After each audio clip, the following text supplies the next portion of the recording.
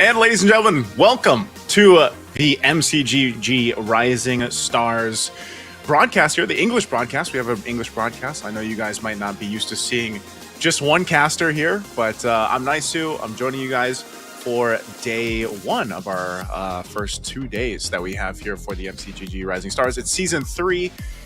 A lot of you that might be joining me today are going to maybe be seeing Magic Chess Go-Go for the first time in English. Now, previously, they have had broadcasts for you guys. I've even tuned into some of the previous broadcasts in the past. They're usually done over by our fellow casters and broadcast partners over in Indonesia, so it's usually in Bahasa Indo.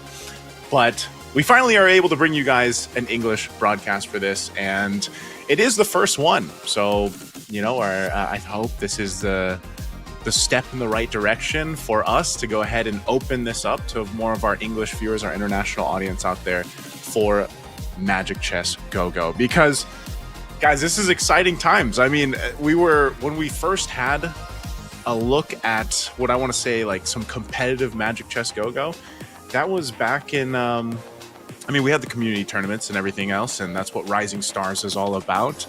It's to open that pathway for people like you guys playing at home, getting a chance to join, being part of the Rising Stars of Magic Chess Go-Go, and eventually get to compete on a bigger stage. And so that's what a lot of our players, everyone getting involved, has been going through up to this point.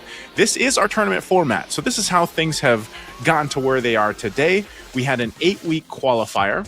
So this was the group stage, is what we like to call it. There was 14 that qualified for that. There was also the MCCT champion and runner-up from there. We had the semifinals. That is currently happening today. So, and then tomorrow we have the grand final. So today you guys will get to see 2 groups, 16 participants. 4 of those were invited, and there's going to be a unique commander system. So again, speaking to maybe some of our newer viewers here, unique commander, they're going to have to go ahead and play a new commander each game, because it will be a game of 5 that we go for each group, basically a best of 5 for each group. And there will be a point system that we'll show you guys later. And then of course tomorrow we have the grand final. That'll be down to the 8 participants, unique commander system as well. And each player they have to reach 18 points to earn or their win eligibility. So the first eligible player to win a round will become the champion. So they're off for the 18 points. Now, how do you get those 18 points? Well, this is how you get those 18 points, ladies and gentlemen. This is the breakdown, again, per game, depending on your placements here. You get 9 points for number 1. So obviously, if you can just get 2 games, 9 points, boom, there's 18 for you. Number 2, second place, you get 7, 6, 5, 4, 3, 2, 1, respectively. Those are the points allocation for each game. And again, the goal for a lot of these players is to get to that 18-point number.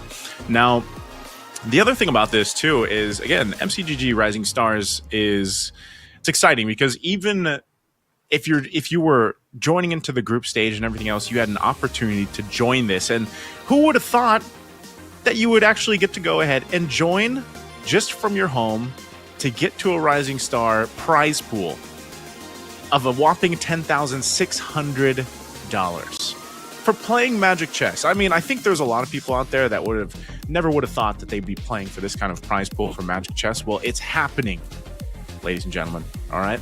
And I would surely be joining this too. I'll be honest with you guys. You know, obviously I focus entirely on a different game, but with Magic Chess Go-Go, lately I have been playing it nonstop.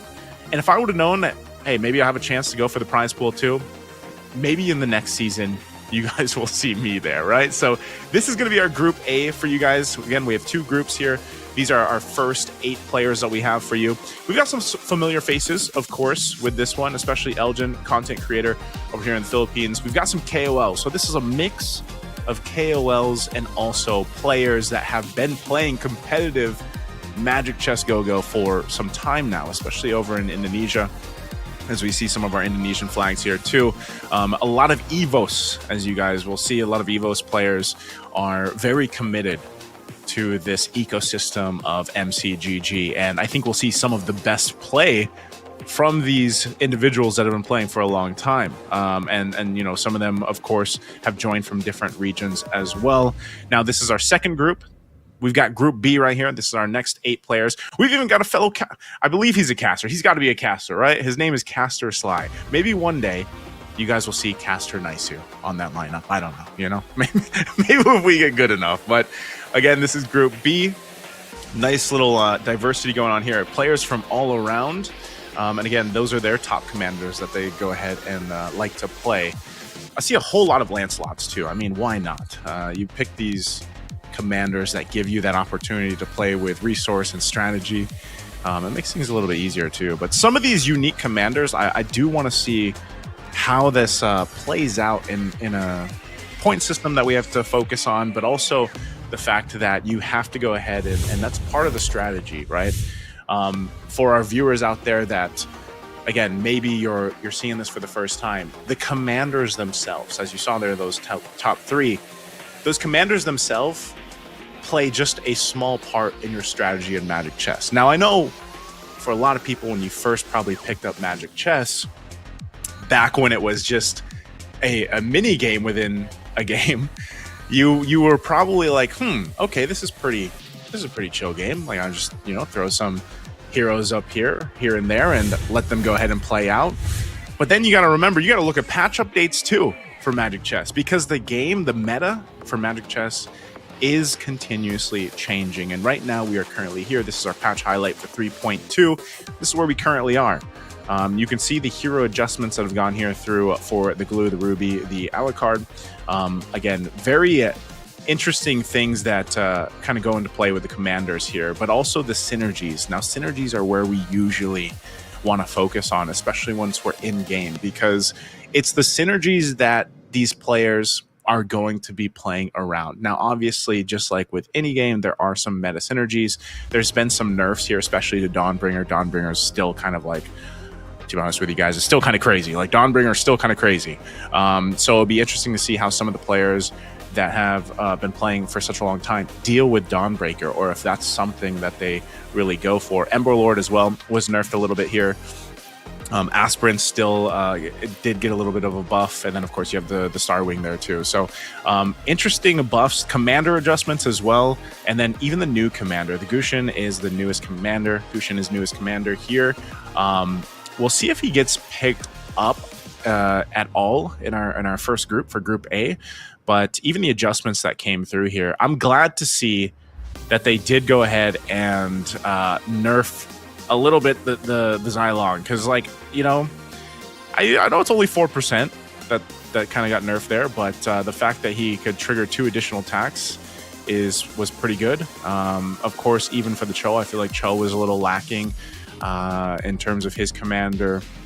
But that's the thing, we have to go ahead and see. And even the Aurora, I have to say, I recently started playing Aurora, and she is an interesting commander to play because, again, when you pick your commander, it's going to play into the way you approach a game, the way you approach your pacing of your strategy, depending on the synergy. So again, we kind of have to break it down.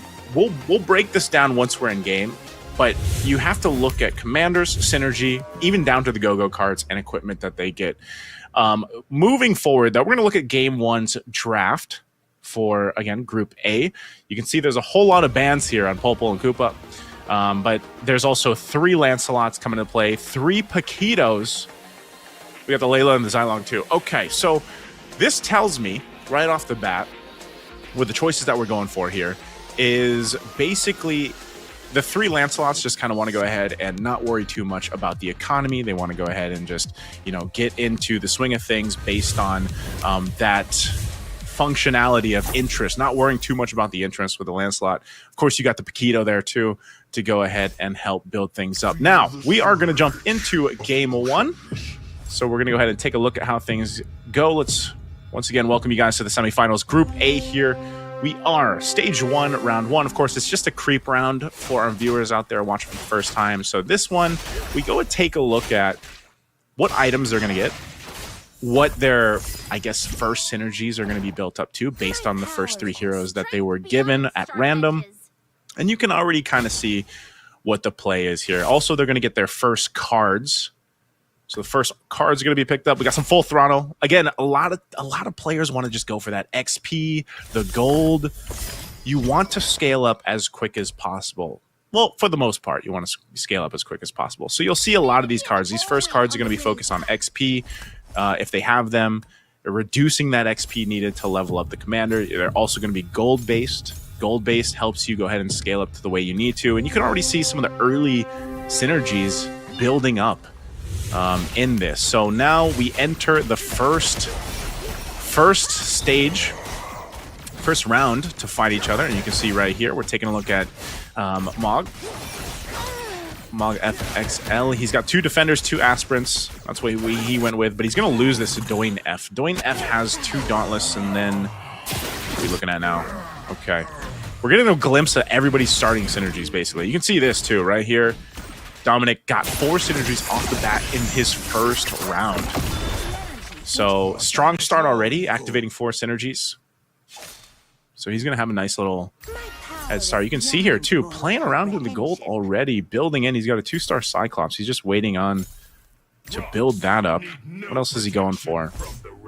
Switches the Baksha out. That's interesting, too. He's able to get the Baksha early on. Now, for our viewers out there, too, part of this, when you get these heroes and you're building these synergies, the chance of you getting a stronger hero is based on your level of your commander. So you can see the commander levels over here on the right side, the 4. Got a whole lot of level 5s. Obviously, the Lancelots are going to go ahead and mostly level up at the same pace because of the passive. So got some level 4s here, though, too. So Opu's going to lose this one. So Opu loses that. What else do we have up here? Layla. There's that little copy of hers.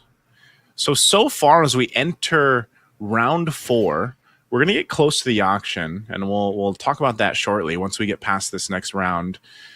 So this one, the auction is going to be a new thing in this season. Maybe some of you guys aren't super familiar with just yet, but as we get through this round 4 in stage 1. Okay, so he's going Dawnbringer. Like, this is the thing about this. This is what I was saying. You know, Dawnbringer is a very strong synergy.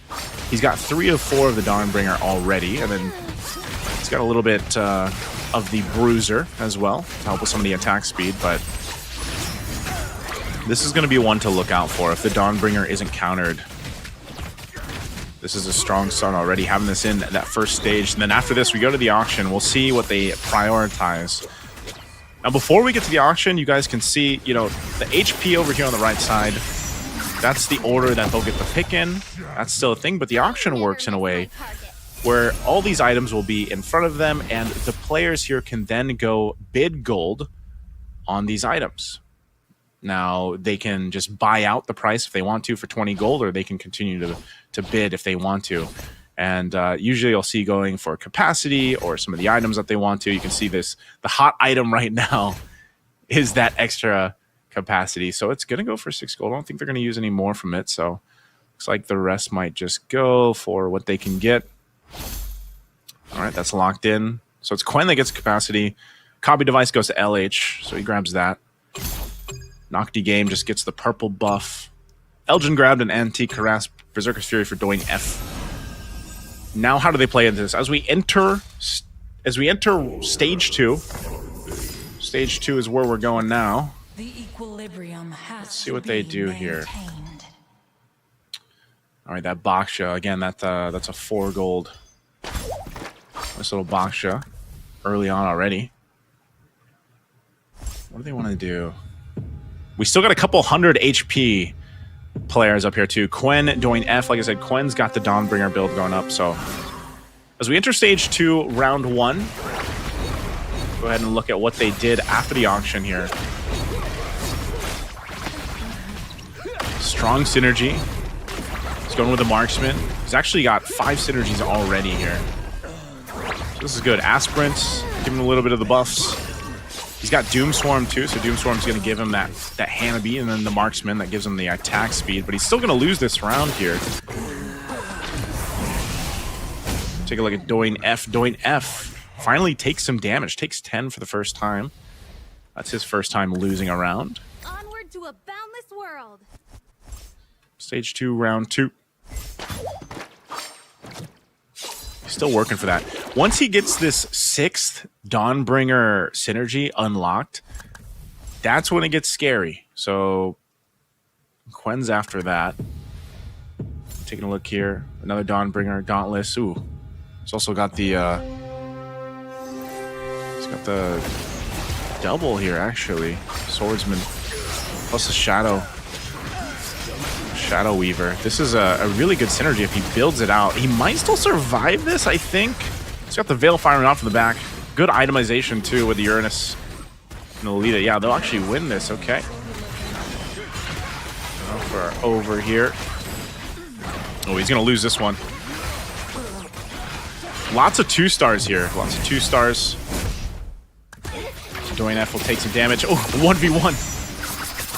1v1 with the little copycat of the Layla, so that wins that.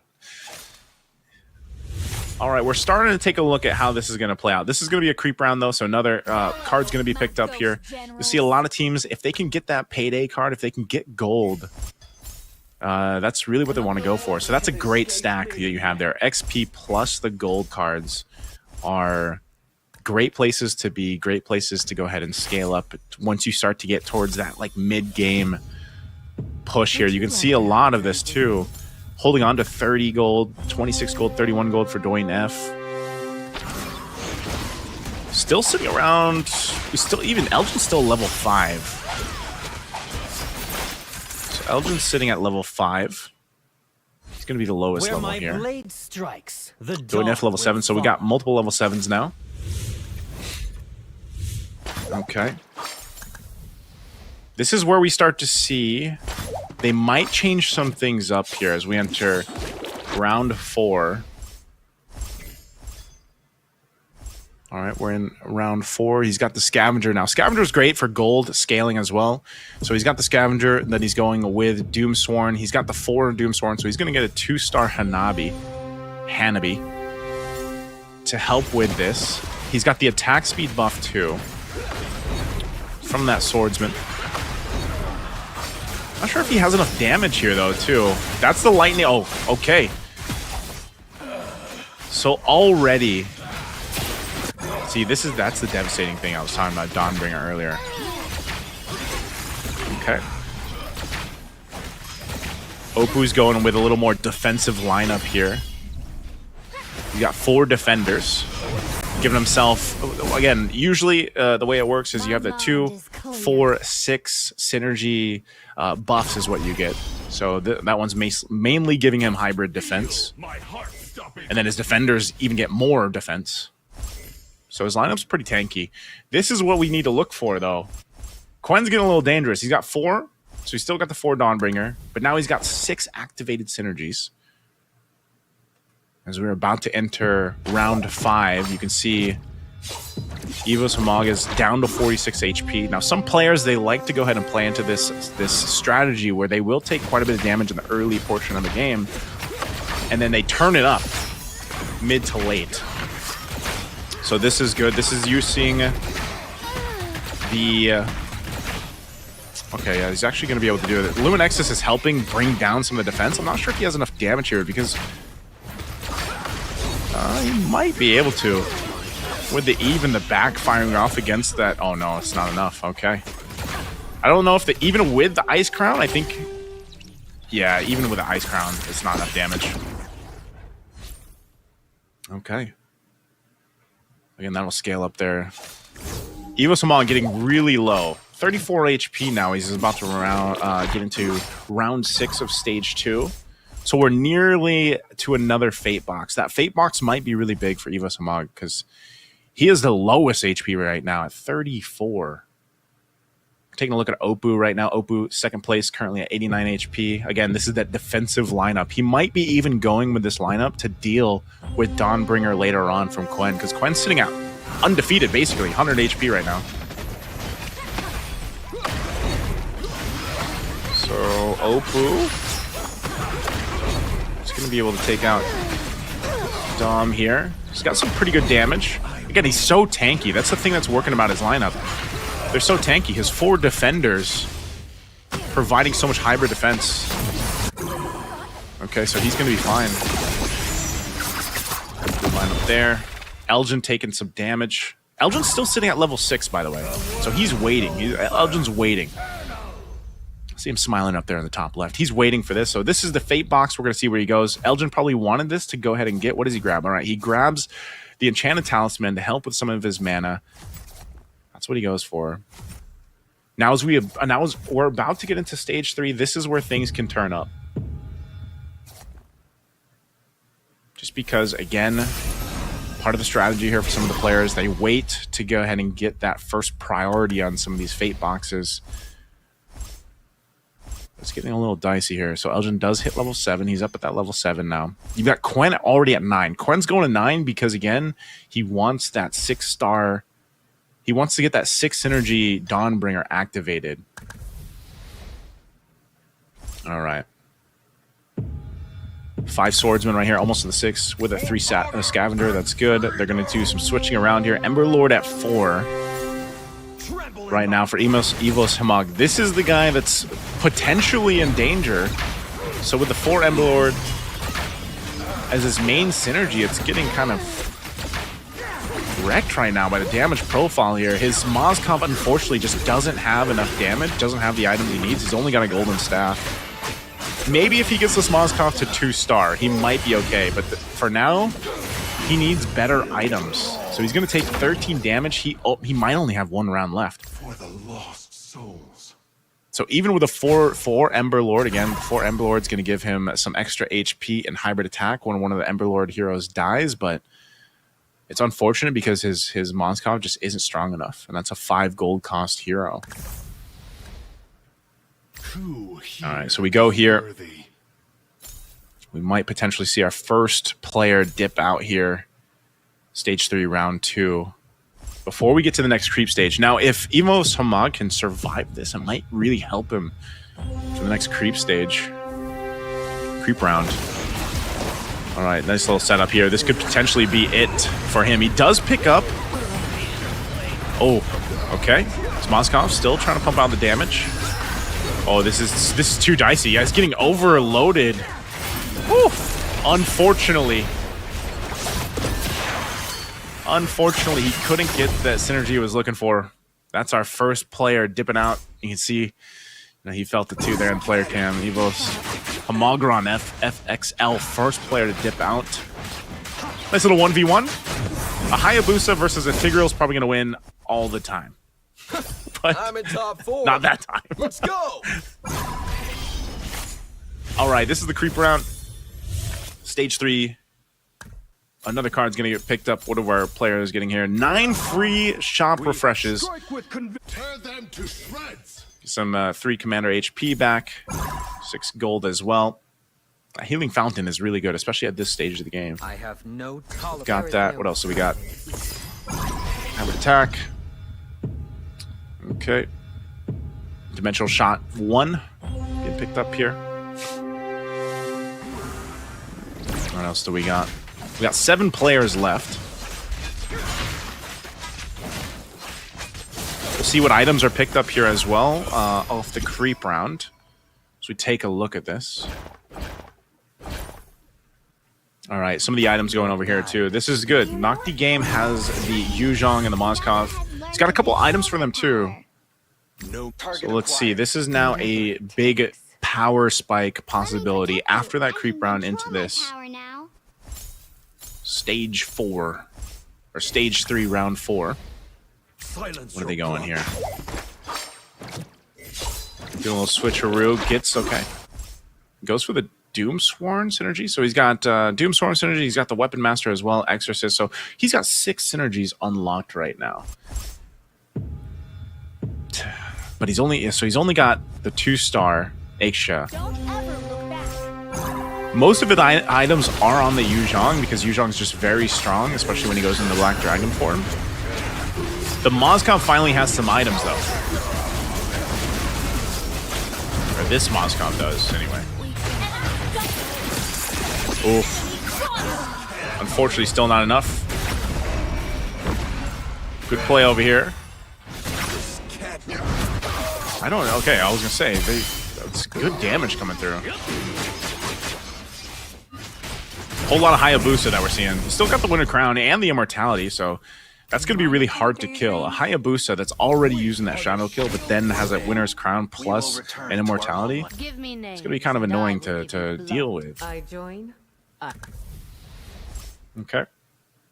Man, he's got the 6. He's got the 6 Doomsworn, so he's got his 3-star Hanabi. Loaded up with a Berserker's Fury and a Golden Staff. Okay, and over here, Elgin getting quite low. Next potential person to bow out would be Elgin. 23 HP right now. He's literally, his synergy, I mean, he's somewhat tanky. You know, he's got the 6 Dauntless synergy going with the Luminexus, so he's going to reduce the hybrid defense here.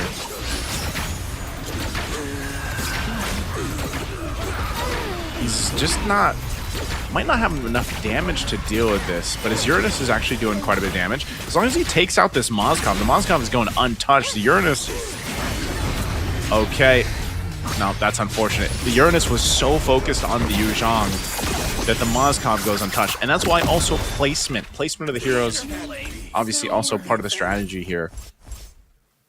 That Moskov and most of these, you know, marksmen or mages will be in that back line, and they're set up in a formation in a certain way as well to go ahead and protect them.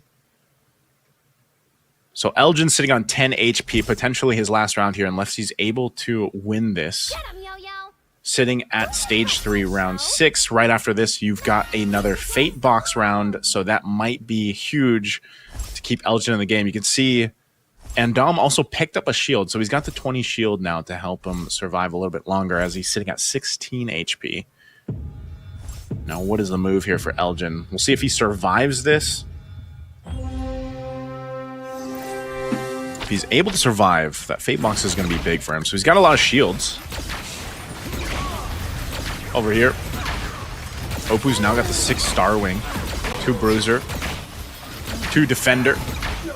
He's got a little bit of the Dawnbringer too. He's got one of the items there. This is actually able to provide some good damage, but okay, he gets rid of some of the crucial heroes over here on this lineup. He's got to get rid of that, man. That Guardian Helm. It's just healing up that mid-star. Oh man, he's been at 1 HP for the longest time.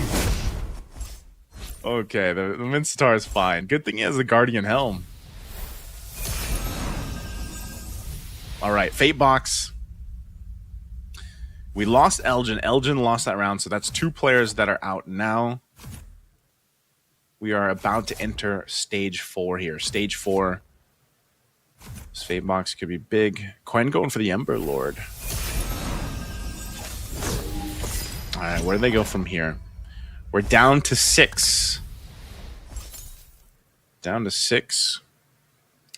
Quen actually took a little bit of damage, huh? So he's sitting at 95. Next in Jeopardy would be Dom here. What's Dom going to build? He's got multiple synergies unlocked. He's trying to get 3 stars at this point, sitting on 0 gold. So he's gotten himself to level 10. Again, the Lancelots are all level 10. Paquito's sitting at 9. And then, of course, the Xylong you got at 9. He's going to go with the Ember Lord here. Resolution brings victory. Distracted now. Okay. Oh, that might help. Picks up that synergy. Phase Warper might help him with this as he switched that in last minute, but he's still being overloaded with a Dawnbringer. Oh, good Ice Crown though. Ice Crown keeps him up a little bit. Yuzhong they got to deal with. He's got his own Yuzhong too. Good play. That was a good play. Good damage. That Phase Warper, that was the 35% damage increase and giving 70% HP. So when you're dealing with facing against a Dawnbringer, for example, you know, after that 10-second marks off and those lightning bolts come out, you want to like overload them with damage. So that was a good. The Phase Warper might be good here, especially towards this late game now. Stage 4, round 2. Got a creep round after this. The bell tolls for you. Dom's still holding on. Okay. 6 Synergy Marksman unlocked. 2 Exorcist as well. Or not Exorcist, Metro Zero. Metro Zero is going to be good. That Mozkov is just unleashing. Finally having the items that he needs. That Golden Staff Berserker's Fury is working so good. Just look at the kills that Mozkov is getting. Ooh! Big play right there. Doing F. I like the synergy composition he's got. If he gets that 3-star Mozkov, that's going to be so deadly. All right, what are we looking at over here? Nocti Game is sitting at 5 HP too. So this is a creep round. This will be some big items for them to go ahead and pick up. We'll see what they get. Oppo sitting at 9. Both in jeopardy here. He's not going to use the Blessing Shift for now. He does have a copy device. See what he tries to build out here for Evos. This LH, what's going to get for the items? Is he trying to go 3-star Natalia?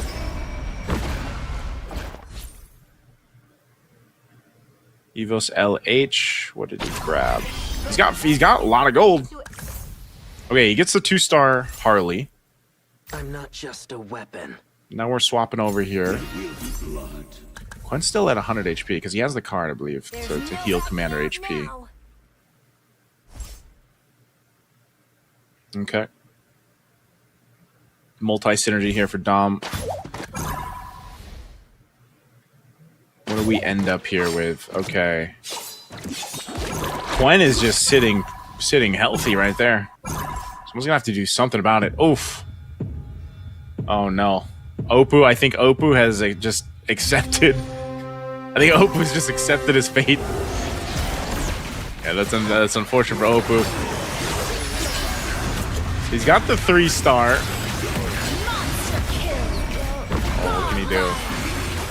Are you telling me, is this gonna work? What? Legendary. What? Legendary. Okay. Oppo made it work. What a move. So he sends Nocti Game out. Nocti Game, 3rd person knocked out. Oppo still holding on.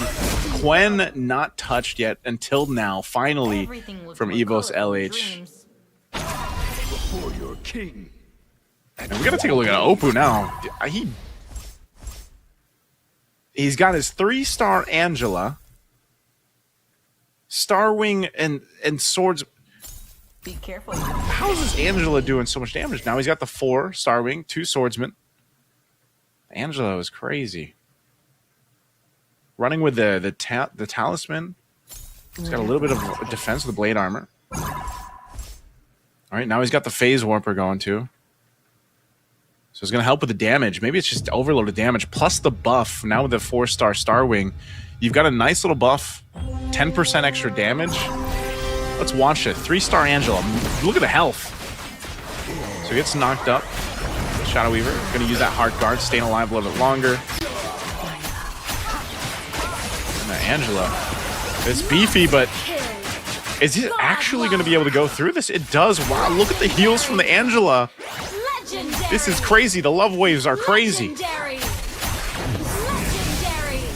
Woo! Legendary. Humanity is Oh, poo. Don't get on my bad side. Oppo is swinging things forward here in stage 4, round 6. What started with a 3-hero setup, now he's got this 3-star Angela running the Blade Armor, the Ice Queen 1, Chant Talisman, and you don't even know it's wrecking you until the end because she uses the Heart Guard for the start. Now he's got the 2 Exorcists. Okay, goes Aspirants, picks up the Marksman, so he's got the attack speed. Also gets a 2 Mage, so he's gonna make his Angela hurt a little bit more with the extra magic damage. Our Aspirants might help a little bit too, but let's see how this plays out. This Angela is a problem.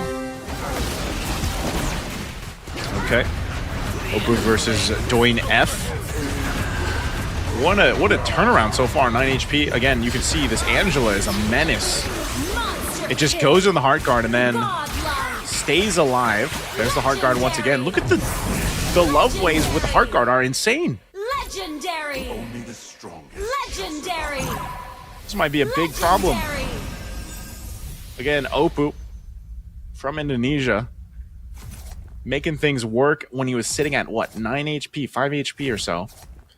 Goes for another Star Wing, so he's actually gonna go for what? He wants the 16% extra damage if he can get it. Let's see what Oppo does here. This is gonna be so interesting.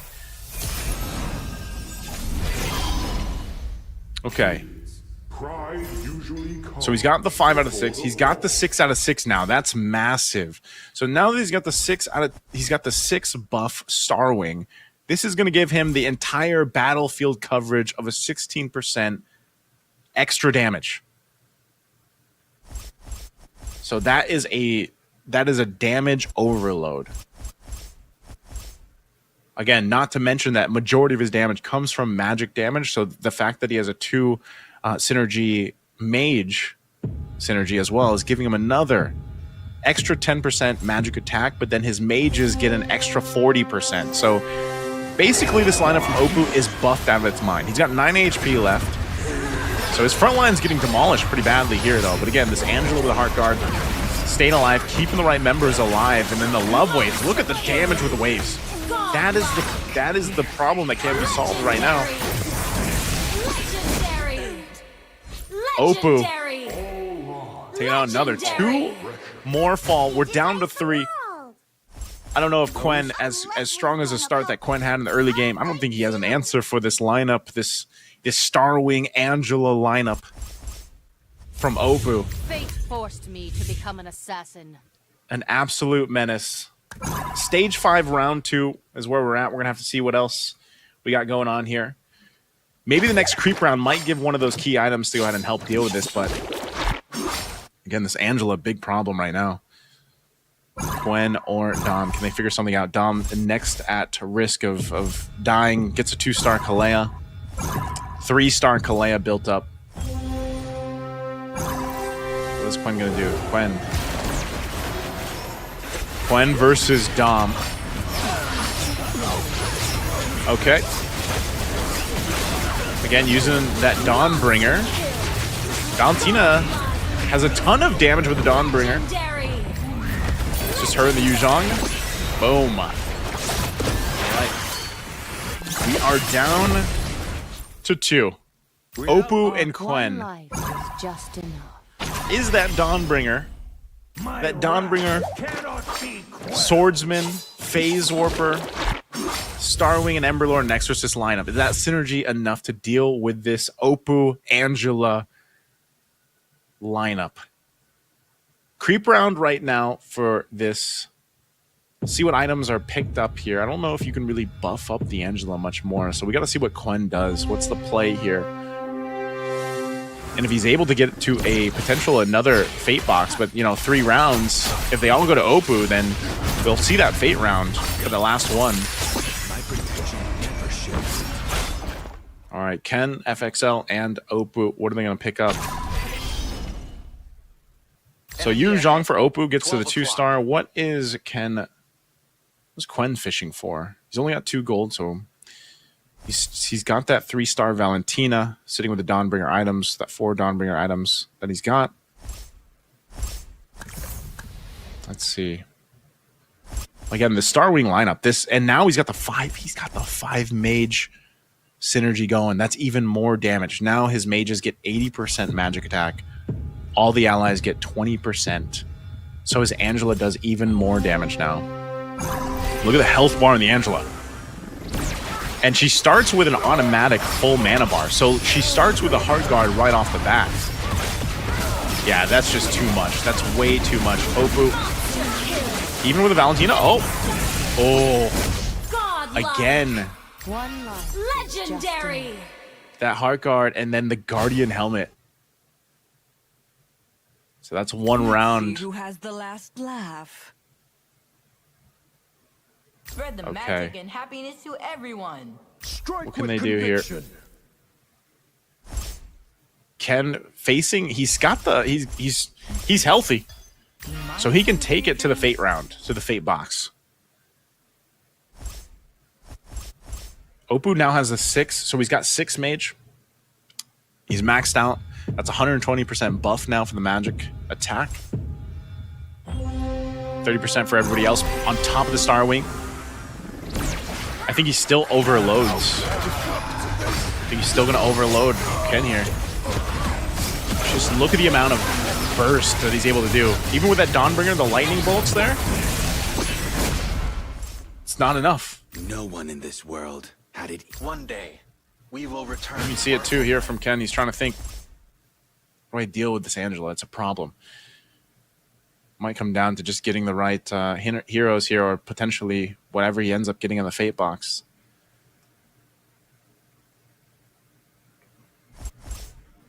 All right. Little swapperoos going around here.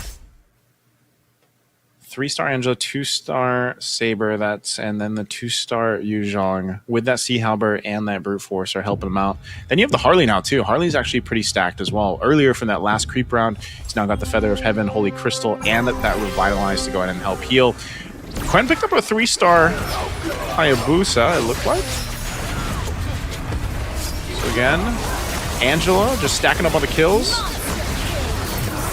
Trying to focus down the Angela with some of these assassin heroes, but it's just not able to get it. So now we go to a fate box, and we're down to the last round after this.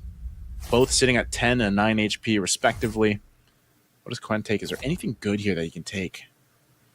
Okay, he goes with the Bruiser. I don't think there's much that he, like, you can see the smile on his face. I don't think there was much there that are going to help him out here. Okay, I don't know if this is enough. He's got a couple 3 stars. I guess he's gonna go with a bruiser here. I don't know if he's gonna roll one more. He's only got 2 gold, unfortunately. Oppo still running pretty much the same thing. Happiness to everyone. He was trying to get the 3-star Harley, but not able to get it. Sitting on the Hayabusa as well. It's down to this. 3 HP went to Quen for that card that he has. Oh, again, it's just too much. Oppo. Oh, he's got it. The Angela's taking a lot of damage. Oh, actually. Enemy godlike. Oh, but Oppo. What a play. Congratulations to Oppo getting game 1. Hey, Oppo getting game 1 again. Oppo. He waited for that moment. He waited for the moment to make that Angela a menace. It's not something you typically would expect, right? I mean, again, for a lot of our viewers out there, maybe it's the first time you're watching this, but Magic Chess Go-Go, you have this kind of pacing that happens here. And especially when I was mentioning we got to that second phase, that's that mid-game, if you will. The Angela became a menace. And it also worked out well because, again, the items that you get, we'll take a look at the items here in just a bit. But the items that you get too is what allowed that Angela to work so well. Again, even a Guardian Helmet helped. There was times where it helped keep the Angela alive a little bit longer, you know? So again, it's just a great thing to see there. By the way, I want to go ahead and mention to our viewers out there, we want to invite you guys to go ahead and join and follow us over on official Facebook page. You guys can go ahead and go over to the global Facebook account. It's at Magic Chess Go-Go. There you'll find the most luxurious rewards waiting for you guys to join and get a hold of for Magic Chess Go-Go. You guys can go ahead and scan that QR there too. Now, don't forget, we have a little bit more for you guys watching. We want you to go ahead and chat with us. Chat with us in the chat. Make sure you guys chat. You can get some super benefits. All you guys have to do is send over a message, follow the Magic Chess Go-Go Facebook page, and then in the chat, type in the chat, take a screenshot for us, okay? You guys can see it on your screen right there. And just say MCGG FB milestone. Make sure you take a screenshot of that. Make sure you guys go ahead and post that for us too. And head on over to the page. You will get a chance to go ahead and grab some goodies for you guys in Magic Chess Go-Go. Okay, so again, scan the QR codes if you guys can. Head on over to the global Facebook page and join us there. That'll be today and tomorrow. And like we were mentioning, you know, this is only game one. We are going to be playing a game, 5 games. So there's going to be 5 games. So again, it's a point-based system if you guys are just joining us. So all the finishes, again, there are 8 players. Depending on their finish in each game, they'll build up points. So in that sense, Oppo being first place, he gets those 9 points. So off to a great start for him already. Again, the synergies, man. I'm talking about the items too. What I was going to point out, and we'll see it in a bit, is that Guardian Helm. You know, that Guardian Helm, not only is the Angela already able to start with a Heart Guard because you had an Enchanted Talisman and you get a full mana bar, but then when she did take some damage, you have the Guardian Helm, which heals you per second, right? So you can see here, our winner for game 1 is none other than 7RY Oppo. He went with the Paquito. He went with the Paquito Commander.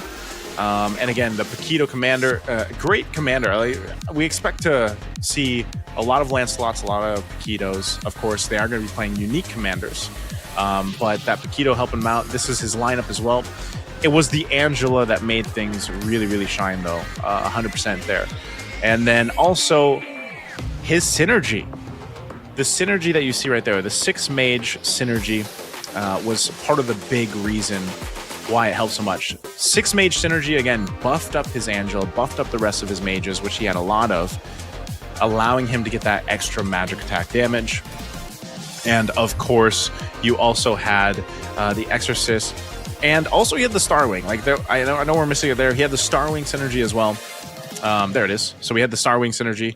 And that 6 Starwing synergy buffed up his whole board. So basically his entire board was buffed up. You're going to see from the highlights here from our game 1 how things started off from the beginning towards the end. And maybe we can see some of the pacing here from Oppo and how he was able to go ahead and build things up here.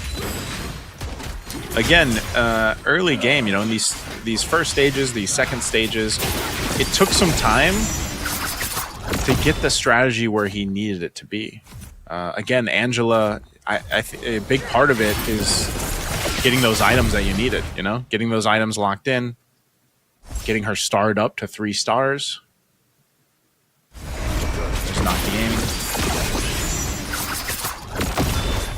The thing about Magic Chess is it's all... I mean, it's called chess for a reason, right? There's Elgin. Hello, Elgin. There's a whole ton of strategy that can go and happen here, and you know this is the start of Oppo. His 3-star Angela turn, which happened here in stage 4. He's already sitting at 9 HP. This is where he just turns up. Now stage 4 is quite late in a game of Magic Chess, but that's when he was sitting on 9 HP for the longest time, and then just ends up taking out multiple members. So again, he had to let the lineup cook, but it did. You know, so the pacing here, and again, this is the thing. Like, I was asking the question, what would deal with this Dawnbringer synergy that we were seeing, and all that lightning that you guys see, the lightning there, that's the Dawnbringer items that come from that, and that's why, you know, when we went through the patch notes earlier on, we mentioned that Dawnbringer did get. You know, some fixes out there, but Dawnbringer is still very strong. And what a lot of players like to do when they roll with Dawnbringer is they like to get that those stacks on the items, the Dawnbringer items, but then they also like to go ahead and get the specific lightning item for Dawnbringer, and that right after about 10 seconds or so, the lightning starts to hit, and you have a certain amount of lightning stacks and everything else, and it does a ton of damage to the board. And so Oppo solved that after he was seeing Quen, because Quen for the longest time was at 100 HP, you know?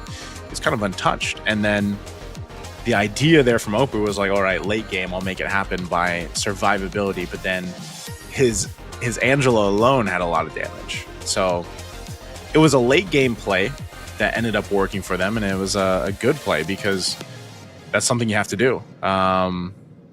You have to be able to go ahead and counter Dawnbringer. I think we're going to see that a lot here in the games that we go forward in the next game 2, game 3, game 4, game 5 even. So good play from Oppo. Good play from Oppo. I like to see it. I like to see what kind of commanders are going to be switched up here too. I think, again, when we look at commanders, they play a big part into what they can do. You know, what the strategy is going to be, what the synergy they're going to go for, and you know, everything else there. So again, good job there from Oppo. The rest of the players too. Again, if you finish in 8th place there, you want to go ahead and make sure you grab yourself a better finish. I would say a better finish, obviously, moving forward. So again, we're going to take a look at the post-game stats here in just a second as well. Let's go ahead and see what we got. All right. So you can see the finishes here. Again, first place Oppo, so he's got the 9 points. But over here too, this is what I'm talking about. Quen FXL. He had a nice mix of synergies,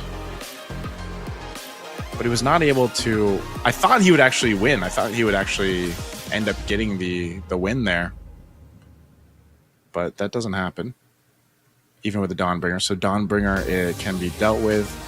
The other one I was really looking forward to seeing scale up, but just unfortunately couldn't work out, was from Doinef. I like what he was doing. He was doing the you know, this is very meta too. The very big meta thing about Magic Chess is like the mixing up these synergies, getting multiple synergies in some cases, and then, you know, just kind of working with a lot of those. And that's kind of what we saw here. But unfortunately, again, part of that is that it is being able to scale up, but then there's this bit of luck that comes into some of the random items that you might pick up, or even down to the cards. Like some of the cards, obviously, really big part of that too. So again, there's the points being broken down here. You can see it right there. Again, I think this is big for Elgin and Mulgren if they want to go ahead and get more points for game 2, because if you're in that lower half, those lower 4 members there, you want to go ahead and have a better finish, I would say, for the game 2. So we'll see what they end up going for.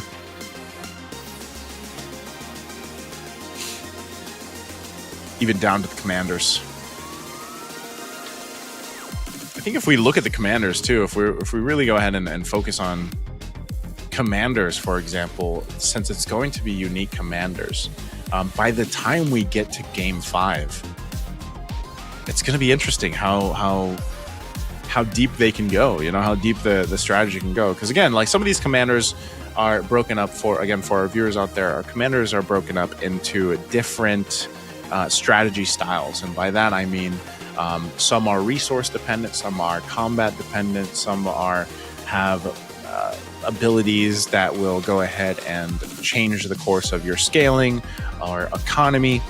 And sometimes there's even some RNG to the commanders that go there. For example, the Aurora. Maybe we get to see an Aurora. I know we went through it in the patches earlier too, that Aurora was buffed. And one of the things that she has is if you don't buy from the shop, she builds this up and then you actually get one of the items from her. So really interesting to see. That's why the unique commanders are going to be a big part of strategy here. So let's see what they go with. Okay. So now over here, that's what we had for round 1. Like we were mentioning, we had a whole lot of Lancelots. whole lot of Paquitos. We had one Xylong and one Layla, right? So we'll see what's changing here for round 2. So as that's the case, as we wait to see what the commanders are going to be, that's when we can see what the players are going to go for their strategy. Again, when we look at that first initial start, some of the players will make big moves if their game plan is to get that early start. But even down to the auction, you know, it's funny because there's only one auction round. There's still the fate boxes, but there's literally only one auction round. And what you'll see a lot of players do is they like to go for that capacity. They like to get that +1 capacity for their board early on because it can give a early power advantage. And that's why a lot of players, as we saw earlier from the last auction, is they'll fight for that. Again, you can bid a certain amount of gold, or you can just outright buy it for 20 gold. Now, if you're new to Magic Chess and you want to kind of learn how the pros do it, then you have to basically look at how they handle economy, right? The economy is a big part of making this Magic Chess Go-Go work. And so economy, like holding on, because for those that don't know, if you are holding on to your gold or a certain amount of gold from round to round, there's actually interest that builds up so you get more gold. And why I was saying down to the fact too that even when you have your Magic Go-Go cards, you're going to see a lot of players prioritize XP or gold for their commanders and to scale up the way that they want to, or scale up faster. So if you guys haven't yet, I'd say try out different commanders. When I was learning to play Magic Chess Go-Go, I really wanted to learn as much as I could with different commanders. Obviously, there's commanders that are, I would say, strategy-wise, that might be a little bit easier to play, or let's say a little bit easier to manage, especially if there are newer players out there. So what I would say is pick a commander that you like playing. Maybe it's your favorite hero, right? And MLBB, for example, but pick your favorite hero and then just learn from there. But I think if you had to, there's obviously, here's my biggest tip for Magic Chess Go-Go, guys. Like if you're learning it, don't just specifically look up what's meta, you know? I think as someone who likes to go against the meta, that's what I would tell you guys.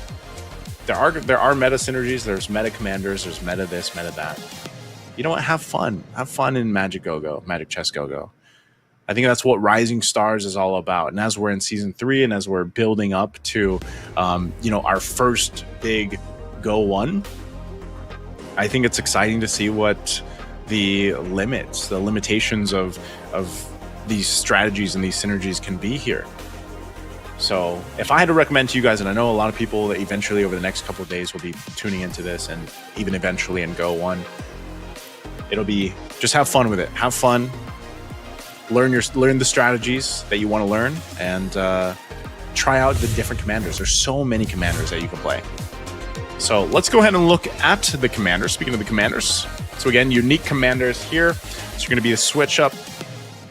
They cannot play that same commander they played in the game 1.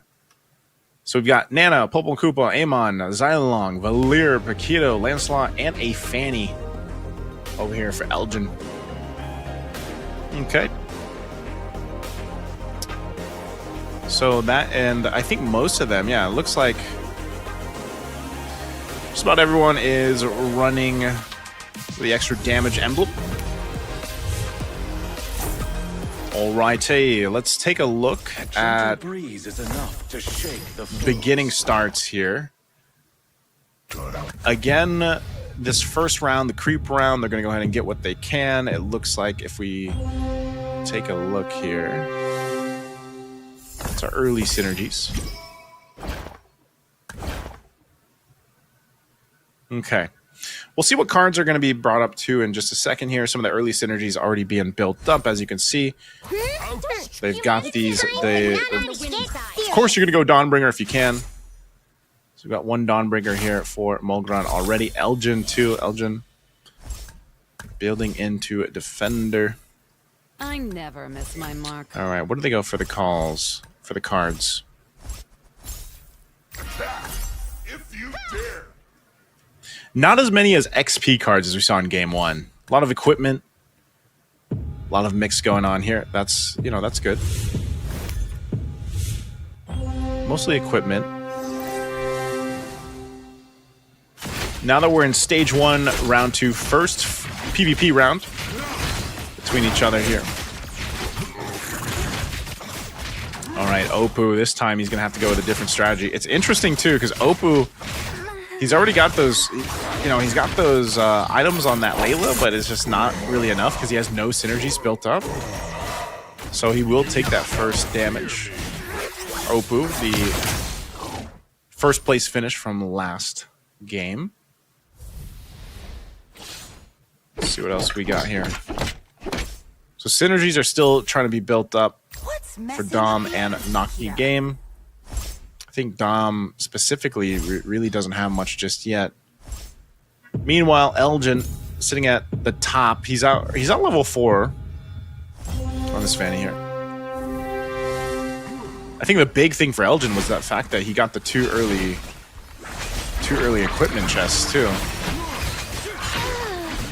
So he's actually going to have a really good start just by the mere fact that he had some of that early damage, which went over to the Ruby, by the way. So he went with the Ruby, put the axe on her, plus the Winter Crown early on, too, so that helps with the defense. So even if it's not a 2-star, it's still going to be able to survive quite a bit. But man, this Hanabi's causing some wreck. Causing some damage. Okay. All right, Elden still survives that, so that's going to be fine. Again, really early power spike that he had with some of the items that he got.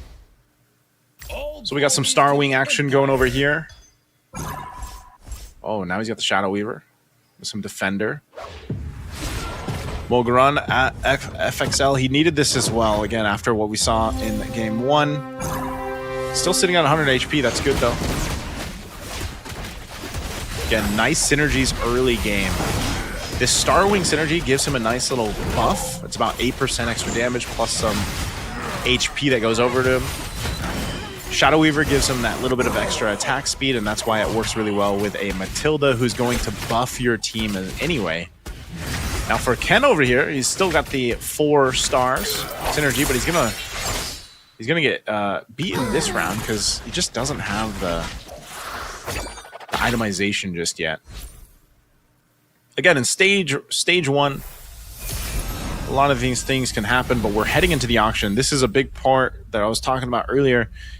Now for game 2, again, Gogo Magic Crystal is usually where people want to go for. We'll see if it's going to be highly contested or not. Some players like to see what everyone goes for before they go and bid. Again, they're bidding for certain items, and it looks like they just want to go for these crystals here. So it looks like no one wants the mirror device just yet. Swapping things out. It looks like it's just going to go to LH FXL for the capacity. Oppo will grab the mirroring device, and okay. Locked in here. A nice antique Karas for Mogaran to help with that tankier lineup that he has. Now we get into stage 2, round 1. What do we have here? What does Quen go for? All right, he picked up a Defender. So now he's got the 4-star Defender, 4 synergies Defender, which is good. He's also got the Blessing over here on the Cyclops for the Doom Swarm. So he looks like he's going to try to go Doom Swarm. Now over here for Dom, he's running the 2 Marksman and the 2 Scavenger. So the Scavenger will help a little bit. You just get a random hero.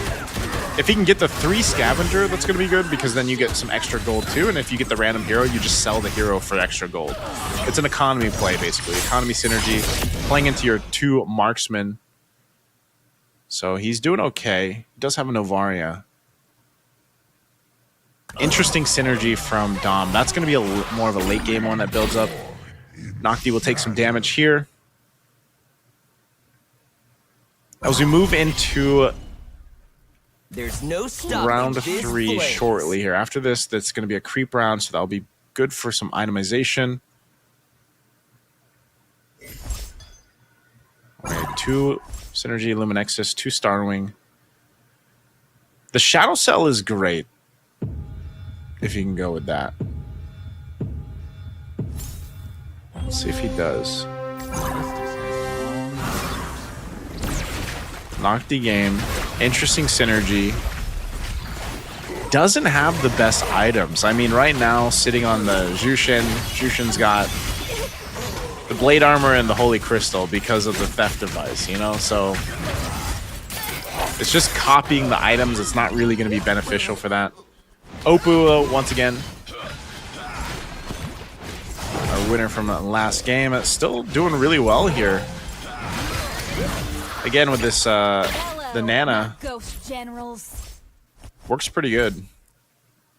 Just because you get those two equipment chests early on when you take damage. So we're about to enter the creep round. We're going to see what they end up picking up here. Some of these cards. Oh, Golden Staff. LH goes with the Golden Staff. Of course, you've got both Howling Wind here for Elgin and Ken. Fully loaded now, too. Then you've got the Rising Festivities. Messing up the energy. I can't get Good for economy there, too. What's that last card going to be for doing F? All the synergies pretty much being built up, too. And at this point, a lot of gold being held on. Because they'll turn it up here in just a second. They'll go ahead and see what the strategy is going to be here for them. All right, let's take a look. This little Starwing still sitting on that 2. What is the move here?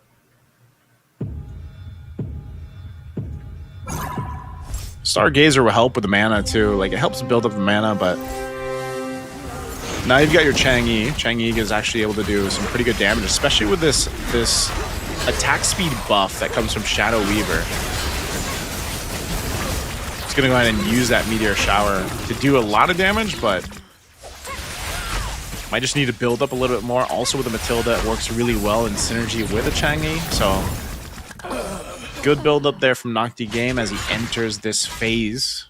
Now over here for Ken. Looks like his Hanabi's doing pretty well. He's got the 3-star Hanabi. So Quen's got that under control. He's going to win that. That 6-star Doomsworn is really, really good. So we'll see how they deal with it. Now over here. Shield of the people. Don't ever look back. Nice synergies being built up. Kind of a mix and match, if you will, for this one. He's doing some swapping around. Okay, he's got the 3-star Scavenger now. That 3-star Scavenger, like I mentioned, is good because it's all an economy play. You continue to build up your gold reserves and get to where you need to be with this. Just because, again, you need that economy, you need that gold. And Tigreal tanking up quite a bit of damage with a Brute Force, Anti-Crass, and that Revitalize. Meanwhile, the majority of his damage is coming from the Martis. So the Martis, not sure if he's going to scale that up any further, but this one's not looking like he's going to win this. Cyclops not putting out enough damage. So you have that 1-star. His Tigreal's tanky, though, but, you know, he's just going to die. So it's tanky enough. Elgin will take that win right there, that dub. Nana has learned to control her power. Everybody relatively still around, you know, similar HP, so no one in danger just yet. Doing F is at 41, but he's going to get to a Fate round too, a Fate box round here, really close. So we'll see what he does with that. Don't be lazy, Leo. Run! This is that economy play I was mentioning. Still has room for one more hero to be put on the board. He's going to go ahead and sell. Switch on out. Does activate by picking up that extra. Gets the Marksman now. Now over here, we're going to swap over to Doing F. All right, Doing F. He's got his 6-star Dawnbringer. And that's the big thing. It's to get those stacks now. And that's going to build up. You know, it's really those stacks. And the item is that, you know, he's got the Skywrath Spear. Ooh. Uh-oh. Is his mid-star going to survive this? Mid-star? It's a 3-star Hanabi. Oh, nice King's Calling. Pops the Winter Crown. Does the damage. Oh, really, really good play from Doyen F to be able to survive that. Plus gives him a stack on the Spear. Spear sitting at 9 stacks. He barely survived that. That was clutch. Now we're in the Fate box. Let's see exactly what happens. Doyen F is going to go for it. Picks up Harley. LH still sitting at full HP, man. LH is untouched. He's fine. He's going to be last pick here. What's he go for? And what's left for the scraps? Is he going to go for the mana? Is he just going to go for a hero to sell? All right, picks up banana. All right, stage 3, round 1. Let's see what happens here. Ooh, Valentina getting up to the 2-star now for Doyen F. He might switch things out. He's going to keep the Spear on the Mincetar. Maybe to survive a little bit longer and keep things stacking up. Again, you need that hero to survive to get the stacks here. He's also got the Phase Warper now. We'll take a look over here. Sitting fully stacked up. 100 HP still. A lot of 2-stars going in on this. His Belric is itemed out alongside his Amon. He's got the 4 swordsmen, so he's able to go ahead and pump out some extra damage with extra attack.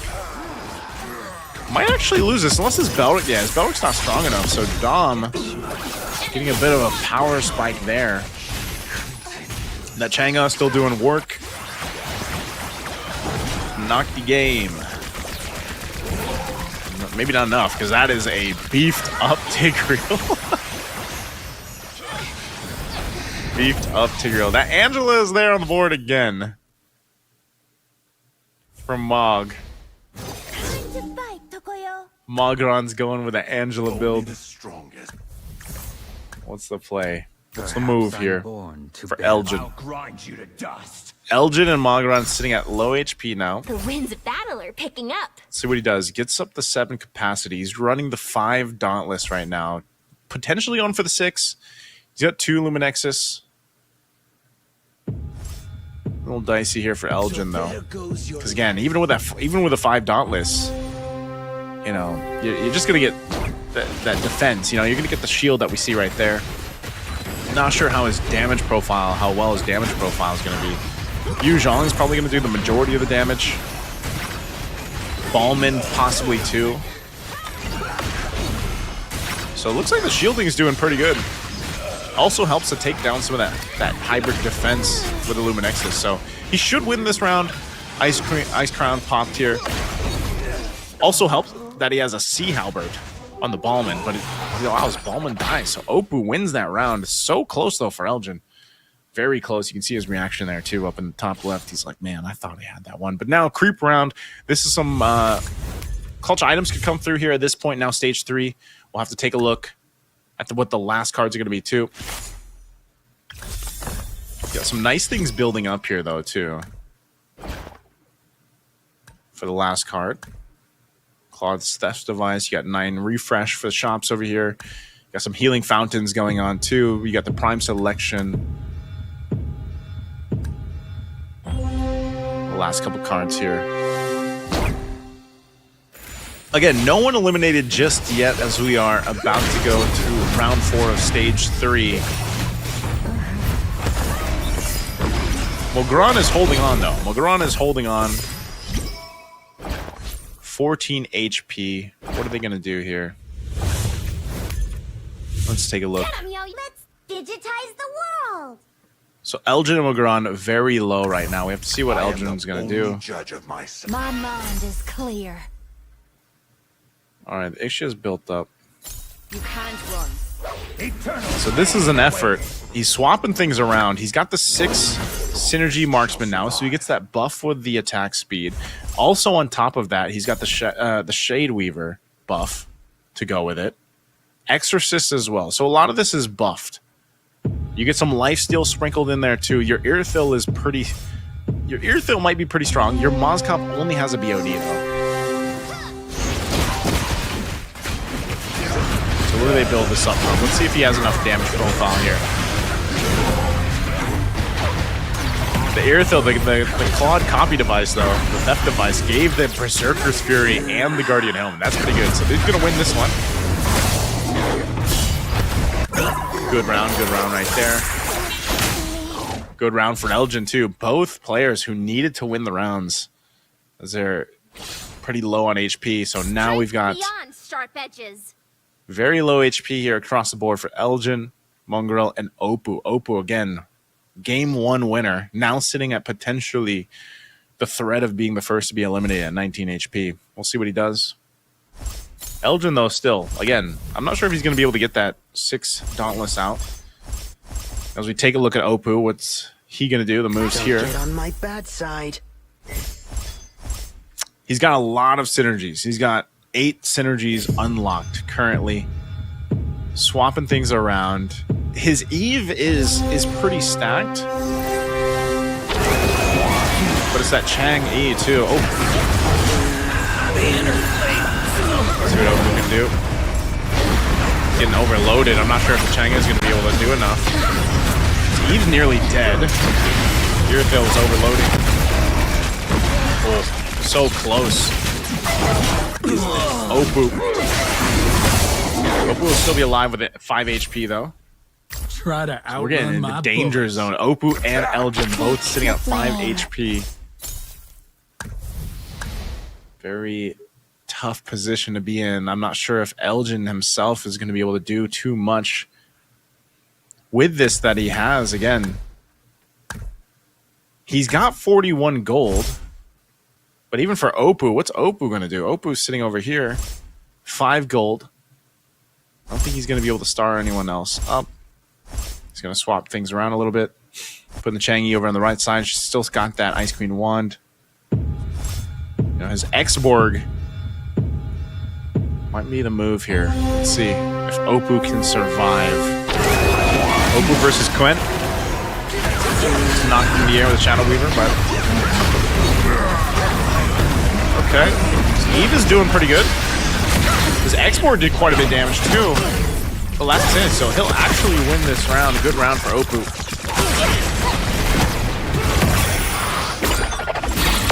Good round for Oppo. They take out... Elgin is gone, though, so Elgin's going to be the first one to get eliminated. See him smiling there, too, once again. Tough for Elgin, again. He needed the points here, so he's going to be the first one to bow out of game 2. This one's very close, though. Compared to our game 1, we're entering that next stage with a lot of people with similar HP. A lot of players here similar HP. My heart-stopping power. Yeah, next one in danger is Oppo. Oppo now with the 10. A We'll feast see for what he your does. illusion. But over here, too, for Dom, he's going to go ahead and do some selling around. He's trying to get that 3-star. If he can. If he can get that 3-star, Novaria might be really beneficial. Now for Doin F, we'll take a look at him. Go back here to Oppo. Let's see how this works. Still on 1 level 9. Oh, two level 9s. 3 level 9s. Okay, what's the move? Good amount of damage. The Eve is still alive, but she's taking damage too. Might survive. Should be around. The X-Borg with the last of sanity. Oh, but that Matilda's still there too. They got to deal with that Matilda. Or that Novaria. That Novaria is doing some good damage, but he will survive. Oh, good thing with the last of sanity. Oh! It's taken out. Plan goes down. Oppo sitting on 1 HP. Forgot. My wrath cannot be quelled. Oh no. 1 HP for Oppo. You know, for Dom. Dom's got the shield now, so he got the shield there. We're taking a look at some of the synergies that are going left here. We're down to 6. Oppo at 1 HP. Let's see what they do. Mogron has really turned things around, though, this game, too. He was quite low earlier on, but he's built up a nice synergy. Running with the multiple synergies here for himself. Let me go take a look at Oppo. 1 HP. He's got to win this round. Oprah versus Doing F. Man, he's good. His front line's getting melted. This Irithil's still alive though, and it's Yu Zhong as well. So the Changi is just unloading on the Irithil. The Irithil's gonna go ahead and switch over to the Changi. This might be beneficial. Yep, the Yu Zhong lives with a sliver. Oh! Yu Zhong's still up. It's an immortality, Angela. Goes in, not enough. And there you go. Only the strongest shall survive.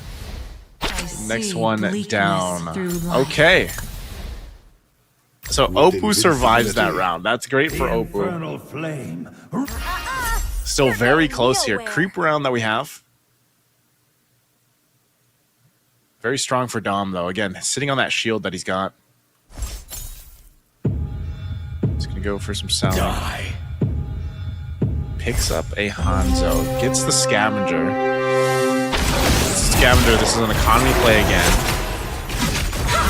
See what items they end up getting here.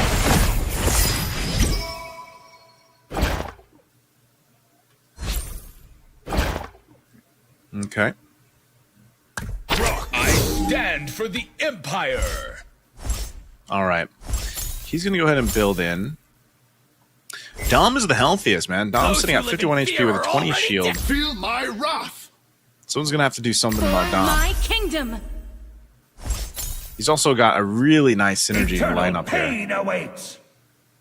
And this 6 synergy Luminexus is really helping him to deal with, linking the heroes, getting their hybrid defense down. You're going And then he's able to just kind of overload them a lot with his, he's got multiple 2-stars. His entire lineup is 2 stars. So they have good damage, even down to the itemization is pretty good. Looks like he's going. That's that purple bar that you see on the cross from him. That's that Luminexus. Ice crown can be popped. Got an immortality still though too. Yeah, the amount of damage that Novaria is doing as a 2-star is quite crazy, but doesn't win. Loses to knock the game. It's again this Angela here. Time to do Over here on this side. Of Azurian. Oof. Getting really low here. Oppo still sitting at 1 HP, but Mongaron also at 4. So done a really good job of surviving up to this point for Oppo.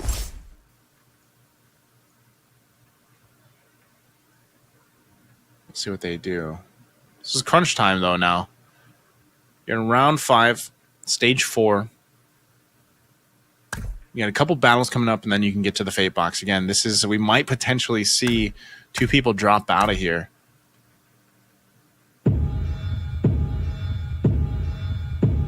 People pointing out that Dom's close to his 3-star Novaria lineup. Again, you can see it here. Pumping out a ton of damage, even with the Kalea too. Oh, and that, sir, is the power of Dawnbringer. That Irithil doing some good damage.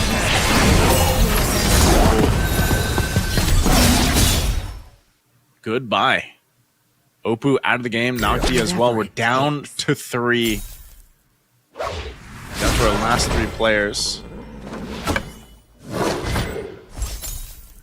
You gotta watch out for this. Doin F has again, we saw it earlier. Doin F has the Dawnbringer synergy. He's got good stacks on his items. Dom as well. The shield is gone now. He's got the 3-star Novaria, though. So this is what he was building into. Now he's got it. It's going to be pretty big for his damage profile. Not to mention Kalea sitting at 3 stars, too. Very tanky, Kalea. Has the blade armor. The anti-Karas really helps.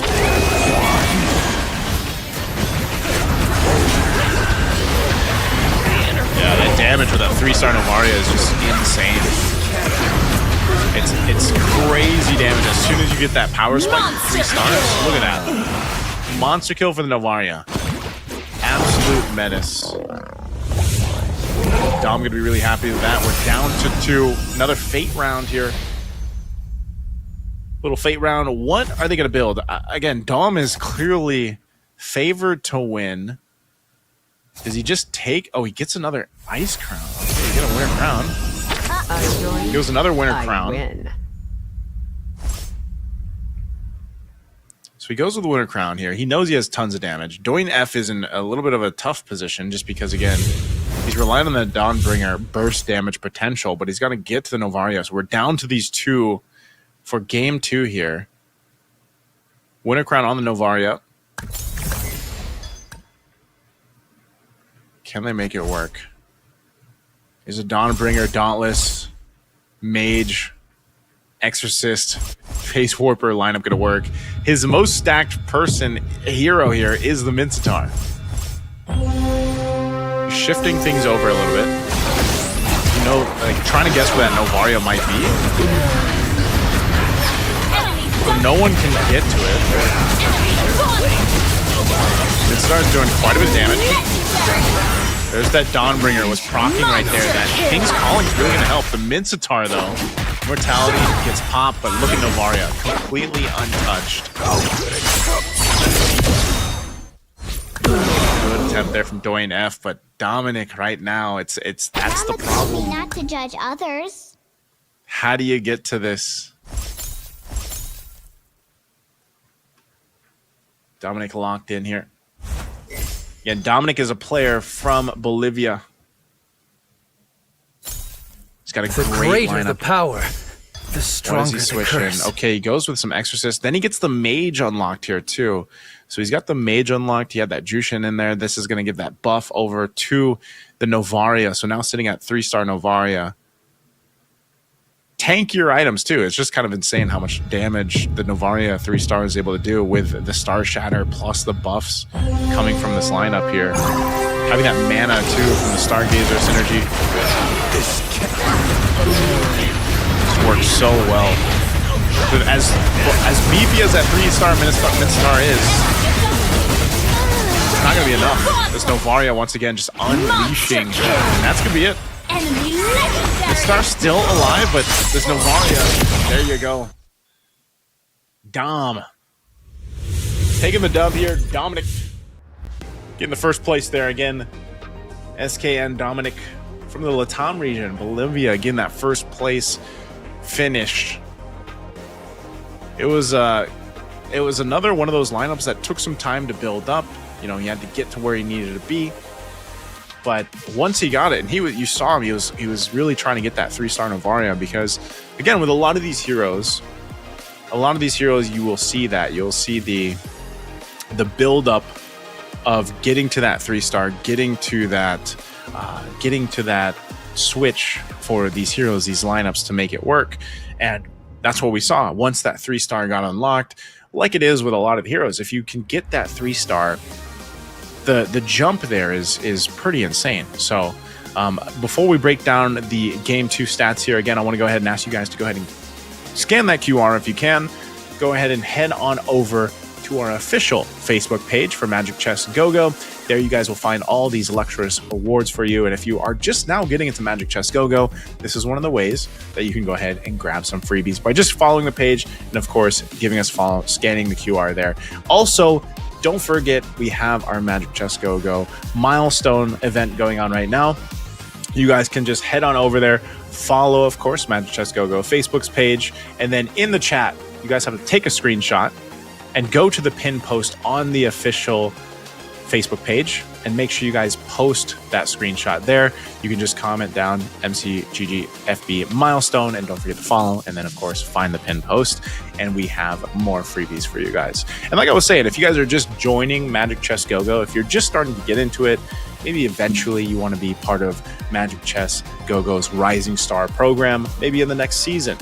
Well, the time is to start now, because just like in MLBB, MCGG changes as well. The meta, the seasons, the heroes. You know, as some of you guys might know, I love a hero named Gord, and he was part of the previous season. So maybe your favorite hero, if they're not in the current season right now of MCGG, maybe it'll be there. But I know you guys saw it leading into this, by the way. When you saw us leading into MCGG Rising Stars, you saw the KOF skins are going to be coming out soon too. I can't wait to see that. So once again, congratulations here for game 2. Our winner, Dominic from the Latam region, Bolivia. Specifically, he had a great lineup. Like I was saying, it was It's that 3-star Novaria, man. That 3-star Novaria worked so good here. Again, even down to the synergies that he had. You know, this is... Well, I think when a lot of people start playing in Magic Chess Go-Go, they think, okay, you know what? I'm just going to focus on like one synergy or one of those and build it up as much as possible. Like I want to go for that, you know, full synergy set. Well, that can be a strategy. But as you see here from Dominic, the way that he made this work, it was a whole mix of synergies. And we'll see that here from the highlights. This was really good, though. Again, starting off with the auction. You know, the auction allowed him to go ahead and set things up for that strategy that he wanted to take this. And I was worried. I was worried for a little bit because, like, seeing that Angela again, like we saw from Oppo in game 1. You know, they wanted to go ahead and counter into that. And I think this was just a really good strategy that we got to see here. It was a very close game. Like, game 2, if you look at it, considering how game 1 went, you know, again, we got to stage 4 with nearly everyone still alive, so very competitive games here. A lot of good synergies, too. And there's a big mix and match. Again, you might see some similar synergies where it's kind of like this mix and match or this kind of chop suey synergy builds that we see here in the current meta right now, Season 3. But it also, like I said, depends on what you're running, what items you're lucky enough to get, even down to the cards. And even these battles with the Minsitars, the Dawnbringer Minsitar battles were really good. Again, the whole point of the Dawnbringer is to get those stacks too. And he got really close, but you know, when you have this Novaria in the corner like this, or let's say it's a mage, or it could even be a Moscow, for example, and you got them in the corner there, and you want to go ahead and focus down that 3-star, you know, damage dealer, essentially, it does take a certain strategy to be able to take care of that. Sometimes it's either with that durability that you have, you might even have an assassin lineup. For example, you're using the Hayabusas or the Harleys to try to get to that line. But unfortunately, with the way that the formation was set up too, that Novaria was so well protected. And then if you get lucky enough to get the items that you need that can extend that durability for the Novaria, like that Winter Crown, for example. I don't even know if the Winter Crown got procced, maybe once, but it gives you a little bit of that extra survivability.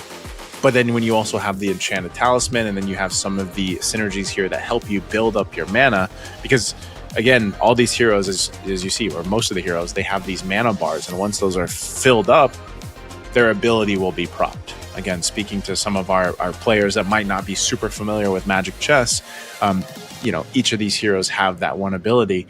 And so for the Novaria to use that Star Shatter, that bar needs to be filled up. Well, that was filled up so quickly because the Enchanted Talisman, which gave you basically full mana, and then, of course, the synergies, which on attacks gives you mana too. So there was a lot of procs happening with the Star Shatter. And it just works really well into the lineup here that we saw from Dom. So Dominic, great game too. That's going to get him some good, healthy points to go ahead and carry forward with. Again, if we start to look at this, we're going to see some of the player breakdown points in a bit, but it's getting a little dicey, you know, for Elgin. Elgin's got to go ahead and lock in to see if he can get a better finish moving forward. Oppo, after winning game 1, struggled a bit in game 2. So we'll see how they approach it, because again, that's part of the 5-game, you know, series here, technically. Again, they have to pick very unique commanders each time, so we'll see the switch up on commanders. I think even when you look at the last game, you know, the way that the Amon played there into the hands of Dominic really helped him. It helped him set things up the way he wanted to. Even the cards, even down to his cards. Sometimes you're fishing, like if you're approaching the game in certain strategies, sometimes you're fishing for certain, because again, the cards are random, right? So the cards come through random, but sometimes you're searching or you're fishing for those certain items, and that's why the auction is really good. Again, there's only one auction. And then, of course, the Fate Box rounds. And then you have the Creep rounds. A lot of your RNG or strategy can come from those moments. And we'll see some of the players too. We've actually seen it in the last game where sometimes they go and switch things mid-game. You know, so you can go through the first stage or two with a strategy that you're given, but you might switch it on the fly. And that's why we see some of the players, they'll literally hold on to a ton of gold and then they'll switch things out if they have to, depending on what they pick up in the fate box, what they pick up in the creep rounds, and then of course they're even to an extent their cards. So in just a bit here, we'll be seeing what the players are going to be picking up for commanders for game 3. It'll be interesting to see what they do. Again, some of the commanders, you know, when you're ranking up yourself, it's just nice to, it's just fun to play your favorite commander. But in this sense, in the competitive sense, you know, you have to have a strategy built around at least 5 commanders. At least 5 commanders. And since this is, you know, the first time that we've had this MCGG Rising Stars that has replaced some of the community track tournaments that have led up to here, this is going to be really interesting to eventually when we get to GO1, you know, when we get to Go 1 over during the M7 here. So this is the standing update. As I was mentioning, I mentioned Elgin, great KOL, content creator over there, is sitting at 3 points though. He's got to, hey man, we got to get some guides going here, Elgin. All right, we're gonna get some guides out for MCGG, but the bottom 4 here in the bit of a red, but they can build up a lot of 7 points that we see tied here right between the 3 players for Mogran, Nocti Gaming, and LH. And sitting at the top, man, Dominic, very close. Round 1, he got 6 points. Round 2, he got 9. So he's sitting at the 15 points. Like we mentioned leading into this, you know, most of the players, they really want to shoot for those 18 points. So someone's going to have to stop the boys here, Dominic and even Opu, getting close up there. Obviously, they can have more than 18 points. You know, they can get there, but some of these players that are in the bottom 4, if they want a chance to move forward, again, everybody is fighting for that chance to move on from MCGG Rising Stars over to Go 1. And of course, we have our prize pool here. Again, it's 10,600 USD, which is a great prize pool, by the way. I don't know. Like, I mean, again, Magic Chess, and it's probably only going to continue to grow in time. But it would be great to see the development of what MCGG Rising Stars turns into. I think if I would have had, you know, more time to study MCGG, I definitely would have joined the Rising Stars group stage. When we had the group stage and everyone was joining. I know we had, I believe it was over 200 countries that actually competed in Rising Stars. You know, so who knows what kind of players or even the KOLs and influencers that come and join for the next seasons of Rising Stars. So here we are, our unique commander list. That's what's been played already. So this is going to be Game 3's draft. This is what our players are going to be bringing to the table. Elgin running the Valier this time. We got the Pobo and Koopa for LH. Nana for the doing F. Nocti Game is going with Cho. We got the Paquito, Gushin, Lancelot, and the Lunox here for Opu. So again, different commanders that they haven't played in the previous 2 games. As we jump into Game 1, or Game 3. Stage 1, little creep around here to see how things get settled in. Depending what they go for too. So, you know, we'll see also what first cards are picked up. Again, those are 2 big things that are playing into strategies here.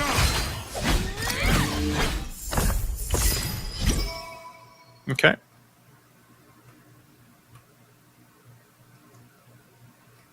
Let's see what they go for.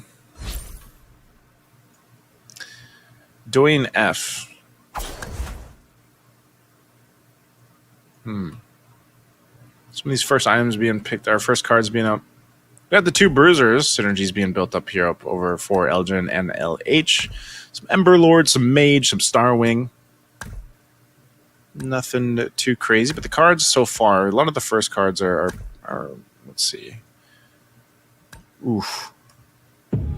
So Elgin goes with a Dawnbringer card. So we might go for some Dawnbringer. First PvP round here. Quinn and Dom, we'll see what they play out here. No synergy unlocked just yet from Dom. He's probably just going to go ahead and take it slow and steady. He hasn't picked a card either, so he's probably waiting to see what he ends up actually wanting to play for his lineup before he ends up picking a card. Okay. A 1v1 action.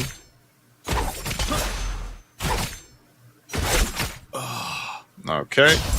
So Elgin will take that first hit. Another word for The dawn will finally come. All right, Nocti Gaming. What's he gonna go for? Let's take a look at see what they do. LH2. Now he's got the scavenger. He's got 2 scavenger.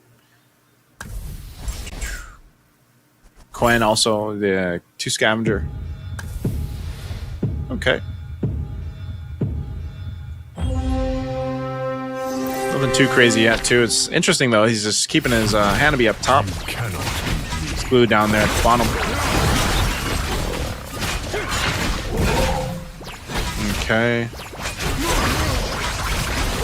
The Popol is interesting too, the way that it works, because again, you can basically use a trap. Even his Hunter's Mark. It's interesting too. The Cyclops just has a Purify on him. I don't know if he's gonna have enough. He's got some damage with his Cyclops versus a Cyclops across from him plus the Hanabi, so that round will go to Opu. I never miss my target. Again, I think they're still scrapping to see what they can build up here too.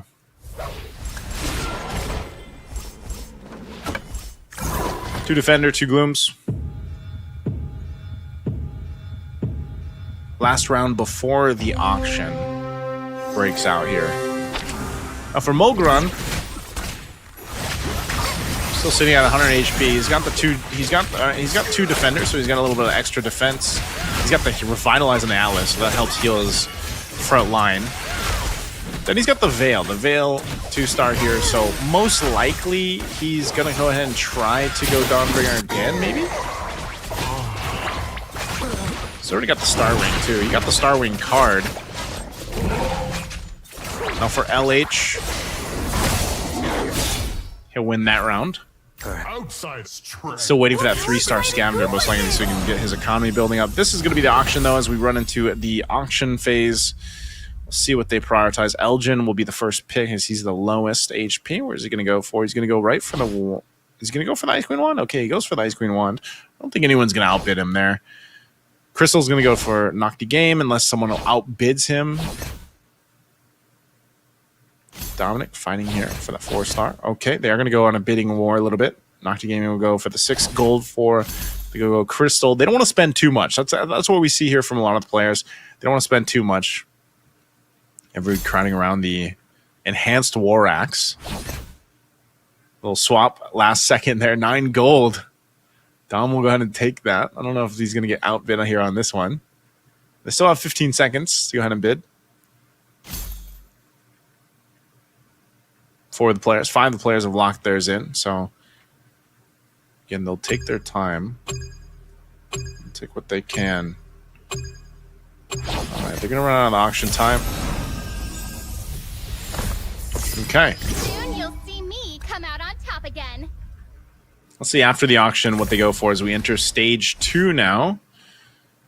Dom still holding on to the 2 defenders. Will go and get a marksman. Switches over though to the weapon master. Okay, and then we have LH building in. Drop your weapon. What's LH gonna do here?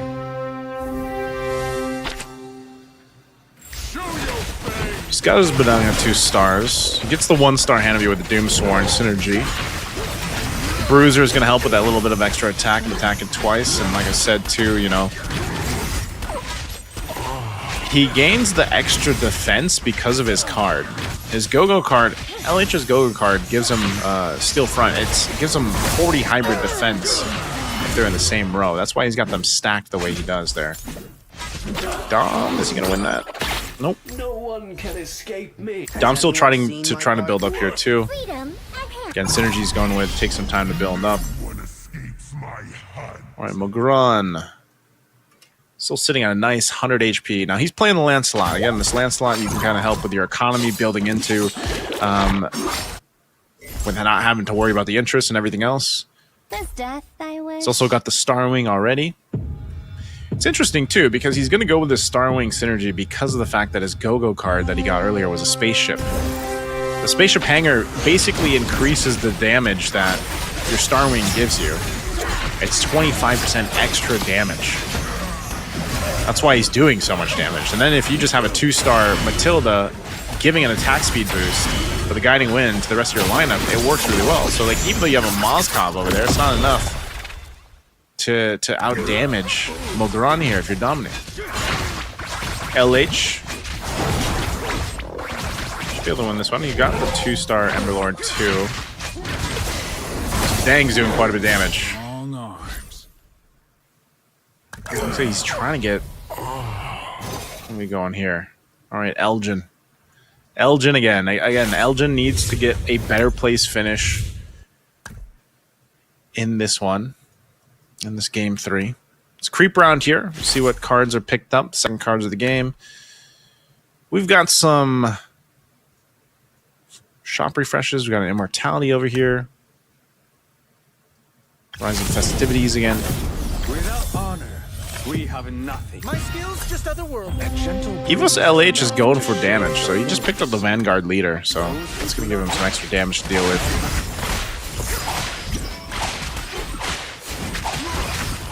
Mogran seems to be the biggest target right now, too, as he's building in this multi-synergy layer. Feel the surge of the oceans. Okay. Elgin will get the 2-star Atlas. What's he going to do here? What's the play? Puts the Atlas there. Sells a Saber. Swapping things in and out.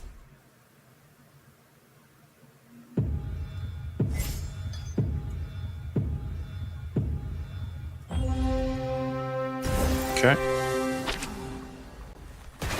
It's interesting though, because he has the blessing on his Veil, so he's got the 2 mage unlocked, but he just doesn't have that much magic damage, so he's relying a lot on this Veil to do the damage with the Horn of Prosperity that he gets for the attack speed, plus the Ice Queen Wand and the Enchanting Talisman. So he's really relying on these Wind Blades from this Veil. I don't think he's going to out-damage a Mozkov, though, yeah. I'm not going to out-damage a Mozkov. We better That be 5-cost hero. He might be cooking something, though. Elgin's pretty low on HP here, but he might be getting something under control here. Look at that back line. That is a backline lineup. Right. Got some selling and swapping going around here. Now with the 4 Dawnbringer. 4 Dawnbringer going through. Plus the Mage, plus Starwing, plus Stargazer. So he's got a good solid lineup. Again, Mogran might be a little bit harder to deal with because he had that Spaceship Hanger Go-Go card. Then he got the fast promotion too. Not sure which hero he picked up that was the automatic 2-star. Might have been the Jushin. Still sitting at 100 HP. Mogran. Now over here, Nocti Gaming. Oof. Little Hanabi battle. Little Hanabi. Oh, she's got the Haas Claws. Haas Claws. Haas Claws. Oh. Literally because of the Haas Claws. That was the difference maker. A true hero has 1v1 difference maker right there. Haas Claws can come in clutch when you need it, right? It's gonna swap things around. Gets the Starship though, Starwing. We put the Saber and Irithyll there in the buff. Okay. Mogran once again. Not much has changed here from Mogran. Someone's gotta do some damage to him though. He might be building up too to 4 Synergy Starwing if he can. Again, why not? It's such a big buff.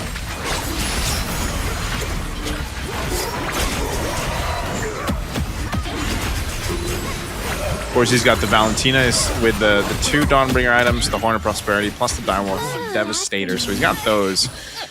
Should be able to win this matchup against the 2-star Hanabi. Yeah, there it is. Mogoron still untouched, sitting at 100 HP. As we are about to enter another Fate round here. Fate box. So Elgin should be first pick, lowest HP once again. He'll go and grab the capacity, grabs that. Yuzhong's, 2 Yuzhong's up for grabs. Yuzhong, one of the more sought after heroes just because the way that he works. His dragon form allows him to go ahead and fly over, and then of course he does actually quite a bit of damage. And he can actually extend some of the team fights just the way that he works. It's great pickups here. Let's see what they do. Mogoron might not change too much. Doesn't have that much gold. He's got about 7 gold, so not much he can do. Sitting at level 8. Elgin, on the other hand, too. Elgin, 20 HP. Let's see what he ends up doing if Elgin can stay in this game. Kids, pride usually comes before the fall. All right, stage 3, round 1. Does anybody have an answer from Mogoron here? Look at this lineup. At least you have some Dawnbringer being used over here by Doinef.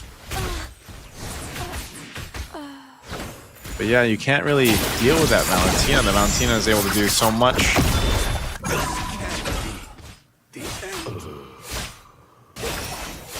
Quen fighting 1v2. That's fully stacked items right there. So Elgin really low, 9 HP. Threat of being the first one to be eliminated in game 3 right now. Let's see what he does. Not too sure if this lineup that Elgin has is really going to save him.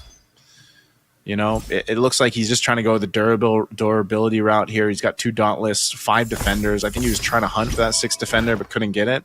He'll switch over to 4 Dawnbringer, though, so he gets the extra item. But even with the extra item, I don't know if that's going to be enough to help him. You know, he's got the horn on the Uranus. The Uranus is just a 1-star. Maybe he can win here against Doinef.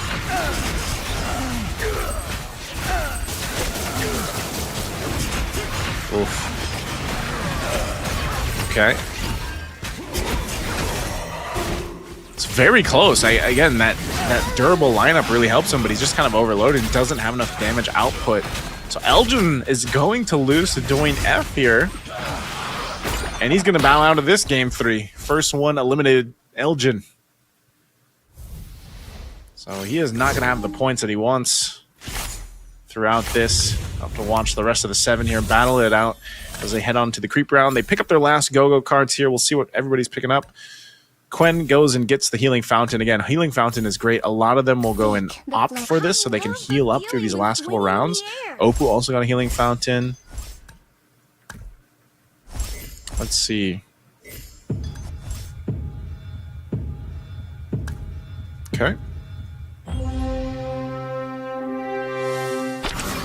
Doinef sitting on a lot of gold, by the way. 58 gold.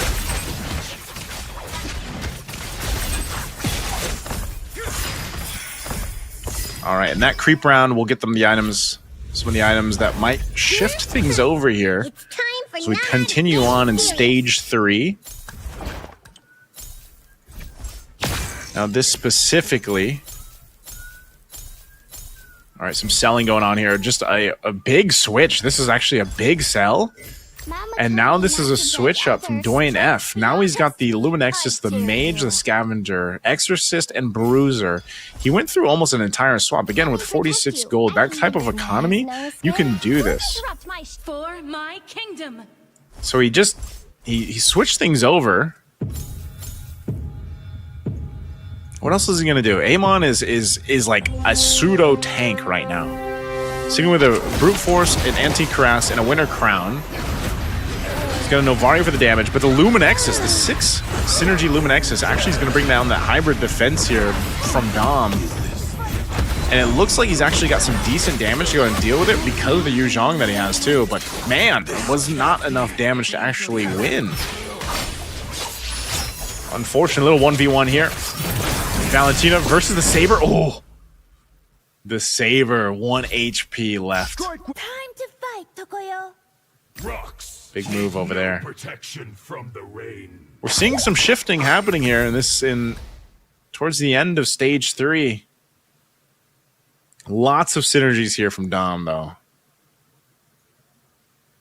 It's not too often that you see the 6th weapon master, but he's got it.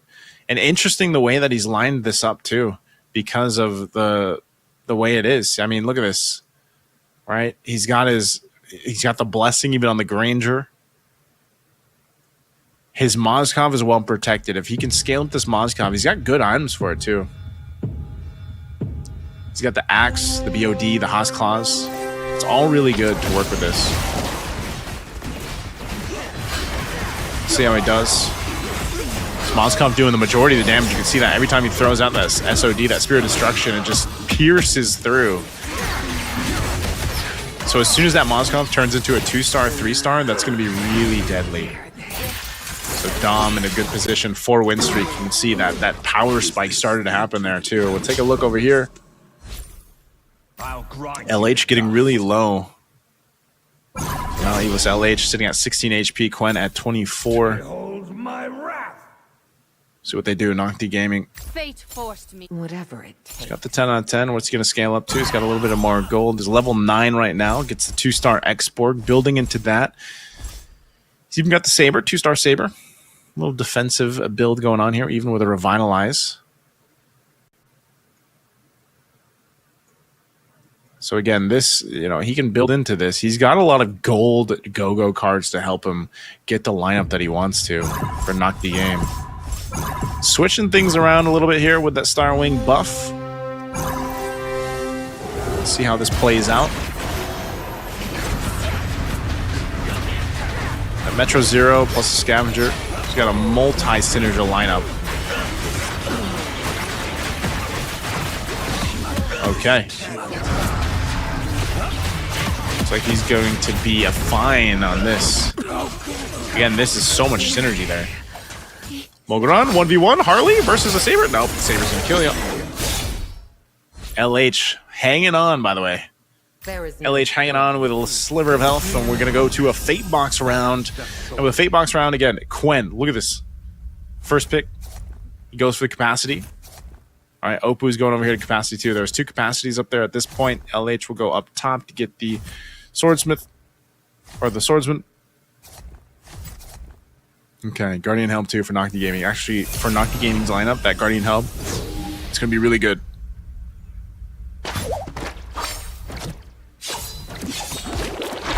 Now, the danger zone right now is Quen.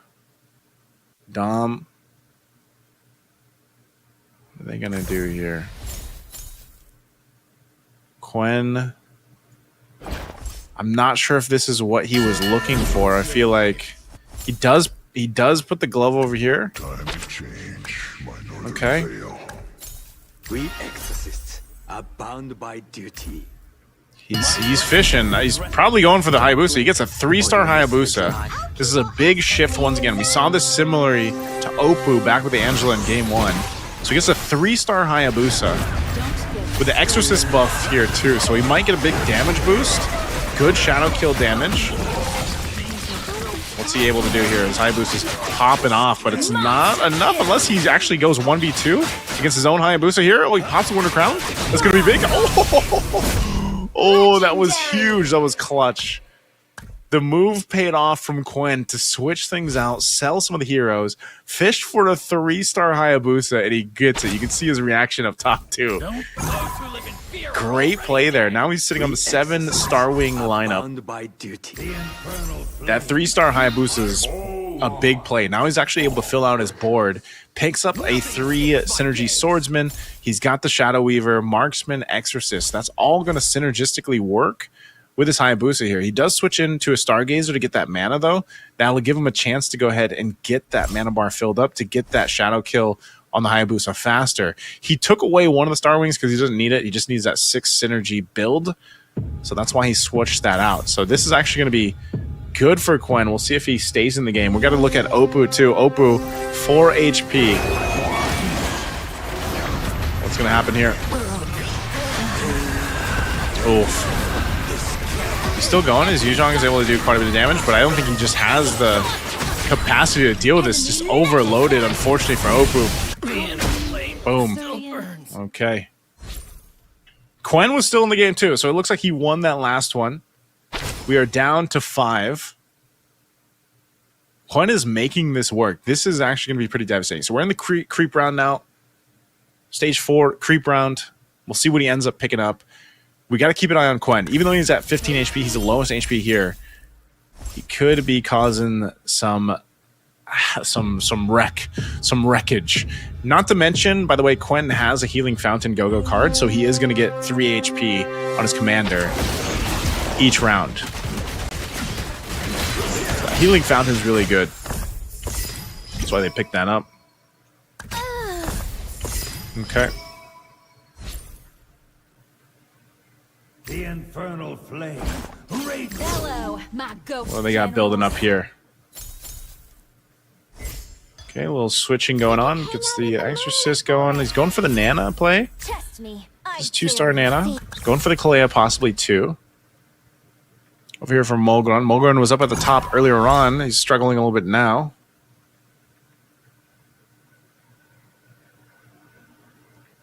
Getting very close here to potentially the next person being eliminated out. Again, in stage 4 is where things start to turn for a lot of the players.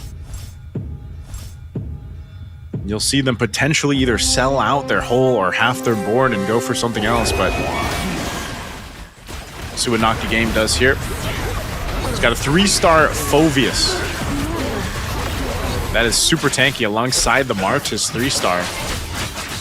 The Hayabusa is causing some wreckage though. Oh, can the 3-star Phoveus deal with this? He's gonna go and try to go for the Saber. Oh, again, the Hayabusa, just so much damage. Discipline and focus. Enemy ahead. 12 o'clock. Okay, very low. Nocti Gaming at 4 HP. We potentially lose 2 players this round. Quen, like I said, is built back up to himself, 21 HP. Because of that Healing Fountain go-go card that he has, he's going to continue to get HP each round. Mulgron. Acquired. Locked and loaded. We're relying on the Star Wing. Potentially going for a 6-star Wing combo. There he is, 6-star. What else does he do? He's going to switch some items around. Dwayne F. Good Luminexus Mage combo here.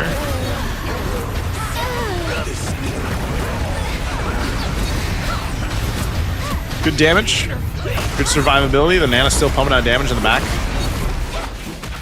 Very beefy Phoveus and Martis to deal with, though. Should be okay. Angel will use the Heart Guard, keeping that Kalea alive. Good tanky Kalea combination here. Now, can they burn through this Phoveus with that kind of shielding? With a Revitalize, the Heart Guard will help. They do have the healing reduction too, so they'll get it. Boom. I think if they didn't have the Angela or potentially the Kalea there, that would have been the Phoveus just unleashing. So down to 4 here. Down to 4. A 3-star Kalea. Fishing for the 3-star Nana. As soon as you get close to that 3-star Nana, it's going to be pretty good for Dwayne F. Quen made his way back up to 2nd place based off HP. 3-star Irithyll locked in for Dom, though. My mercy. Dom's got the 3-star Irithyll now. He's got a little bit of shield, too. Picked up a shield. Just extends his life a little bit longer. He's got the 3-star Argus. Again, this Weapon Master lineup can work out really well. You get a lot of lifesteal. He's going to switch things around a little bit. See if he can protect his Irithyll. Metro Zero lineup 2. It gets a nice little burst of attack speed. Oof. Can they keep it together? Nice little breakdown 2v2 here for our last 4 players. Irithyll still alive, pumping out the damage. Dom stays in it, takes out Nocti Gaming. Nocti Game is out. Dom takes one out. Little 1v1 Kalea versus the Hayabusa. Not going to be able to survive. Dwayne F takes some damage. We're very close here. Another Fate box, potentially last one of the game. Is the last one in the game. Let's see what they go for. Capacity, Luminexus, doing F going Luminexus. Quen, what's he want out of this remaining choice? He's going to go for the defense. He's going to grab an Oracle. All right, grabs the Oracle. Don't blink, or you'll miss the draw. Rejo never disappoints me. Switching things out. He got the 3-star Nana now, too, so that's great for Doyen F. 3-star Nana with those kind of item setups are going to be really great. Does switch over the War Axe, though, too, so what are they hunting for here? They still got about 10 seconds to get to this next phase. Someone potentially could die here, depending on the mirror action, too. Dom still holds on to the shield, though. Doyen F. Doyen F versus Dom. He's going to get that shield. Again, this Kalea is doing so much damage with the Luminexus buff. Even the Nana there. Nana's still alive. Should be around for him. The Irithyll still unleashing, though, with the Angela combo that we saw before. The Ice Crown going to be popped. Win a crown. And he'll take out the shield of Dom. Doyen F in a good position. Quen, though, too, is on a streak. Dom's got to win this one if he wants to stay in a little bit longer, but it's going to be tough. Quen also, this lineup that we saw from Quen earlier on, that Starwing lineup with the 6-for-6 swordsman, this lineup was really, really good. It was built earlier on. He made a play to switch in for that Hayabusa. It paid off, getting that 3-star Hayabusa. See what he ends up doing. His play here is basically let the Granger die. The Granger dies, activates the Exorcist synergy, and then your Hayabusa is doing crazy amount of damage.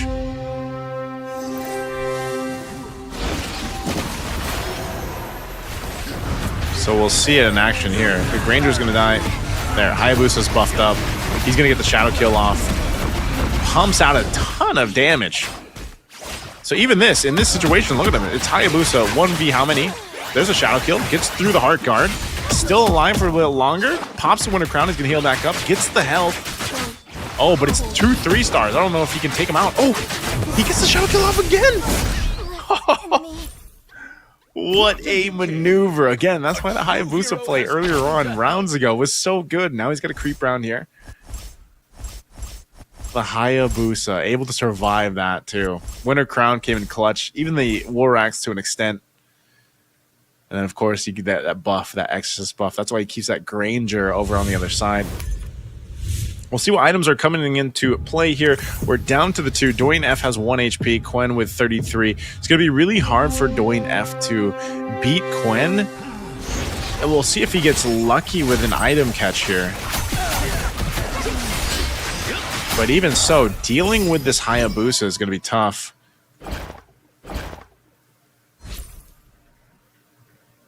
Again, with his lineup, Sweet dreams. this is mostly a Luminexus Mage lineup versus this Hayabusa lineup that is built off Starwing and Exorcist. So, let's see what he does. He's going to do some switching around. He's got some Exorcists of his own. Goes Starwing for the buff if he can. But might not be enough. He's gold starved. He doesn't really have the gold that he needs. Whereas on the other side, Quen's in a much better position. There will be blood. Again, building into this. Where does he go from here? Quen should get this one. 1 HP on Doyen F. Unless Doyen F got something that can help him out. Luminexus is going to go ahead and help with the hybrid defense. Home run of damage. Angela just isn't 3-star. Maybe if the Angela is 3-star, but the Nana has quite a bit of damage. Can he take out the Hayabusa? This actually might be a turnaround. Has a Winter Crown too. They should be able to kill the Hayabusa now. Oh, this is going to be a big play, but the Shadow Kill again. Kalea with their Omen Immortality pops off the punches. But again, the Hayabusa comes up. Shadow Kill to be used, and it was a little bit too difficult, but a good try, good attempt. Azurian. Doyen F wins it with the Kalea, man. Quen, though. Does death thy wish? Doyen F made that work. Just barely. It was a mix of the Kalea and a mix of making it work with the Nana. Switching some things around here.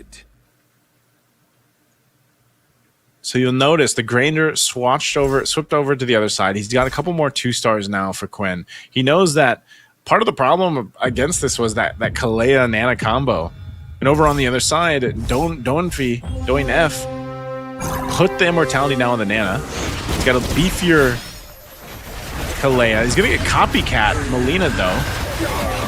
Stops the Kalea for a little bit. Doin F, though. Just counting on the Nana. Gets the hard guard.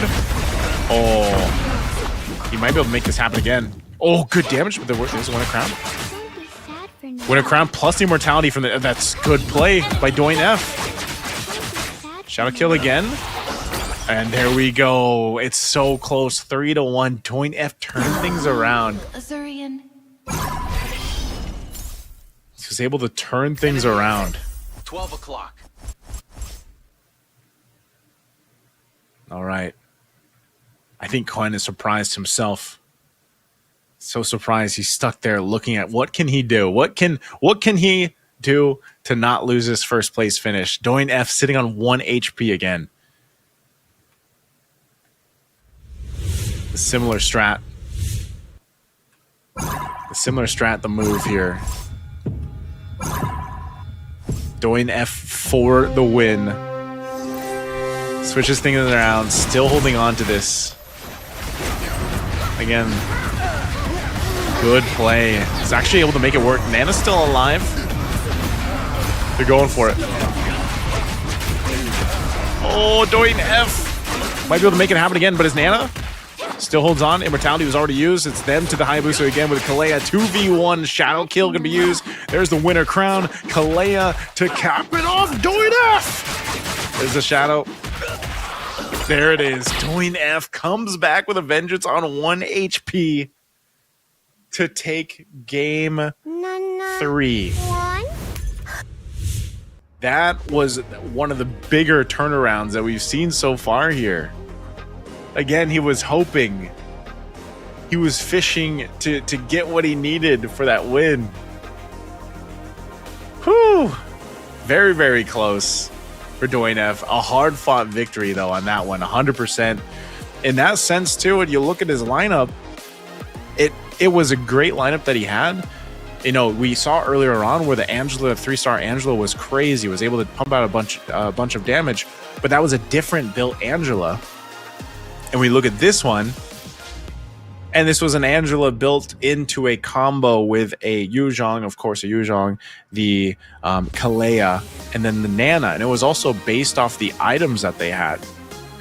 The juggling of the Winter Crown immortality that we saw with the Kalea and the Nana worked so well for the game plan there.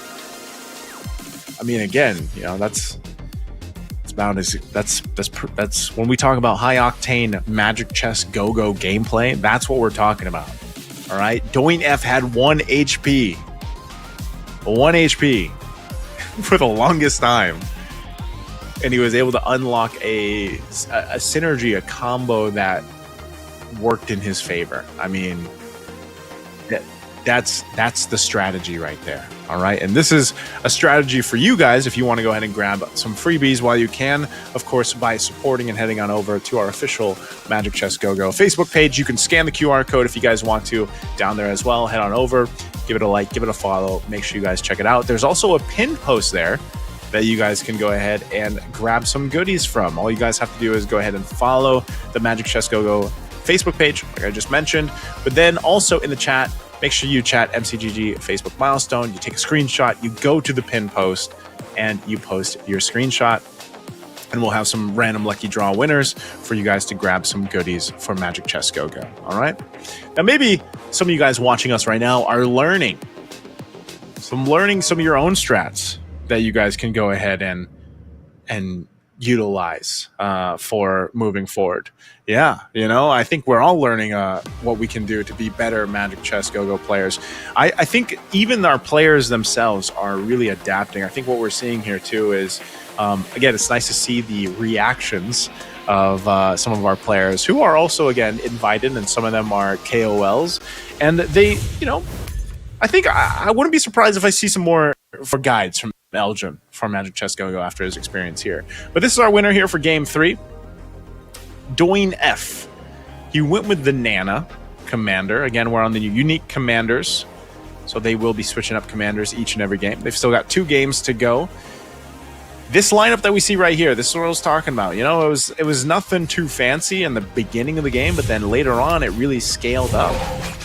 We look at the highlights here, broken in, and again, Doing F got very low in terms of HP and everything else, but his strategy was strong, and he knew the game plan and he made it work. It was one of those games where it's patience is the key for Doing F. You can see there, he saw Elgin get eliminated, and then he's nearing elimination himself towards that mid game here. Gets quite low, makes this play. This is what we saw Quen do. Quen got towards the end game too. This was a great switch up, by the way, for the Hayabusa play that he went for. And it was just that was such a strong change of the course of the match here, because that's what we saw a whole lot of. This Hayabusa, like what was going to solve the Hayabusa, and that's where Doing F, like the high IQ from Doing F came through. He's like, well, I've got a Kalei and I've got a Nana. I just need the items that I need.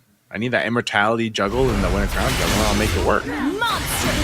This one was relatively close here towards the end too. We had a lot of similar health bars throughout that stage 3, stage 4, even with this Irithyll lineup that we saw from Dom, but this was a whole lot of what we saw between Quen and Doing F. Again, look at that, 36 HP for Quen.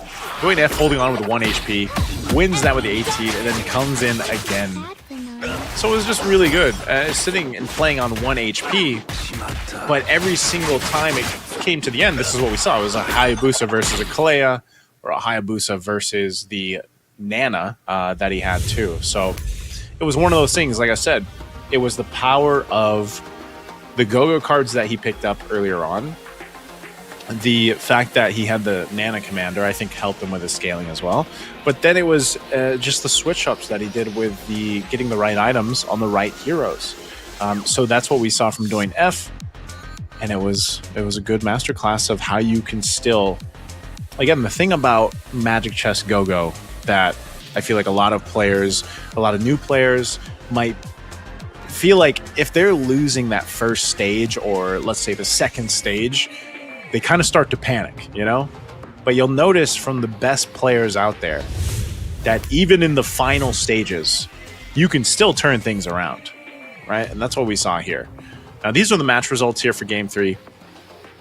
Once again, I think if you look at, for example, for Elgin, with his Valir lineup that he had, he couldn't really find the setup he was looking for. It was mostly built into that durability lineup. You can see he's got a lot of tankier heroes here. He did eventually get the Dawnbringer synergy locked in, but then even with his mage synergy, it just wasn't there. So that's a clear example. Like in Elgin's case, it's just one of those games where you don't have, let's just say, some of the RNG in your favor, right? Because again, what you start with, what your first items are, or even in the creep rounds, or even down to the fate boxes, you might not always get exactly the synergy you want or the start that you want. Again, you can, you kind of have some control over that though, depending on how you play your economy and everything else. And that's why, again, economy is such a big concept to being successful here in Magic Chess Go-Go. Now, when I say economy, you're seeing the players do it, right? You're seeing them hold on to their gold so they get more interest. Because the more gold you hold on, as long as you hold on to even just 10 gold, you'll gain some interest, unless you're playing, for example, Lancelot. So you'll gain some interest, which then gives you some of those power plays or that power option later on to spend the gold that we're seeing the players do, even down into stage 3, stage 4. So once again, let's take a look here at the lineup, or the standings here for our players. You can see this, Doing F now sitting at 21 points. He's done really well for the past 3 rounds. 21 points also for Dom. Dominic's got 21. Opu's got 17. Quen at 16. Again, our bottom four here are getting in the danger zone a little bit. So they're going to have to figure something out here for game number 4. Even for Holmgren, I'm surprised because Mogran, like, he had a good start even in game 3. Like, he had a strong start, but that's just how fast things can change. You know, things can change very quickly, depending on, again, how you build up those first few stages. And there is a strategy, by the way. There is a strategy where you can go ahead and let's say you take some damage early on so that you get that first pick. Now, it's funny because now with the introduction of auction, and there's only that one auction in that first stage, you can because before, if it was a fate box, you would just purposely take damage so you could be the first person to choose on the fate box. Well, auction changes that now, so it's like even if you purposely take damage to be the first person to go pick in the auction, you can still get outbid. You know what I mean? So like, it kind of changed that dynamic where it's like, all right, well, do you want to take that damage to your first pick? Because if I wanted to, I can just go pick what I want to, you know? So again, this is the unique commanders. That's what they've picked so far. This is going to be the commanders going into game 4 for our commanders for our players here. So Guinevere, Valir, Amon, Paquito, Lunox, Cho, Nana, and Popo and Koopa. Again, these are very strong commanders that are picked up quite a bit in the competitive scene, all serving different purposes here. Like you guys have seen right now, you know, Lancelot popped up a whole lot in the first game, and you also see a lot of Paquitos. The Nana here and there, Popo and Koopa as well, because of the whole trap skill that he has and getting an additional hero and working from there. So let's go ahead and see what happens here as we get situated for the start of game 4. My mission is to protect lives. Okay. So what they do again in stage 1, round 1, it's just a creep round. So where we see what everyone gets set up with. Also, some of the first cards that'll come up. So some people got lucky already and they have an early synergy to start off with. Some of the first items, too, being picked up. I have no tolerance for betrayal. Got a pretty big switch up here from Magran. He's going to go for this. He's got a couple Cyclopses there. Put them on the board, and some of the first cards coming in through, too. Right. Time to do my job. Oof. Good starts to some of these. Frontier Blitz. Bounty Hunt. The Bounty Hunt's going to be really good for Magran. It's 1 gold each, 30% possibility. He's starting off too.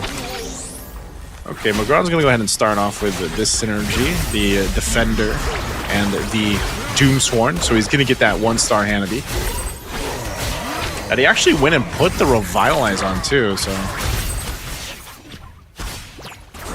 interesting to start here. Paired up with a Cyclops who has already got a Winter Crown plus a Holy Crystal. Very strong start from Magran. Okay.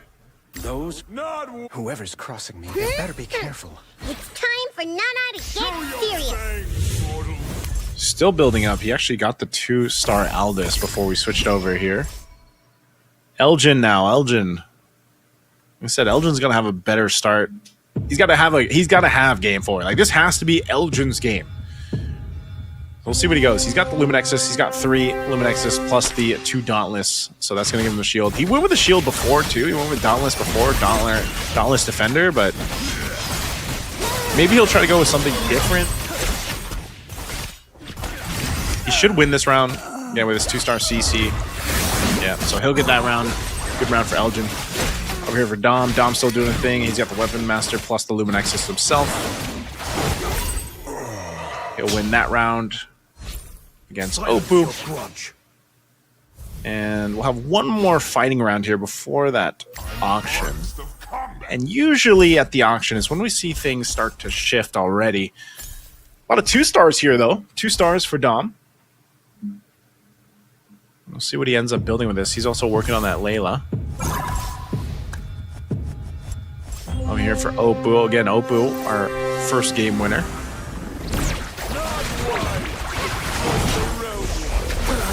What does he want to go with? What does he want to build?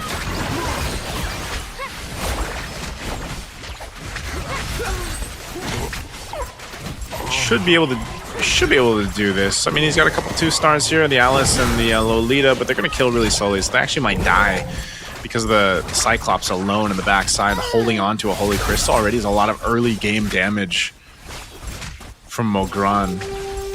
So yeah, he's going to lose this round. Definitely a synergy that he still needs to really like build up. So we head into the auction.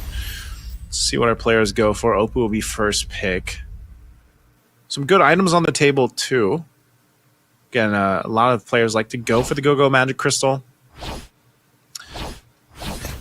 They might hold off and wait. We saw this previously too, as you have plenty of time to go ahead and choose. So this is where they'll bid. Once again, some of these players will bid. You can see their bid, their current bid for the item that they're going for above their head. Once they have the green check, they've locked that in. So that's what they have over here. Okay.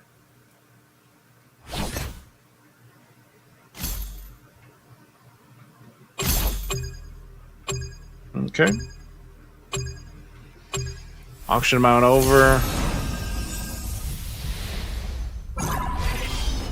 Outside Failure. I never miss my target. All right, this is where we see some of the shifting happen. Sky in a safer world. Doing F, holding on to the Dawnbringer. I think he's going to go for the full. He's got a lot of 2-stars there that he hasn't deployed just yet. I want to see where he ends up putting those. We're going to have a couple Dawnbringer lineups, though, for this one. Game 4, it looks like. Even over here for Knock the Game. Doing F. Still hunting for the synergies he's looking for, I would assume. I mean, this isn't really going to do it for him, though, unfortunately. So he's this is a tough one against Opal. He's cooking something up, though. You can see it. He's got the Laylas. He's got the Veils.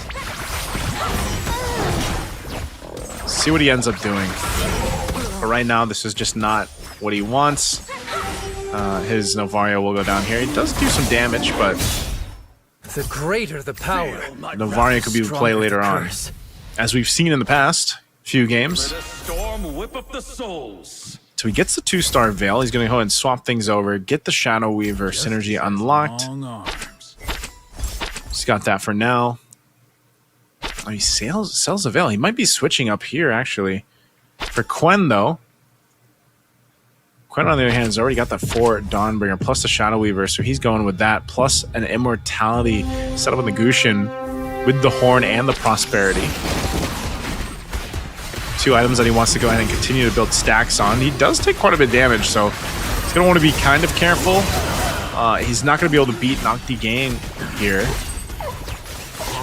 even though he has this damage. So he doesn't get any stacks on his Dawnbringer items. And now Elgin's actually turned things around over here. This time around, he went with the Bruiser himself. Luminexus. Hamgron still winning. Soon you'll see me come out on top again. Elgin's sitting at first, though. That's going to be good for him. Like I said, he needs to win this. And we have this next round up. Creep round for our next stage. Stage 2, round 3. We're going to get these second cards locked in. You've got already some glittering jewel cards coming in, so they're going to have an easier time to go ahead and refresh the shop. They'll get a free refresh. We got a couple jump the guns as well. So they'll get some XP for the commanders. A whole lot of glittering jewels. A whole lot of cards drawn here. So there's going to get a lot of shop refreshes, and they'll hold on to the gold too that they have. Humanity is always on the winning side. It's time for Nana to get serious. Okay. So we got to keep in mind those refreshes that 3 players have. That's Quen, Hamgron, and Knock the Game. Let me protect you.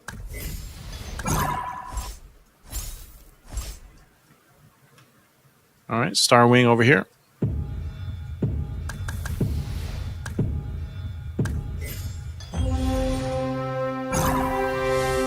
Nocti game, what's going to go for? It's very interesting that he's going to go with that Doomsworn. So he's got the 2-star Hanabi. Still building up on those stacks too for Dawnbringer items if he can.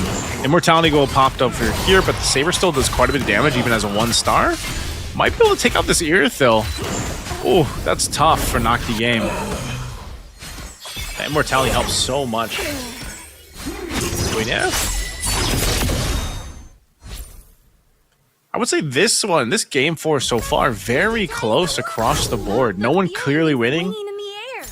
A lot of these lineups, a lot of these synergies that they're having, the compositions are types that need to be built up here. All right, what do we have here? Some swapping going around. Mage. Got a few 2-stars. Once again, relying on that Novaria. Novaria does quite a bit of damage, even as a 2-star. Opoo.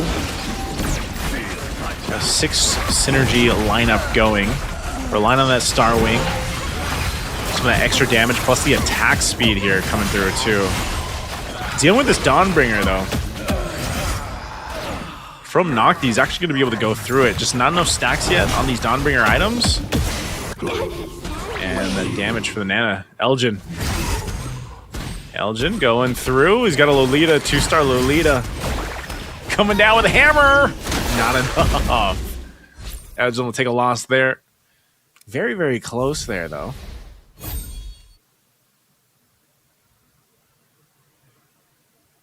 Okay, next one. Stage 2 round. The greater the power, 6. the stronger the curse. Close to the Fate round. Another word for compromise is failure. They gotta watch out for Nocti Gaming. Nocti Gaming was building into that Dawnbringer lineup. But again, this is one of those situations where it's not... It's close all around. So a big Fate box can change a lot of these... the momentums of these lineups. It's a good play right here. Again, the Starwing does really help this lineup, plus the attack speed with having a Matilda. Just not much for items right now in this against these itemized heroes that Elgin has. So that might be the benefit that Elgin has right now, just the item difference. 3 2-stars right here too, so he'll go ahead and win that round. Now we head to the Fate box. See what they end up picking here. There's some pretty good choices. The Valentina's there. Dawnbringer, 2 Dawnbringer heroes are on the board. Nocti Games definitely goes for that one. He wants that Valentina. He's probably going to switch the Dawnbringer items over to the Valentina as well. No one taking the Mincetar, it looks like. Okay, Quen finally takes it. Elgin's just going to go grab the DHS. He'll take the Demon Hunter Sword. Yields to me.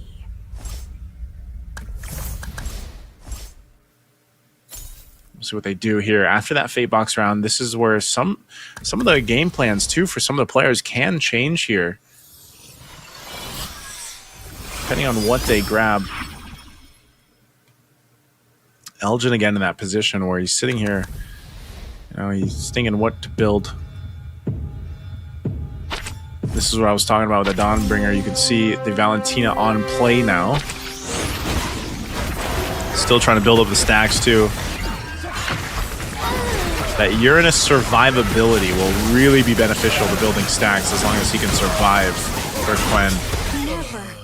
Even with that immortality. So can he go 1v1 with an Novaria? It's going to pop the immortality. That's just a lot of damage. With Enchanted Talisman too, it's going to get that Star Shatter so many times. So Dwayne F already locking in that Novaria.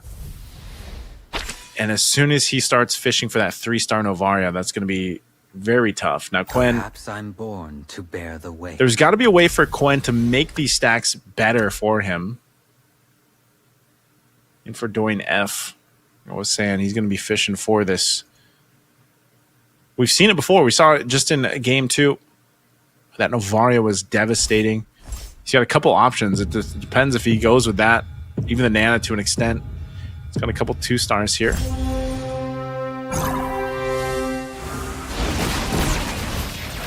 See what he does against LH. The Novaria paired in with the Luminexus synergy is just so good. It's so strong, especially Star Shatter. If you're able to Star Shatter right away because you have an Enchanted Talisman, it's really good. Some good damage from this Natalia. But she's going to be able to 1v2. She still has no mortality. That Star Shatter will pop it. She's going to be able to kill it. Good play, good maneuver from LH. And Natalia coming out clutch. See Halberd really helping there too with the items. So we're back in the creep round here, stage 3 creep round. There goes your See what they pick up for the last cards too. This is a big play. It looks like we're gonna get the gold cards coming in through too. So good choices here. Oof.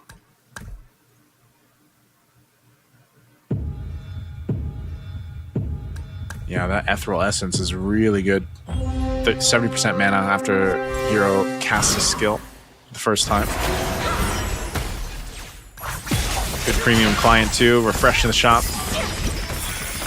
Swordsman Blessing as well. A couple players waiting to see what they want to grab for their last cards before, after they clear that creep round, we'll see what they end up taking. The stronger the curse. Prepare to be. I'll crack you like a Okay. Nocti Game went with the Peculiar Merchant. What's messing up the energy? And then Dominic as well, Peculiar Merchant. They both got merchants. We'll see what they end up doing with that. This is now the shift. Now that we're in stage 3, round 4, we'll see some of the shifting happening here. No one dying just yet. Now, Oppo, if he loses this next round, even though he's sitting at level 10, he's got a really good lineup. Might be in trouble. Sitting at 20 HP. Dominant as well, 21. LH, though. LH is going to be playing against Elgin here. Good swordsman lineup. With that Star Wing, he's got to get through the shields of Elgin. Elgin's lineup built on shields, but not sure if there's enough damage from Elgin's lineup. So he does take the 20 HP hit. That's tough for him. Again, Elgin really liking this Dauntless, the Dauntless synergy. He's done that a couple games now, and it's just not really working out for him, even though he's got the 6 Dauntless synergy. Get him, yo. We'll see what they end up going. Told me not to judge others. Quite a few members here, very low. Opus being one of them, sitting at 20 HP. He's got the Star Wing lineup, though. I think at this point, even with the Hayabusa, it looks like he's going to try to replicate that. If he can get a 3-star Hayabusa, that'd be great for damage profile-wise. Couple key components to the 2 stars, too, even with that Saber and that Yu Zhang. Just doesn't really have the items just yet that he probably wants to go for, but the fact that he's got a Hayabusa... He might even attempt, since his Hayabusa's got the blessing, he might even attempt to go for the 4-star synergy of the Exorcist. So that's going to be good damage for him.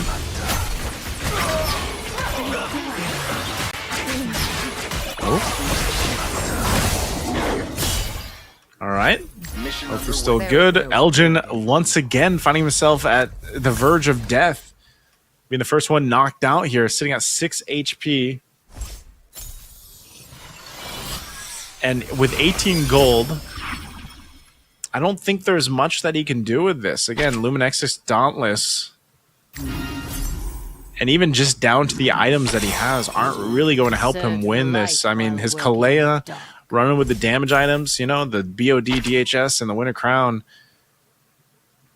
it might work in some cases. You can see that being targeted out Doinef with almost a 3-star Novaria.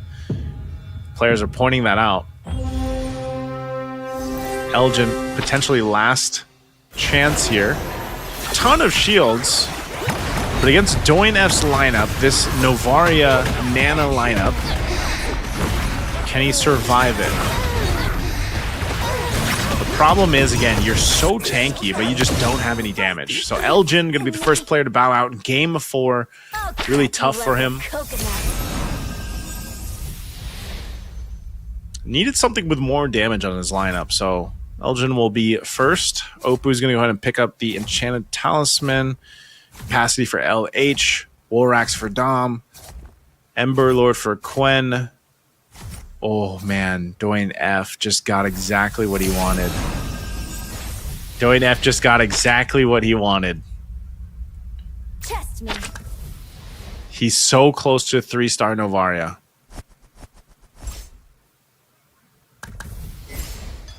Oppo at 20 HP. See if he builds something out there. It's very close. Again, many players here around that 20 HP mark, so they should survive this next round, but then they'll be sitting at single-digit HP. We'll see what they do. Nocti. Nice Dawnbringer lineup, but not sure if he has the stacks that he's looking for. Now for Opus. Opus versus Nocti. Can he win this one? 3-star Saber, though. That's going to be pretty good damage-wise, especially when he gets it off. Survives the Dawnbringer lightning shots. There's the winner crown. So he'll win this round. Good round for Opus. Again, that 3-star Saber was a good pickup. Running the War Axe plus the Sea Halberd. Has the Aegis. Nana has learned to control her power. So it's even beefier on the Saber. Without honor, we... Good pickup. He's still going to go for the Hayabusa play. We got some switching going around here, too. What are they going to go for here?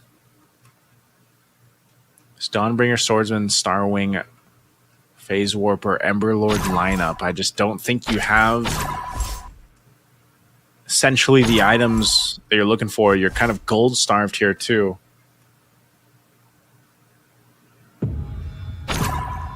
Let's see what Quen does. Swapping the Starwing around, swapping some heroes around at the last second. Trying to get that beneficial side. The Nana's across by Homgaron, so he does have that Valentina, which should be able to get that Dawnbringer lightning off. There it is. Has an Immortality too. Get pushed. And that's tough. Quen surviving barely because of the Valentina. Super, super close there. Now you got Dom at 5 HP. You got Quen at 9. You got a creep round here for stage 4. Again, big moves can happen after the stage round. We'll see what the players do. Especially for Dom and Quen. See what they end up fishing for. You're just going for that Nana.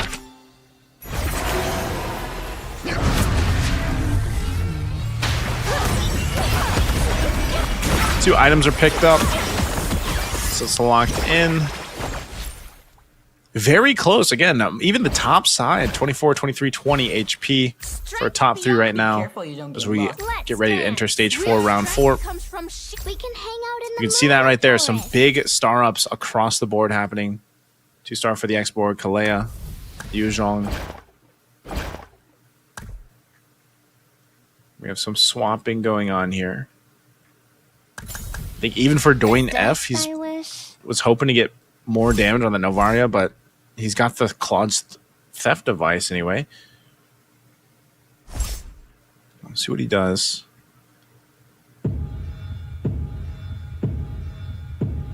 Who's Dom going to go against? 5 HP left on Dom.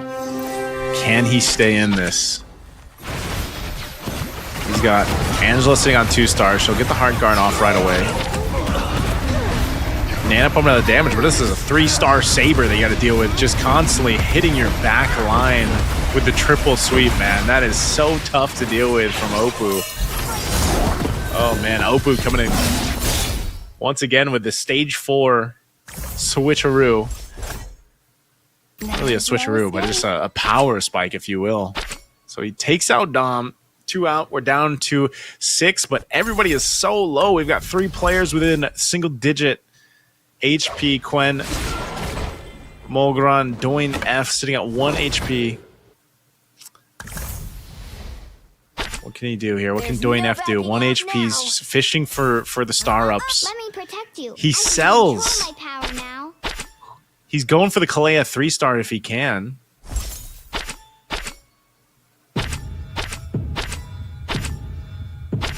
He's refreshing that shop. Mama told me not to judge others. I don't think he got the 3-star he was looking for, unfortunately. He was going for the 3-star Kalea. Won't be able to get it. And he's going against LH. LH's lineup is just going to be better right now. That's going to be it. Doing F. He went for that last-ditch effort. Wasn't able to get it. Doing F knocked out. Also, Quen, we're now down to 4. What's the truth? This is where we see the players, you know, playing that economy game where they held on. They're trying to get some of the 3-stars up if they can. You got some happening here, too, for across the board. Right now, though, there isn't a clear leader just yet. Even though you have LH sitting at 23 HP, this is still very close. There is no good and evil. Mogra on the next one at risk of being eliminated. Potentially Nocti game, too. Without honor, we have nothing. Okay. Little switch of the blessing here. Or the 3-star, actually. Not the switch of the blessing, but the 3-star Hayabusa. This is what Oppo was fishing for. He's got a... Oh, can he actually make this work? He's got very good 3-stars for this. Shadow Kill is going to be good. Yep. Ogron, unfortunately. That was such a clutch 3-star. That again, we see this a lot in stage 4 towards the end here. We're almost doing the next Fate box as we come into it. And you see how close the health bars are here for that first place again. Trying to get those 9 points. I don't think LH really... Maybe he just doesn't... Maybe he's just going to take a random one. Okay, no, he's going to go for the X-Borg. No matching rivals here. So the biggest threat right now is actually Oppo with his like multiple 3-stars that he has. Fate forced me to become an assassin. And even so, it's that Hayabusa. His Hayabusa is a tank Hayabusa with an Oracle and a Blade Armor. Essentially an even an Aegis just to basically survive. And be a nuisance with the Shadow Kill. I mean, that's basically what's going to happen here. 4-star Exorcist too. So the play is for him to just get that buff. The 4-star, the 4 synergy with the Exorcist is a big increase. You can see it right there. I mean, look how much damage even the Yu Zhong is able to do. It's a 3-star Yu Zhong. It's not even just the Hayabusa. The Hayabusa is like a distraction now. And Zhong is just pumping out damage left and right. So there you go. We got the big Again, one. it just Tonight happened we so face quickly. Uber. Where Oppo makes it work with a lineup that looked similar to what we saw previously, where it was like this 3-star Hayabusa that just turned things around. But if you guys have been watching from game to game, one of the biggest differences here was the itemization. The itemization on the Hayabusa that we saw dominate before was very damage heavy, and then this one, towards the end, it switched where it was like, okay, this is like a tank Busa. You can do that in Magic Chess Go-Go, okay? Don't do that in your ranked games over in MLBB. But in Magic Chess Go-Go, you can go ahead and build a tank Busa if you want to. And that's what we saw there. So it was a tank Hayabusa, an Oracle, an Aegis, and then a Blade Armor. Part of the idea there was to just go ahead and shadow kill and like, you know, pump out damage while being untargetable. And the way that works so well is because Yu Zhong basically does the same thing, right? When he turns into Black Dragon form, he still takes some damage, but like it's that little window of what Yu Zhong's able to do. Not only that, but Yu Zhong is such a, if you look at all the lineups that we've seen from a lot of our players so far now for 4 games, or even in your own rank games, if you look at a lot of the competitive ladders out there, Yu Zhong is one of those heroes that is just, it fits a lot of synergies, it fits a lot of lineups because of what it provides to the lineup, what it provides to the pacing of a game. And so when you have that, plus a Hayabusa, it works really well. And the Saber. The Saber was like the start of that lineup where it was a 3-star early Saber that ended up working really well. So just a really good lineup that had an idea that started from the earlier stages until the end that we saw there to get the dub. So again, I want you guys to get the dub. So make sure you guys go ahead and check out and follow our official Facebook page. You can scan the QR there if that's easier for you guys. Head on over to the official Facebook page, Magic Chess Go-Go. And also, don't forget, we got some freebies and goodies for you guys as well. All you have to do is go ahead, of course, like the page, head over there.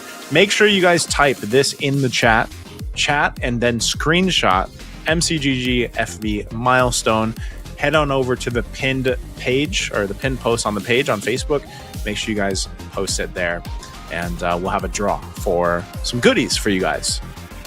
So hopefully you guys can get some goodies to go ahead and start your own journeys within Magic Chess Go-Go.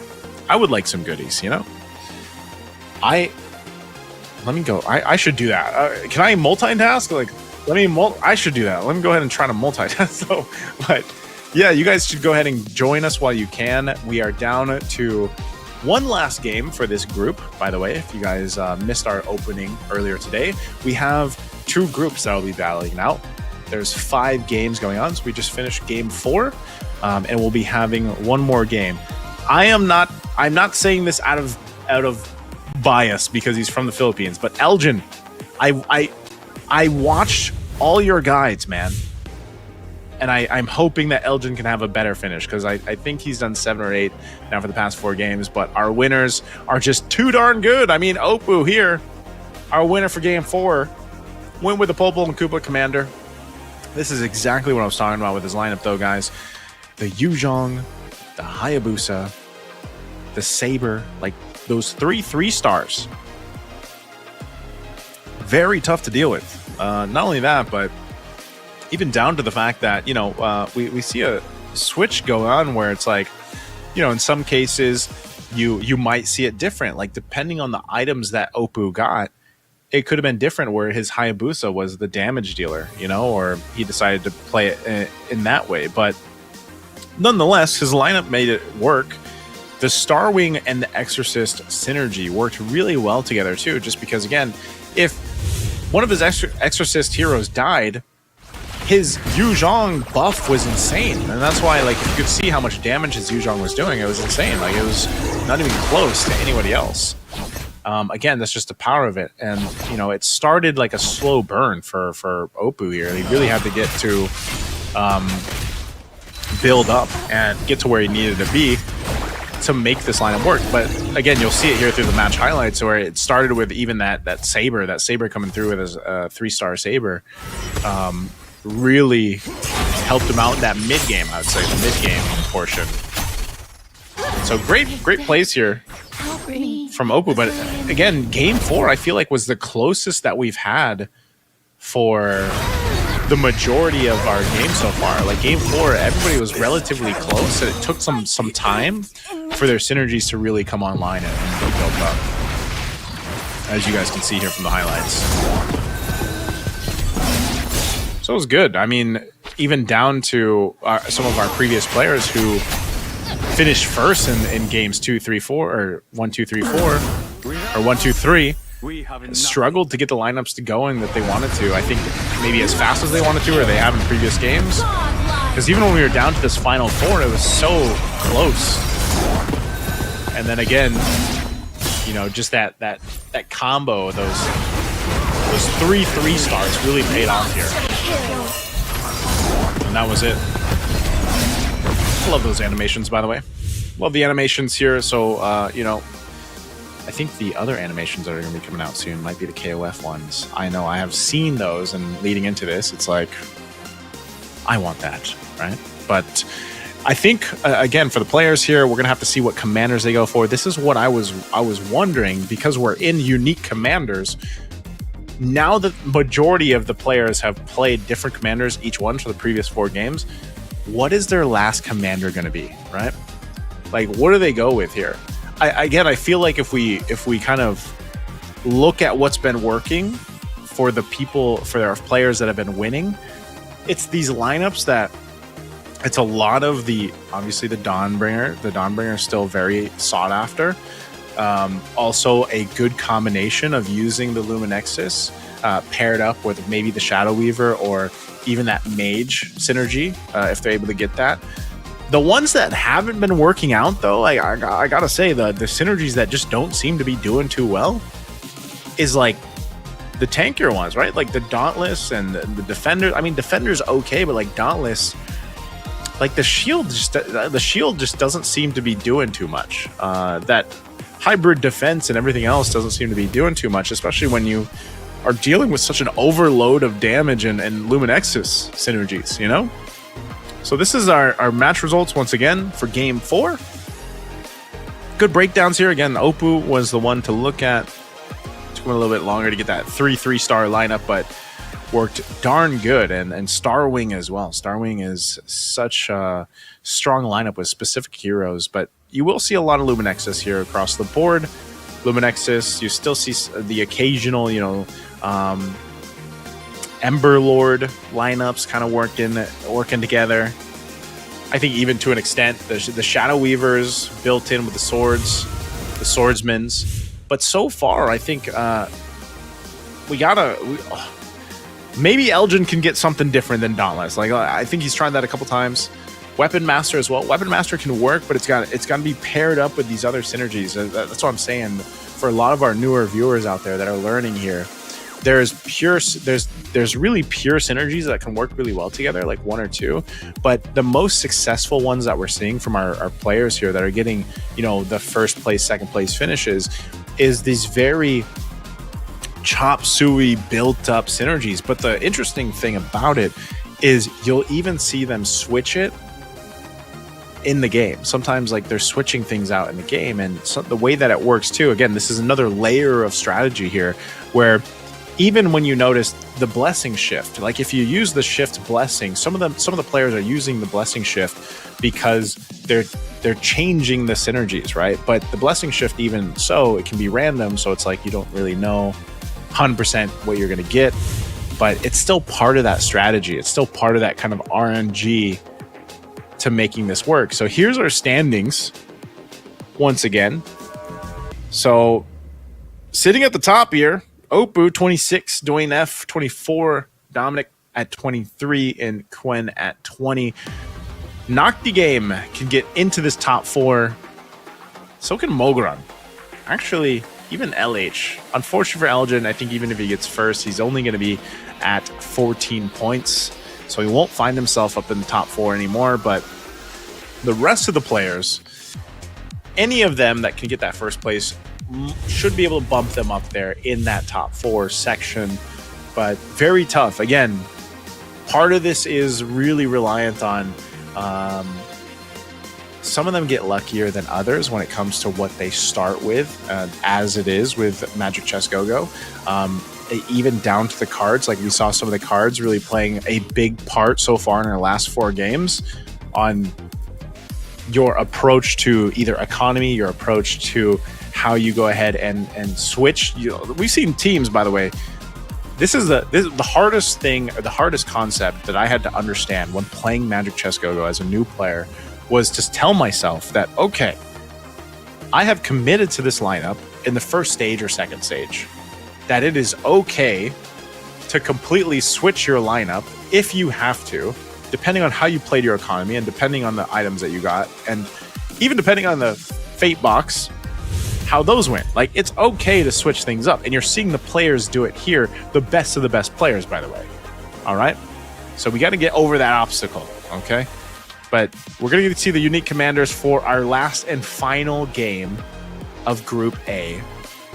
We'll see what they end up picking here for the final one. Elgin going with Nana. We got the Lunox over here for LH, Cho for Dwayne F, Mozkov with Angela, the Valir, Amon, and the Guinevere for Oppo. I like the Guinevere. Guinevere for the last game here for Oppo is really interesting because, again, Guinevere lets you kind of fish in the shop a little bit. You know, you like sometimes you get lucky and then you get a free pickup in the shop, and that can be used for economy purposes, or it can be used for, again, a deeper strategy here with that Guinevere pick. So very interesting that Oppo, our previous winner, picks up the Guinevere for his last commander for that game. We'll see what Quen ends up doing. Quen, our first opening round here, of course.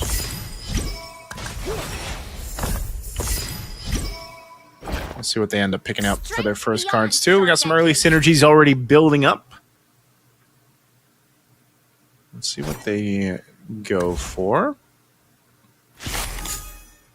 Okay, gold cards. We got the gold cards for the first card draw. Some XP. We got gold. We got XP. We got gold. Man, they're getting really good cards for the first draw. The power, the stronger the for curse. their last and final game. This is really good for them. So everybody's going to be able to go ahead and scale up really well with this.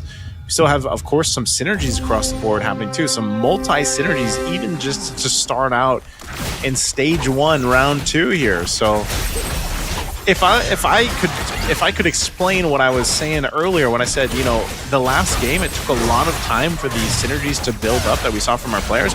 This game, game 5, is going to be completely different because you get these multiple early synergies for some of these players, but also really good initial cards, those gold cards to start off with the first draw. So that helps with scaling here. So you scale up a little bit quicker if you want to. Mogran will take the loss in that one. Let's go ahead and check out what some of our other players are doing here. Here's Quen. Again, already got that Star Wing locked in. Gonna hop things around here. He's also got the 1-star Hanabi from the Doom Swarm already. Interesting too. I don't know if we've seen too much of. I know we've seen a little bit of Angela as a commander, but this is good too because you get to go ahead and use her little skill to give some extra mana regen and max HP. Kind of see it in action here. The Matilda is built up already, by the way. The fact that you have this Matilda pumping out the damage. I mean, the fact that Quen first gold card was Box of Holy Objects, got an Enchanted Talisman, Glowing Wand, and a Queen Wand, like, and then you put that in the Matilda is huge. It's a huge power spike. So for Dom, and take a look at Dom here. He's switching things around. He's got the 2 Mage, Dawnbringer, and then the Exorcist going. Over here for LH.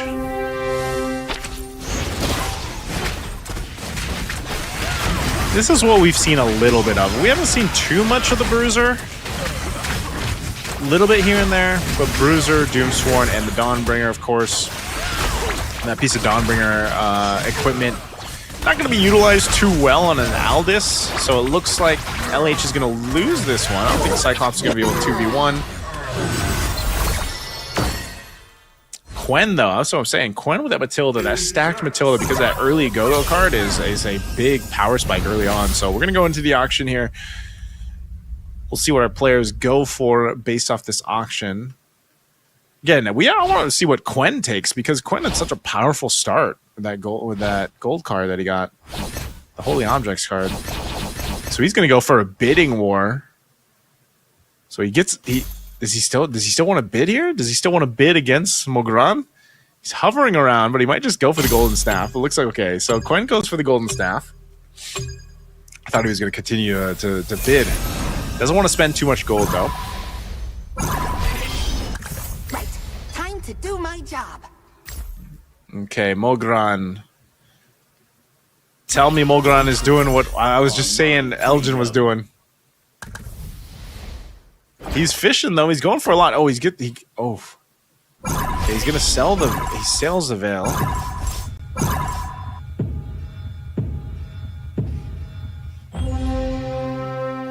What does Nocti game go for? Starwing, Dawnbringer, Shadow Weaver. She's got the attack speed to go ahead and help him.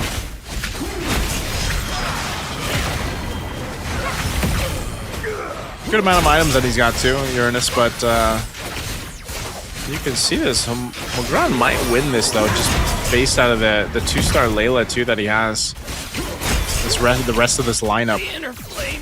Mogran's lineup, because it's a synergy between the Aspirants, the Marksman, Defender, and Dauntless. Just the right amount of little defensiveness with some damage. Would you like See what Dom does. He's got the 4-star Mage though. 4-star mage, exorcist combo, Dawnbringer.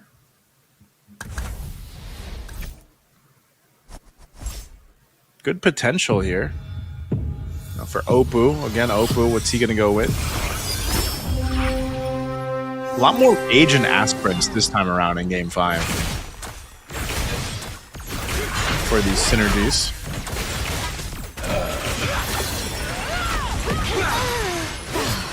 Man, that export does so much damage when he comes in with the last immortality. That's just good burst. Good amount of burst. Everyone's really amazing. Oppo, But I won't quite low lose. already. We go into a creep round though here of stage 2. With invincibility. Sitting on that maximum interest. Most of our players here though pick up their second cards now. They are going to be okay. These are some good cards too. Dominic picks up the Blood Claw, so he's got that. Counteraction over here. Rogue Mercenary from Nocti. Luminexus Badge. He's gonna get a name on as well, okay. Of course, some more Glittering Jewels. These free refreshers on the shop really help with the economy that you're gonna go ahead and try to build up. Failure is not an option. Try to outrun my bullets. I dare you. Okay, Oppo, what does he want to do? He's still got quite a bit here. He's got a lot of gold as well. Now over on this other side for Quen. Very interesting lineup. It's still that Matilda that was really built in early on for him. Now for Elgin. Elgin doing better this game 5. Looks like he might try to go for that Dawnbringer, so it's not going to be that Dauntless lineup that he's been going for. He might have been blessed by the RNG. Oh, big hit from Dom though. That's unfortunate because Dom already has the spear.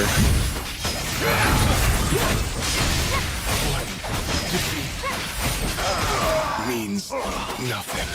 It's already got that spear. So Quen, the only one sitting on 100 HP right now. Let's see who has the last laugh. And, you know, Quen's lineup isn't anything too fancy. It's just really working synergistically together very well. The dawn will finally come. Oppo, 41 HP alongside LH. What's he going for on the build here? He's got the 2-star Hanabi now because of the 4 Synergy Doom Sworn. Scavenger as well. He's got the Defender. He's got some tanky items on that Mincetar, so he's able to grab a Mincetar this early on. Ooh, those Dawnbringer Lightnings. He's got to get through this Uranus, though. This Uranus is so tanky. Even at 2 stars, I don't think he's going to be able to get through it. It's just distracting so much of the lineup from Oppo. I mean, with an Antique Cuirass and a Sacred Offering Revitalize, it's too much to get through if you don't have enough damage. Fate forced me to become an assassin. My blade is restless. Alright, he's going to switch some things around. Might be going for the play of the Swordsman, at least. So he's got the 4 Swordsmen. And over on the other side, we're taking a look here at Mogran. Okay, Mogran. Still very healthy at 77 HP. We haven't seen too many Aspirants lineups. Based off the 40 Faith points, the way this Aspirants lineup works is you basically get Faith points and then there's a chest. They provide extra skill damage. So he's already got, okay. Good damage there. He's got a Leslie alongside that 3-star Layla. I think if he gets like items that he actually wants from Mogran, like he'll feel pretty good with those items. We'll see if any of these items are going to be good for him to grab in the Fate box. LH will grab Capacity. Okay. What does Mogran go for? I want to see what he goes for with this Aspirants lineup. Ooh, he's going... Alright, he wants to get the Dom Ice.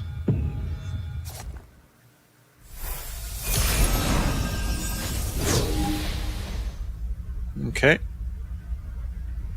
Mogran got the Dynamice. He's now got a 3-star Atlas, 3-star Layla.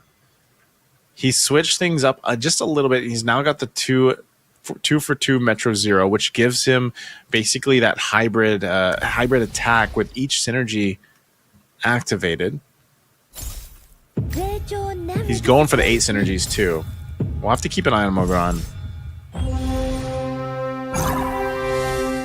Alright, what do we have here? This is the Luminexus lineup. Into that Novaria again. Good damage. Didn't have Yuzhong there. It really helps, but this 2-star Tigreal and the Nana, they should be able to clear that out. Nana's going to be low, but oh. I'll tell you what, that Molina Blitz. Too good. Too good, too good. So LH is our first at risk here. 8 HP. Potentially his last one. Ready for the real challenge? See, there's no backing out now. Feel my wrath. Okay. Nana has learned to control her. From the cocoon, leave it to me. Good star ups here. 2 stars over. I'm not sure. It should... Depends who he's up against, too. We'll see if LH is able to survive through this or not. It's up against Nocti Game. Again, if this Novaria scales up, he'll be in a really good position, so he's got to survive this. Has an Angela. Should win this, so that's going to be good for LH. A good round. Good round for LH. Stays in it, does some damage to Nocti Game. Elgin now also quite low.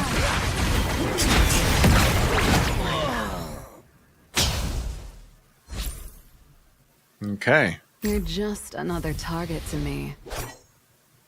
Creep round. Creep round here, stage 3. See what they end up getting. Also, the last card. This is a big card pickup for some of them. Yeah, and glittering jewels here. For Dom, I'm going to go for the switch. You got the hybrid lifesteal for Mogran. Winter Trunch, though, for Quen. Might help him out. Elgin. He's getting a mirror device. Okay, Elgin gets Faithful Dice. Fatal Flare. Customized recruitment.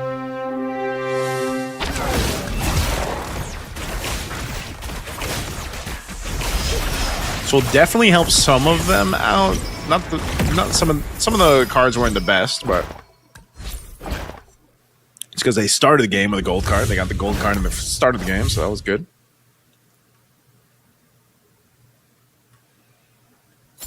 Okay. Still rolling with this.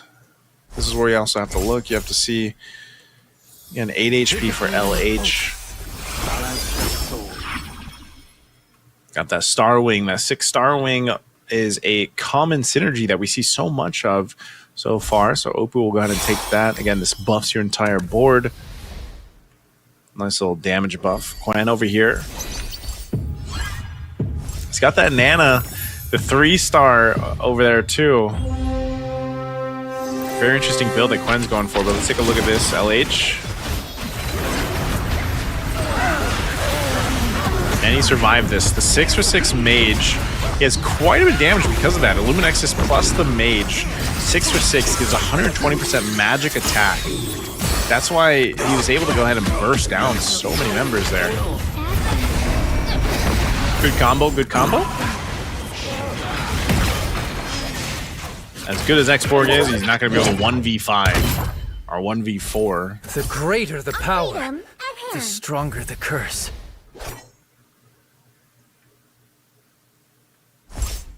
All right, now stage 3, round 5. A couple more fighting rounds before the next Fate box. We'll see if they can hold on. Elgin sitting at 1 HP. LH still at 8. But LH is actually, his lineup is really, his lineup is still good. Elgin, he has to switch some things out. He actually has decent synergy, and like I know Elgin, last time I saw him, he had the Novaria too, but A little dicey for him to deal with. Got a couple seconds here to switch things around. Again, this 3-star Hellcurt Layla Atlas combo is actually pretty good. And we going against Oppo here. The Metro Zero buff that they'll go ahead and get. But the back line gets focused on. His 3-star Layla gets focused on by the Saber. And so Oppo utilizing the Assassin there to take out the Layla. But this X-Borg, though, does quite a bit of damage. We'll heal back up with the Revitalize. Last Insanity again. There's just too many things being thrown at him. So Elgin will be knocked out. Elgin knocked out. Low HP here for Evos LH. Let's see if Evos LH can last one round. He's got to survive one round to get to a Fate box here. He's got the lineup. Like I said, it's been working for him. You know, he's utilizing the 6-for-6 mage, the Luminexus synergies.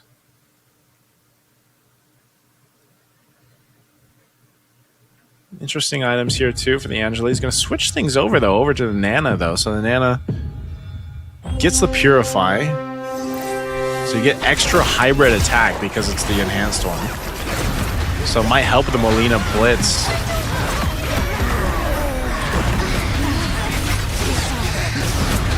Doing quite a bit of damage, but still, it's this X-Borg, this Last Insanity, even with the Luminexus reduction of defense, they should win it. There's the Winter Crown. There's the Last Insanity. Okay, that's a good round for LH. Good round for LH. It was a good switch up to put that Purify over on the Nana, so he's going to get himself to the Fate round here. See what he ends up picking up. ALH will be first pick because he's going to go for... Okay, he goes for the Immortality. A little more defense.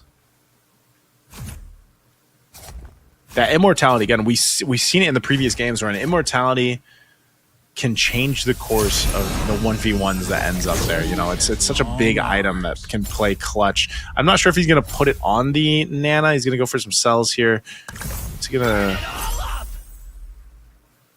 Then over here, we've got Mogran getting a X-Borg. He's going to go sell himself. Wow, he's selling a lot. He's going for a full switch, Mogran. What's he going to do? He's fishing. He's fishing. He's going in the shop for sure. He might be trying to get a 3-star X-Borg if he can. He's going to keep selling. He's taking the chance. He's taking the risk. He has no more gold. He has no more gold.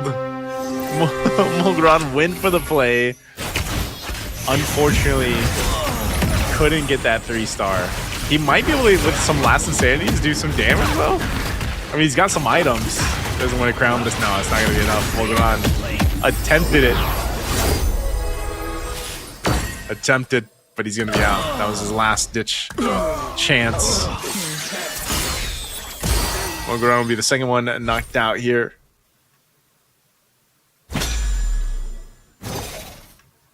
Okay. Digitize the world.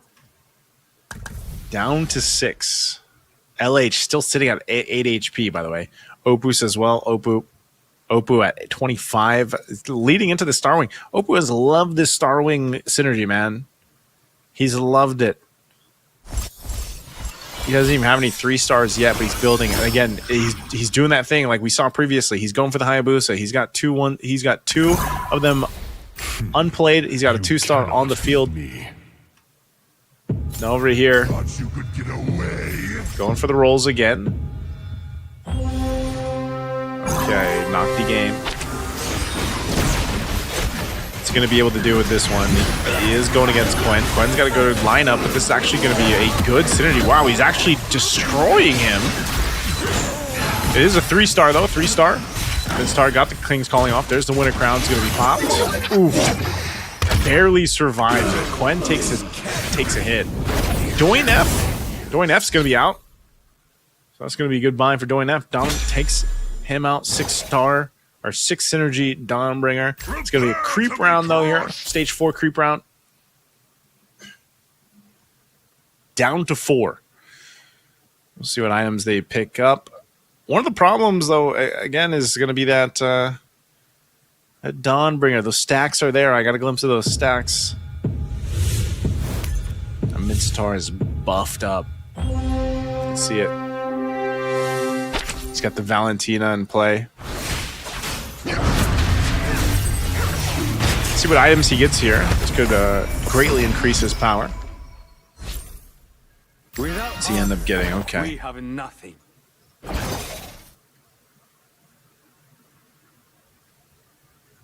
Okay, he's got a... Discipline and What's the move here, I Opoo? hope they won't be too. Time to sleep. Sweet dreams. Switching some things around. He's going fishing, trying to get those 3 stars. He's going to sell, so he goes and sells. He's going for the Hayabusa again. Sells the Hayabusa. He's rolling. Now he's going to be out of gold. Swap side in. We can hang out in the moonlit forest. There is no He's really going for it. I mean, he's shuffled around a lot here. Man, whoa. He got the... just barely got the 3-star saber. What a move from Opoo, but is it going to be enough? A 3-star saber, I don't think can deal with Naki Games lineup unless... Still alive for now. He's got a winter crown plus the blade armor. He's actually able to do quite a bit. And with a hard guard, oh my goodness, the payoff for Opoo. Woo! All right, Opoo. I mean, think about that. Down to the last second, he was able to get the 3-star saber. What a move. 3-star saber. Now he's going for the 3-star Valentina. If he can get the 3-star Valentina, he just did. So he got the 3-star Valentina. That's a big move for Opoo. Big move. That's going to be tough to beat because it's also well protected. You've got the Angela again. You've got a Holy Crystal. You've got a Winter Crown and an Enchanted Talisman.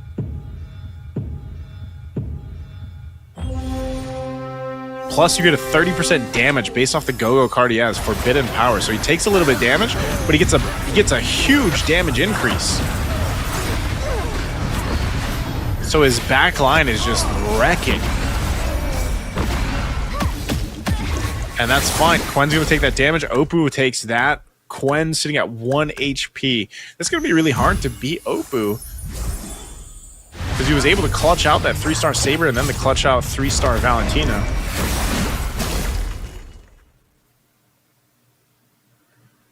That's what they do here. Get him, Yo-Yo. A little bit of shuffling around here. Down to Quen and Opoo. Quen and Opoo. I don't know if Quen is able to actually deal with this, man. Even with the Mage and Luminexus. It'd be a little bit too tough. Opoo probably will switch over his things as well. Switch over some of his heroes' placements here. We got 8 seconds for this to count down.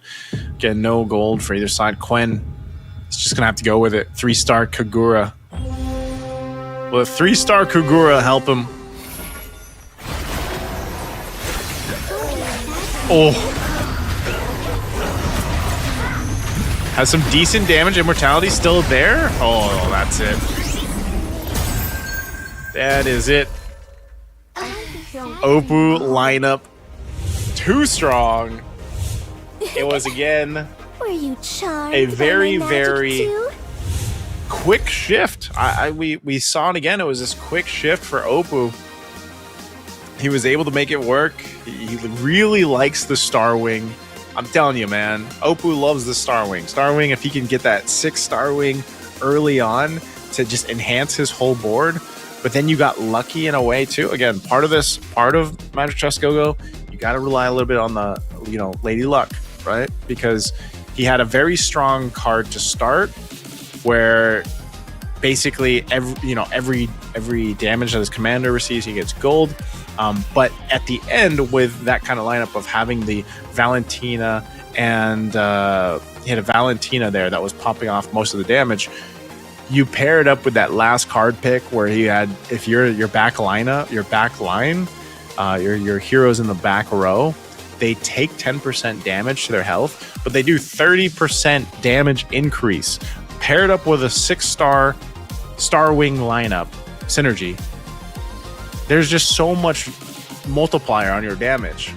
And Valentina paired with the Holy Crystal Enchanted Talisman, man, the synergy between the cards, the synergies itself, and the heroes that Oppo had allowed him to pop off like that. So very strong. Not to mention the mage synergy as well. So again, I want to welcome everyone to go ahead and head on over, scan that QR, head on over to the official Facebook Magic Chess Go Facebook page. That's a mouthful. MCGG Facebook page. Head on over there, scan the QR code. It'll get you there right away. Also, we want to go ahead and give you guys some freebies, a chance to win some freebies here. Head on over there as well. Comment down below here on the streams, MCGG FB milestone, and make sure you guys take a screenshot of it when you head over to the Facebook page. Post that screenshot there, and we will hopefully give you a great chance of getting some goodies in MCGG. All right.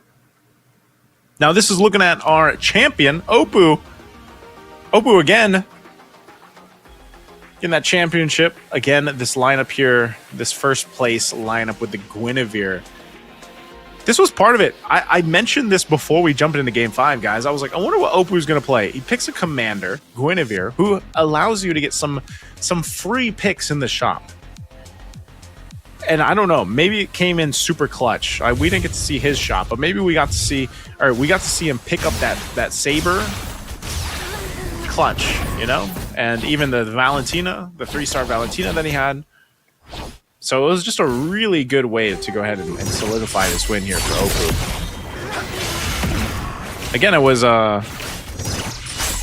Game 5 was different for everybody, just in the sense that you had a much stronger or faster start than the start contrast was Game 4, where it was much slower based on the cards that were drawn in that first phase and everything else, you know. So it was just a very good pace here, I think, for all the players in Game 5, but Oppo was able to capitalize on it. You can see here he's so low too.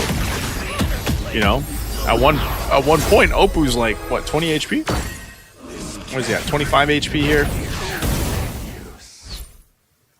So he was able to really like lock in the lineup that he wanted towards that end. So the clutch 3-star saber that he was able to get, then the Valentina. It's, if you're noticing, if you've been with us for the 5 games now, you'll notice the stage, especially like stage 4, the quick shift that can happen between a synergy or between a lineup, or with some of the players taking that last moment to get those 2-star, or to get those 2-star, well, sometimes 2 stars, but mostly the 3-star heroes, and they might even clear half their board. We saw it there where some of the players actually sell even their 2-star heroes for a potential chance, because they get more gold if they sell a 2-star hero, for that potential chance to get another hero they need to get to that 3-star. And even if they go into that next battle with just the 1 3-star, but they have the items that they want, they can sometimes win them, you know. And it's in a way, it's they take that chance, and it ends up working out. So that's what we're seeing here, especially in stage 4. For a lot of our players, they'll not entirely clear their board unless it's just literally a last-ditch effort, like we saw also in Game 5, where, you know, you're fishing for that 3-star X-Borg and you don't get it, and then you're kind of just left with like 2 2-star X-Borgs, you know, 2 2-star X-Borgs and 1 1-star X-Borg. You're like, hey, at least I got last insanity, you know. So here's our breakdown for Game 5. So it was the last game for Group A. Then we had our first group here of players. Again, tough here for Elgin.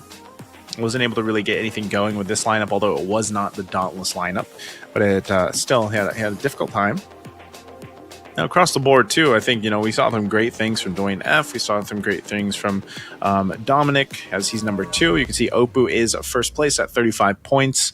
He went back-to-back. Like, Oppo won 3 out of the 5 rounds, ladies and gentlemen. So, you know, 7RY Oppo from Indonesia, man, this guy, he knows. He knows his stuff. He might be runner for literal overall champion, maybe even at Go 1. You know, the way he was able to play here, the way he was able to make things work, it was amazing. You know, so again, I can't wait to see more from Oppo. Very, very good though. It's just the way some of the ways that Oppo was able to make that work, and you know, sometimes it was like he had literally no health. And I just feel like, again, if I want to talk about from my experience as getting into MCGG, as maybe some of you have played MCGG more than I have, but I'm sure at some point when you started your journey in Magic Chess, you had to get over that hurdle, that mental hurdle of, oh my gosh, I only have like 10 HP.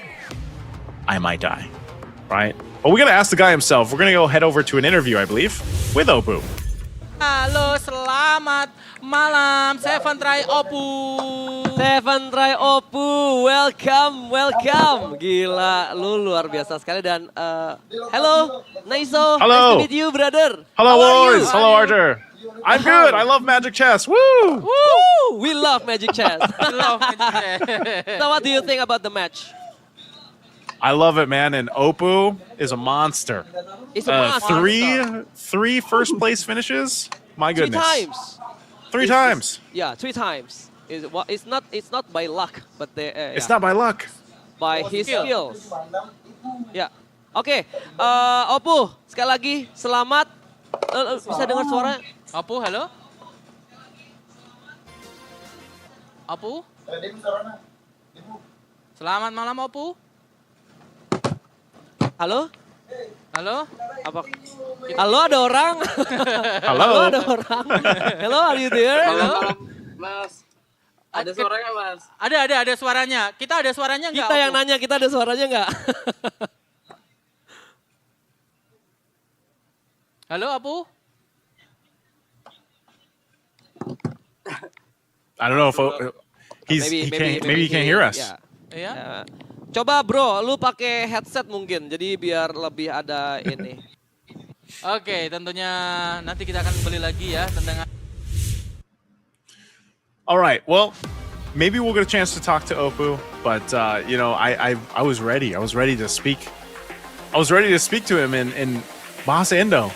I was ready, you know? I was going to rely on Archer and Sipuk there to help hopefully translate, but yeah, you know, they said it themselves. Archer and them said it themselves. Like, hey, it's not luck. Oppo is just that good, and I think we saw it. Like, I hope you guys got to watch at least more than just the last game, because I feel like Game 5 was really cool to see how Oppo approached that and won it and everything. But he was able to replicate like first place finishes 3 times out of the 5. I think that is a very big kind of showcase of just how good he is, and how even a game like Magic Chess, or let's say, you know, you have these variables of randomness, RNG, technically, because you know you that's how the game is. You can still go into it with a very strategic mindset, and you're capable of winning and beating some of the odds here. That's what I was saying. Before we were going to go head over to the interview, I was saying that, you know, one of the hardest parts about being maybe a new player for our new players out there, if you're just watching, is being able to get over that mental hurdle of, okay, I didn't have the best start in stage 1 or 2, you know, and I'm just trying to hold on here. But then stage 3 and 4 come on, and you say, hey, I can win this. Like, I can turn around. I think Oppo demonstrated that at least twice, where he was relatively low in HP, and then, you know, he ends up, like I said, clearing half his board, getting what he needs, but still having that game plan in mind on how you wanted to go ahead and approach that game. So, which again is dependent on, you know, some of the cards that he had and some of the items that he had. So, really good to see Oppo make that happen. So, I hope you guys enjoyed Group A for us here for MCGG Rising Stars. We still have one more group. We have another group of players, hopeful players to scale up here. We're going to be taking a break though before we go to our next group. So sit tight. We'll be back after the break.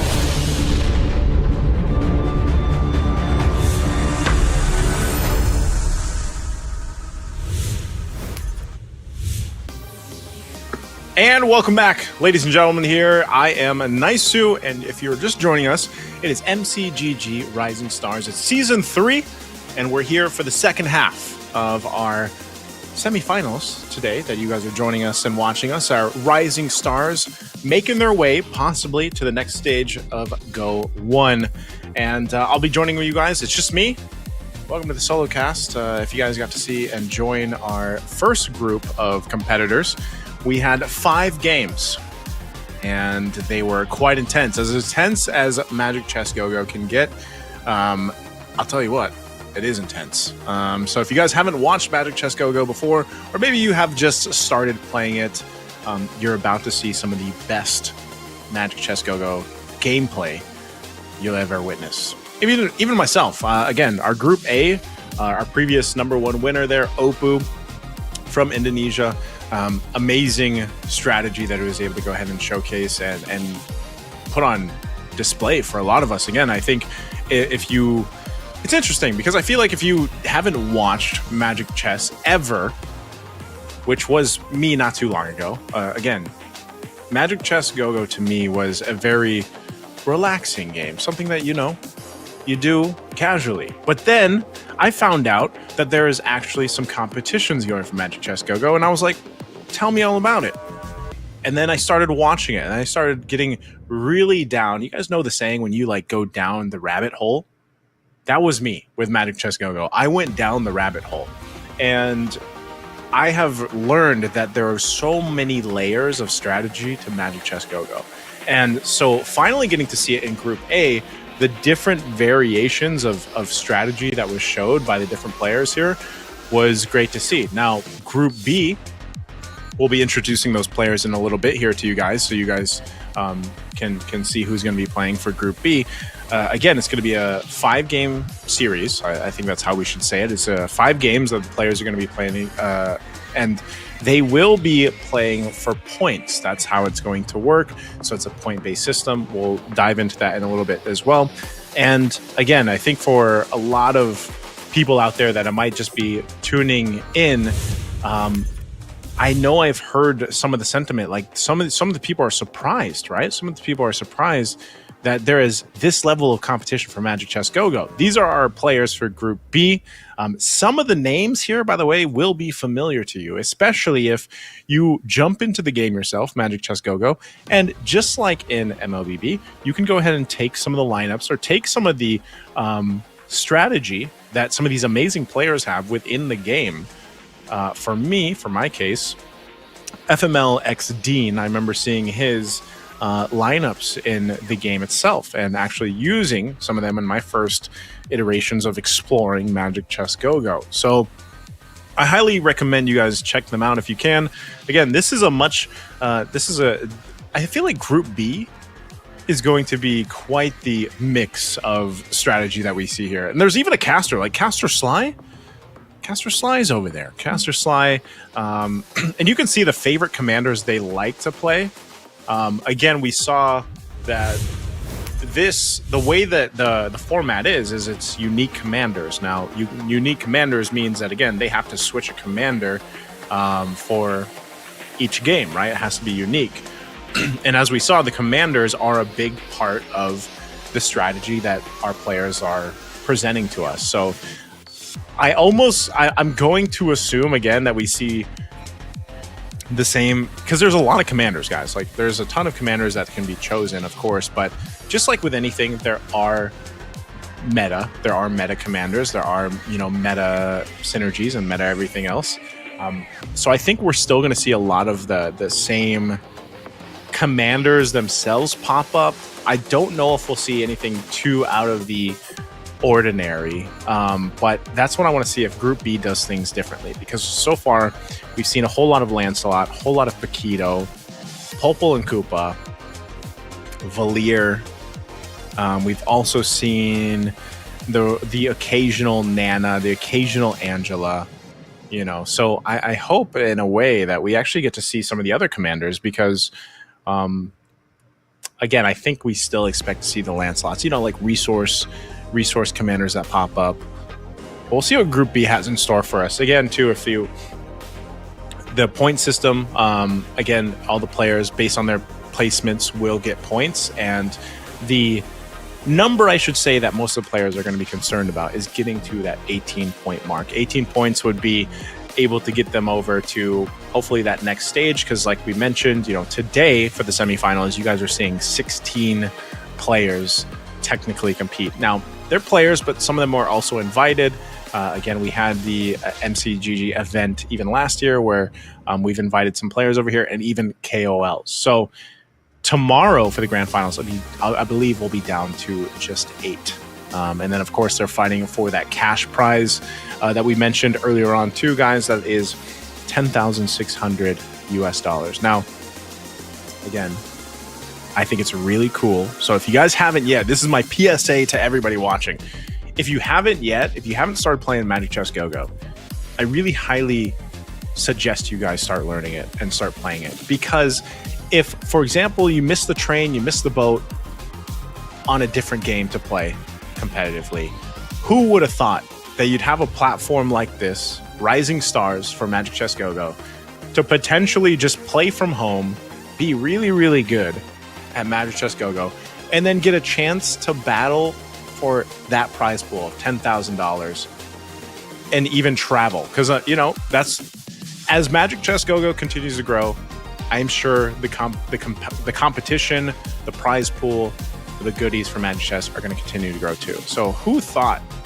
I think it'd be really cool actually to just, imagine you're just chilling at home and you're like, Mom, Dad, I'm going to wherever the competition is going to be, right? I'm going to, let's say it's in Indonesia. I'm going to Malaysia.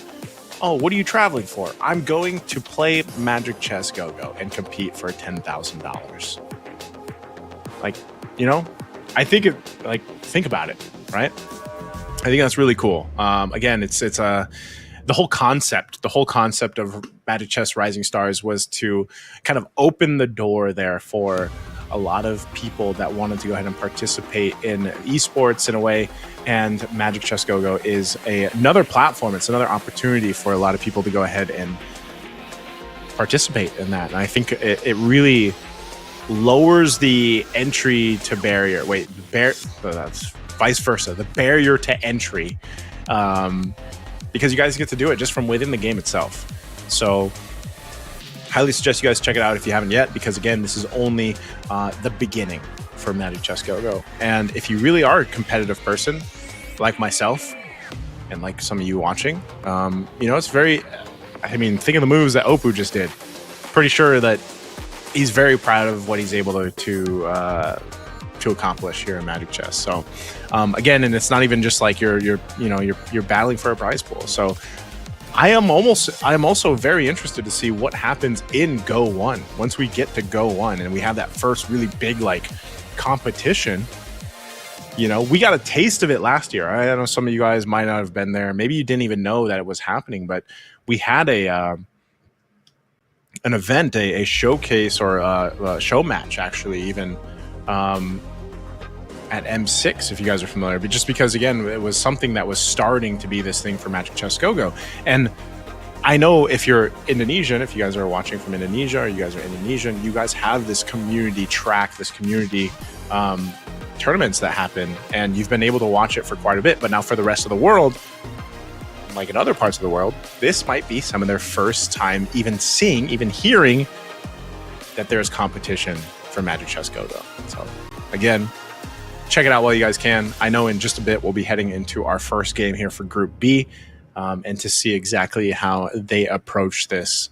Another thing too is, again, some of these players, they've been playing for a while. They have quite a bit of understanding for the game, of course. Now, one of the things about the Magic Chess Go-Go kind of strategy. Whoa.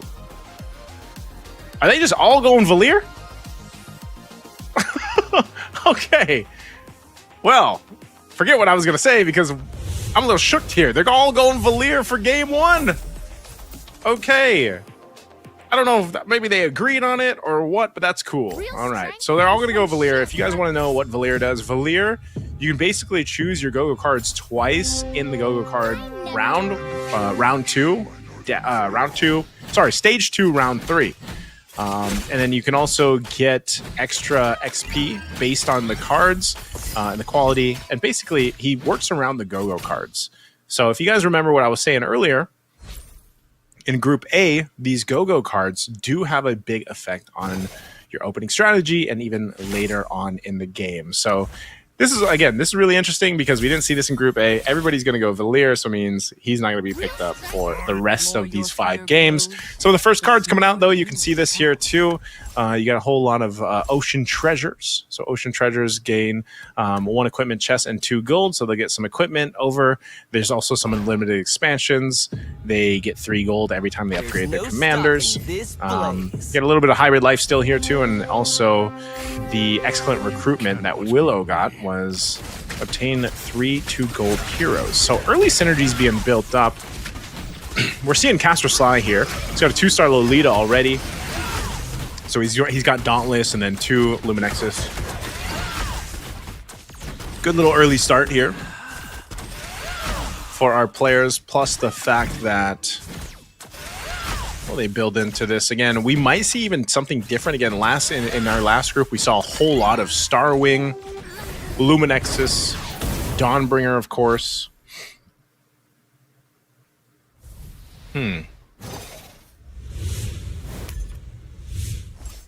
So into this, we'll see how they build this out.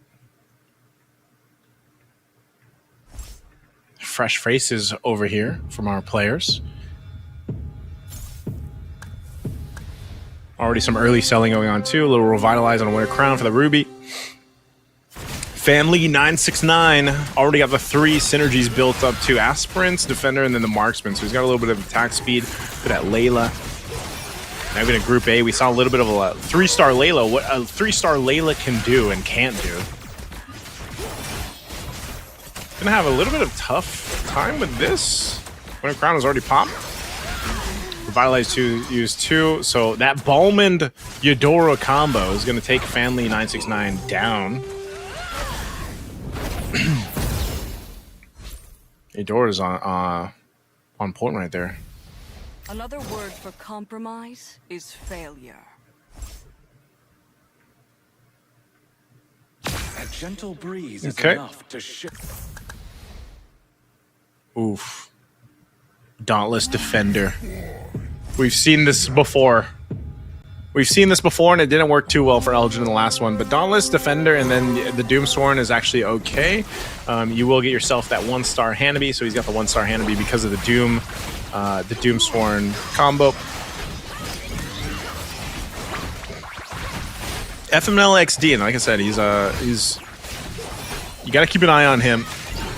He might be one of the contenders out of this Group B. It's funny because when you think about it, when you think about the Doomsworn synergy and how, you know, two synergy, it just gives you a 1-star Hanabi. It's not that big of a deal, but early on, a 1-star Hanabi to help benefit that lineup is actually pretty good. Especially if you get early itemization to help her, and then, you know, it's so funny seeing all these Valiers, by the way. So comical. All right, who's going where? Who's who? All right. So we already got the claim here. Family 969. Again, the capacity, this Go-Go Crystal, is usually the most sought after. But most players don't want to spend all their gold either. So you see it's 12 for Family 969. He's willing to go ahead and part way with 12 gold for that capacity, the Go-Go Crystal. So he'll grab that. These other 2 Valiers, they were just running around. So everybody will lock in. You got some good itemization though too. The Feather of Heaven there. Got the copy there. What else did they grab? Copy device here for MFML Dean. We got 3 players already at 100 health though, so that's gonna be fine. Okay. Sen ZT, he's got multiple synergies going.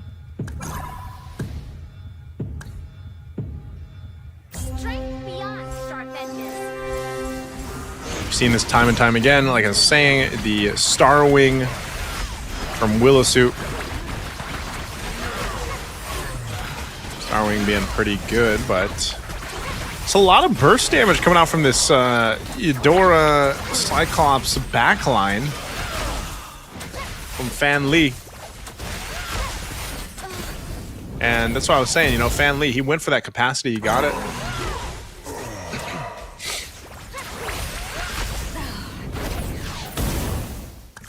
All right, Caster Slide taking some damage. All our 100 guys took some damage. So I was just saying, you know, everybody had 100 health. Now they don't. So even out the playing boards here, stage 2, round 2, almost to the creep round 2. Creep round's going to be pretty big. First creep round's always pretty big because it can provide good power spikes. Like the power spikes from these first items, especially first creep round, can be very good after the auction. So you can see here too, some of the synergies already built up. 6 synergies across this lineup that you've got here. He's also sitting on that 2-star Hellcurt. Little tanky Hellcurt though. He's got a little Oracle alongside.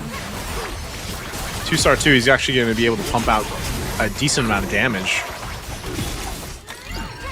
for Wind Soup.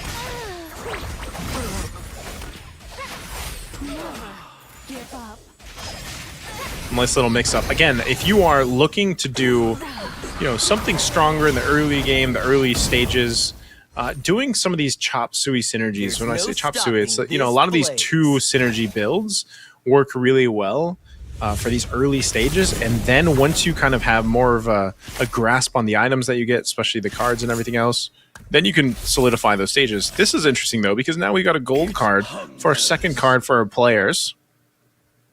So we got a lot of we got parties opening for Willisuit. He went to the capacity in 3 gold. We got some XP, which is going to be great too.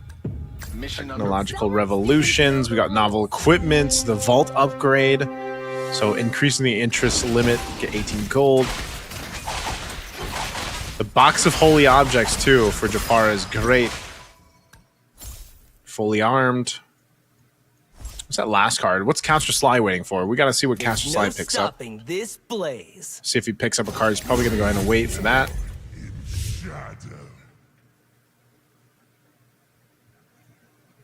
Okay. So we got some switching happening here already. Blessing being activated here too. Luminexus now available. And that was the card locked in. Caster Sly, what do you pick up? Victory Horn 3. So allied heroes gain 23% attack speed. And it increases, by the way, the value increases by 1% after each round. It's really good for Caster Sly because he picked up an attack speed card. Or no, that wasn't Caster Sly. Yeah, that was Caster Sly. He picked up an attack speed card. And with this lineup, that can actually work really well. Especially if he's able to get these stacks with the Shadow Cell. If he's able to get them, it's going to be pretty deadly. Now over here, FML Dean. A little Winter Crown there, but a little bit too much. A gentle breeze.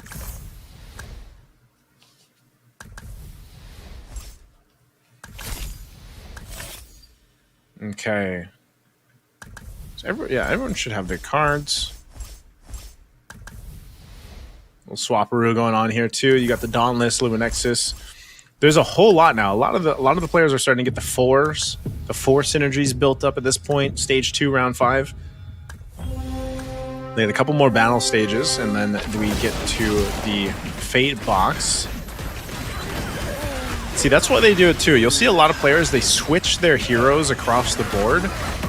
And sometimes that's just to take a chance so that when you see those, you know, those little twisters that you see on the map from, you know, the Shadow Weaver, it's to avoid that crowd control, right?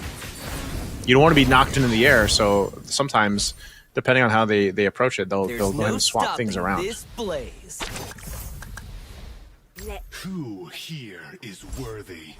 Because even so, like your formation on the heroes also plays a part on this. So you'll see some of these players really kind of shift things over, shift things around.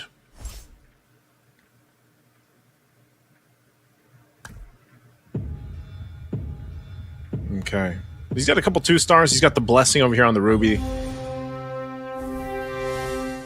good bunch of synergy. I think that maybe the most aspirant synergy that we've seen so far, even in Group 1, was maybe for a 6-for-6.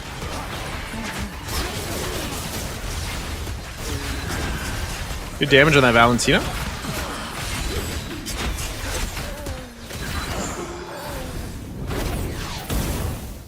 Japar taking some damage. 5 win streak for Dofi. Okay. Oh. Guess that winner crown was already used.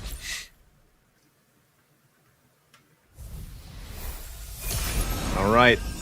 Fate box. This is where things, as I always say, once that fate box is here, you can see, depending on the items, oh, Japar going right for that Star Wing. We know exactly where that's going.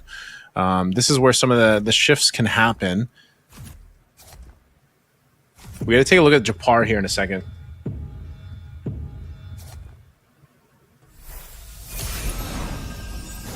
Invincibility. Petra, let's go. Japar. See what he does with the Star Wing. Doesn't necessarily have much Star Wing.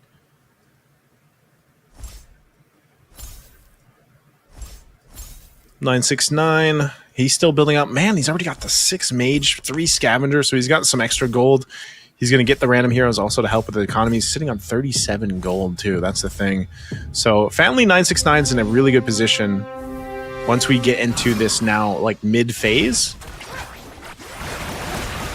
It's going to be good for him. Not to mention, he's got the Angela already. Like, we saw this in Group A.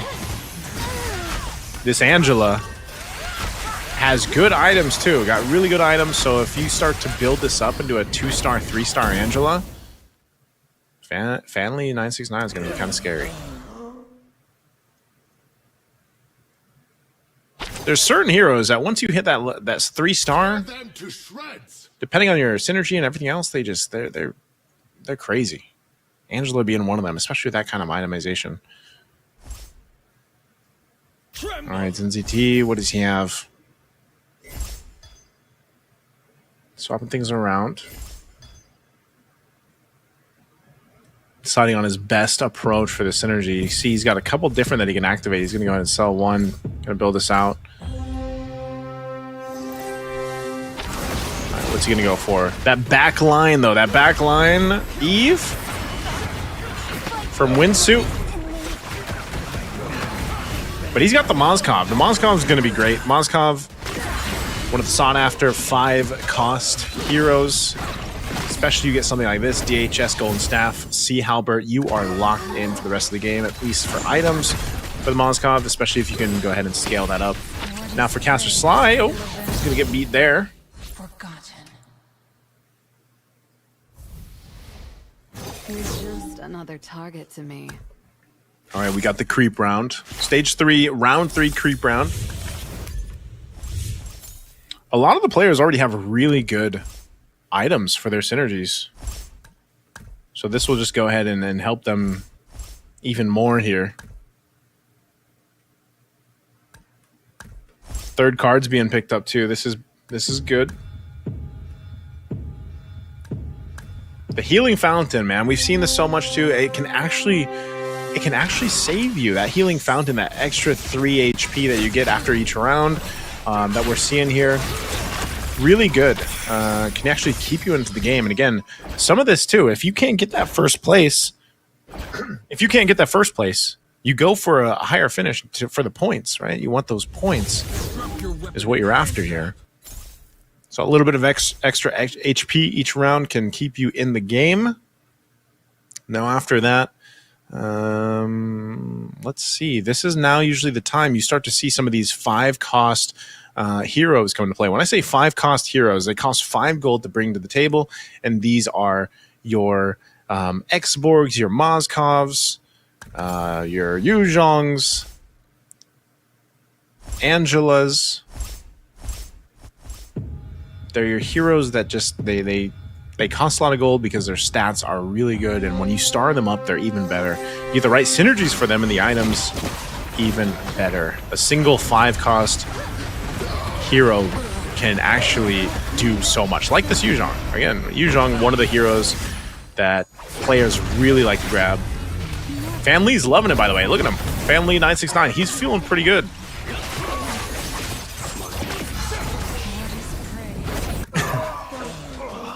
I'm so glad we have these cameras. These player cameras. Seen this before? Okay. You don't see too much Harley, but when the Harley does come to play, like, it's for very specific lineups. Still works out really well for some of the teams here. For some of the players. Dean's getting quite a low, but he's got a lot of gold, man. He's got 43 gold. He's got a mirror device too. I'm not sure who he's going to try to 3-star first, but this is one of those strategies where you'll see him go for it. It might either be a saber. Okay, he might go for the saber. And Doffy as well. Starwing, this is the synergy that I was talking about. This is what Oppo has run to. Oppo, the winner from Group A. He's loved this 6 synergy Starwing lineup where it just buffs your whole board. And depending what you have, which in this case is the Valentina, you get the mage buff. You get that percentage to the maze buff. You also have a little bit of extra attack speed, the phase warper, and then you have a Nana on the other side. So this is really good here that Doffy has. And that's why we always have to look around stage 3 into stage 4. We see the power spikes. A lot of these compositions and synergies pay off. So a lot of these players, you know, they're holding on to quite a bit of gold because they're trying to get to this point where they spend a lot of this gold up in towards that later portion, especially after the next Fate Box round, before stage 4, or when some big changes can happen.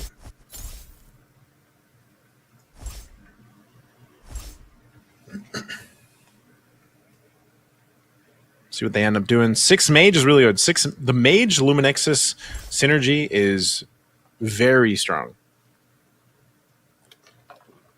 And that's the common thing we see there. You can already see, I pointed this out earlier, the Angela with the Navaria. Now over here, you got more of a mix. This is more of a Chop Suey synergy build that you have going. Whole lot of 2 synergies built off, 2-star synergies built up. Sometimes it can work really good for you, but also it's also item dependent. You can see here you lose this because a lot of this you also just don't have the items you need for it to be successful yet. So maybe towards the later portion you're able to go ahead and get that for what you need here. A lot of the players are using the Chang'e though. Chang'e's actually a very good hero. We're gonna head over to the Fate Box here before we get into the next stage.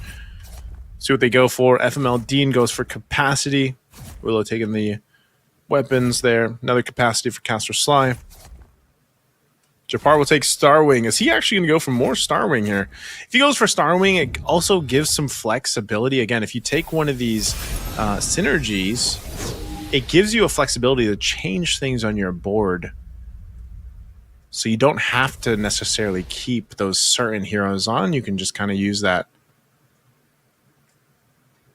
to build out even a different lineup. Strength beyond sharp edges. Okay, let's see what he does with this. So he's going to swap some things out. Doffy as well. Doffy and Japar both have this kind of Starwing strategy going. Those who do not rest shall reign. He's going to be up against Windsuit.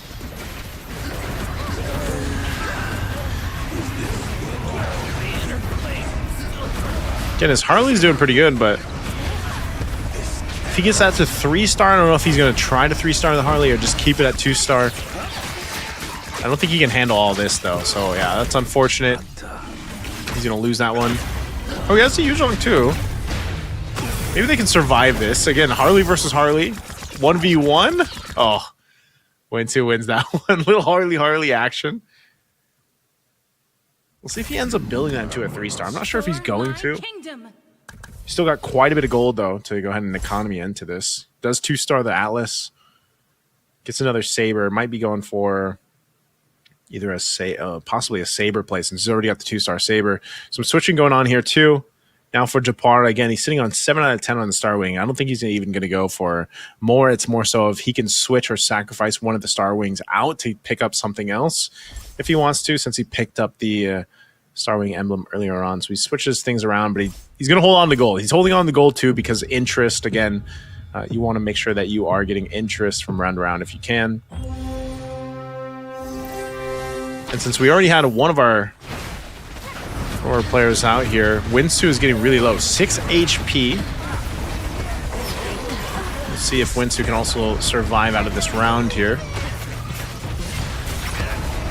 Or Willowsu. Oof. Okay, Willowsu's out. Willowsu will be exiting outside with FML Dean. So we're back to a creep round. Down to 6 for our first game.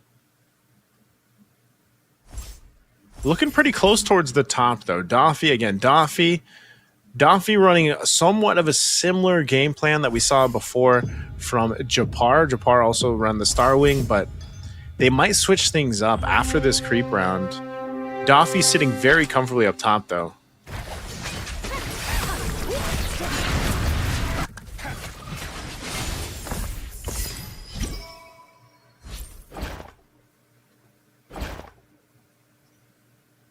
That is what is left of the 5-cost heroes. This one I'm mentioning earlier. Whatever it takes. There's no... Be careful you don't get... There are countless planes. There goes your relief. Let's see what they go for. It's always around this time, that stage 4, round 4. The sought after 4-cost, 5-cost heroes. Japar's not going to change too much, though, with his lineup. Again, just kind of holding on. Even though he spent some of the gold, he's going to sell some to try to roll here.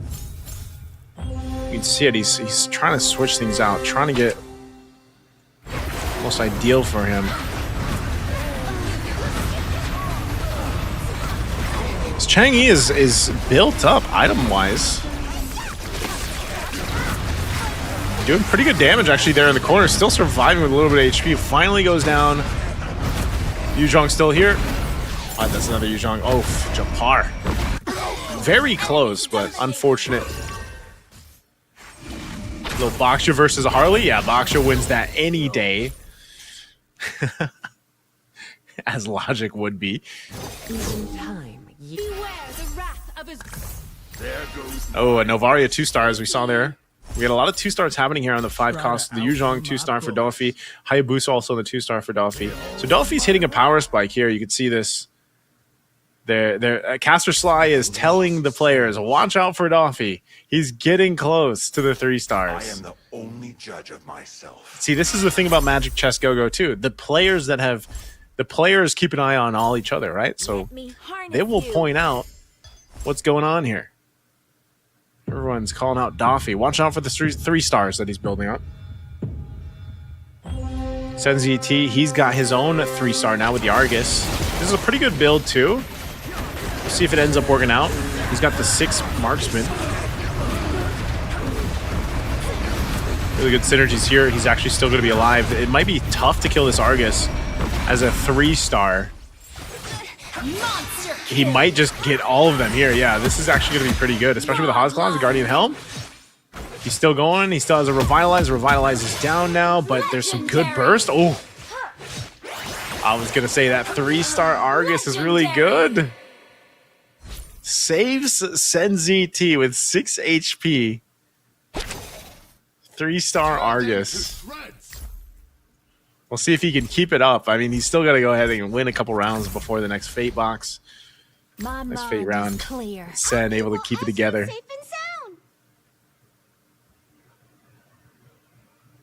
Senzi T also from Indonesia. Could potentially be killed here if 9 HP. Caster Sly as well. Caster Sly, 2 HP. Bellow, my ghost generals. We'll see if they're able to pull something off here. before this. A lot of 2 stars for Caster Sly. He's got good synergies here, but he's against Family 969. It's a good lineup. Changi. He spread out his items too, so even there, the Eve on the corner, it will pump out quite a bit, plus the Changi, so very good spread of damage and the items. They should be able to take that out. That's a big item too. The Feline Blade, by the way. So you can actually, you transform one of the heroes over on the other side, and that's what we saw. So that little interruption, I mean, you could see Family 969, the way he reacted to that too. Again, the Feline Blade works really well to stop some of those moments where it should have been a kill or it should have been, you know, this. And so that's a clutch item to get.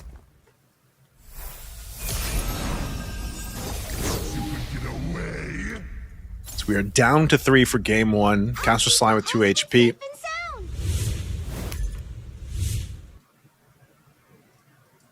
Caster Sly might just have an upper hand based off his itemization, and as he's working on the 3-star Changi. He might even switch some of the items, but he's got 2 Feline Blades here. So we'll see who Caster Sly ends up playing against. This is also a strong lineup. Again, that Star Wing.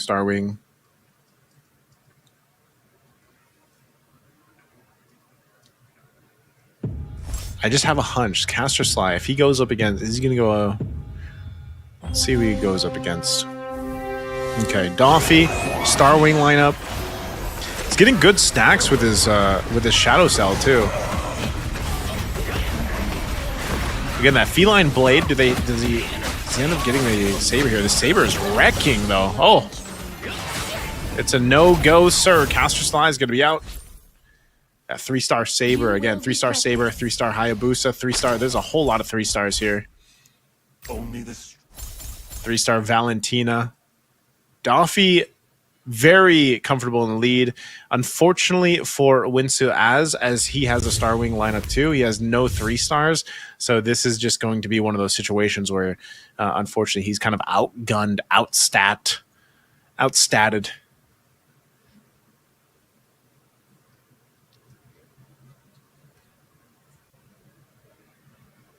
Which is really good items too for Doffy.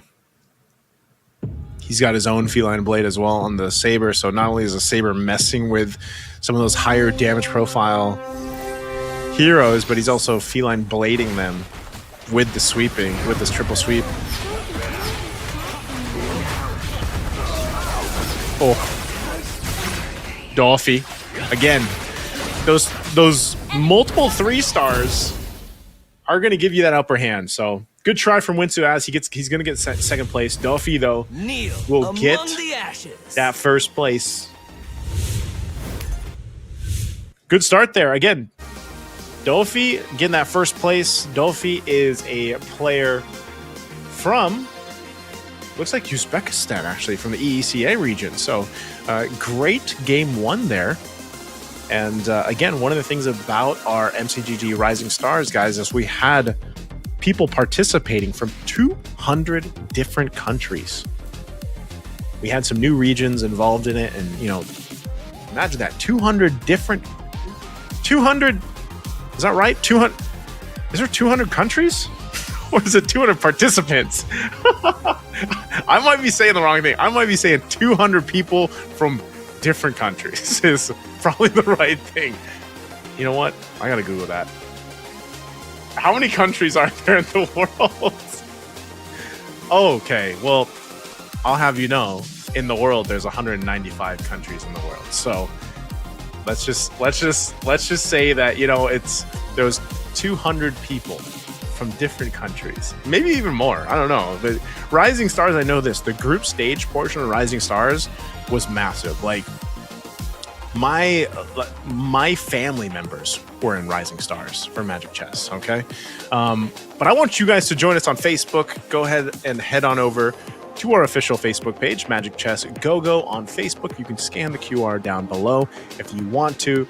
That'll lead you guys over there. Make sure you guys give it a like and a follow. And while you're at it, we want to give you guys some freebies or a chance at some freebies as well. So make sure you guys go ahead and comment here on the stream wherever you're watching. MCGG FB milestone. Go ahead and make sure you type that, chat that, screenshot that, head on over to the Facebook page that you just liked and followed, and then make sure you find the pinned post there and post your screenshot, okay? And some of you guys will have an opportunity or a chance to get some goodies for your Magic Chess journey, all right? I know I'd love some because I'll tell you what, I want to 3-star my commanders. Yes, if you guys didn't know, if you have played Magic Chess Go-Go, there are commanders, of course, within the game, and you can go ahead and rank your commanders up as well to get to those 3 stars. Now, here's our winner, Dofi. Once again, I love that everybody used the same commander. I don't know if they're going to keep doing that, but it was great. I really enjoyed seeing all the little Valiers. Yeah, you know, I would not complain if we see the same commander for each game. But here we go. Great breakdown. Like I said, he had multiple 3-star heroes that allowed Dofi to pretty much control the end game, like the late game. It was, again, he utilized the fact that he had good go-go cards to start off. And again, Valier is a commander that works off those go-go cards and allowing you to build that strategy around that. But, you know, as we see here, Dofi was able to just go ahead and scale up really well.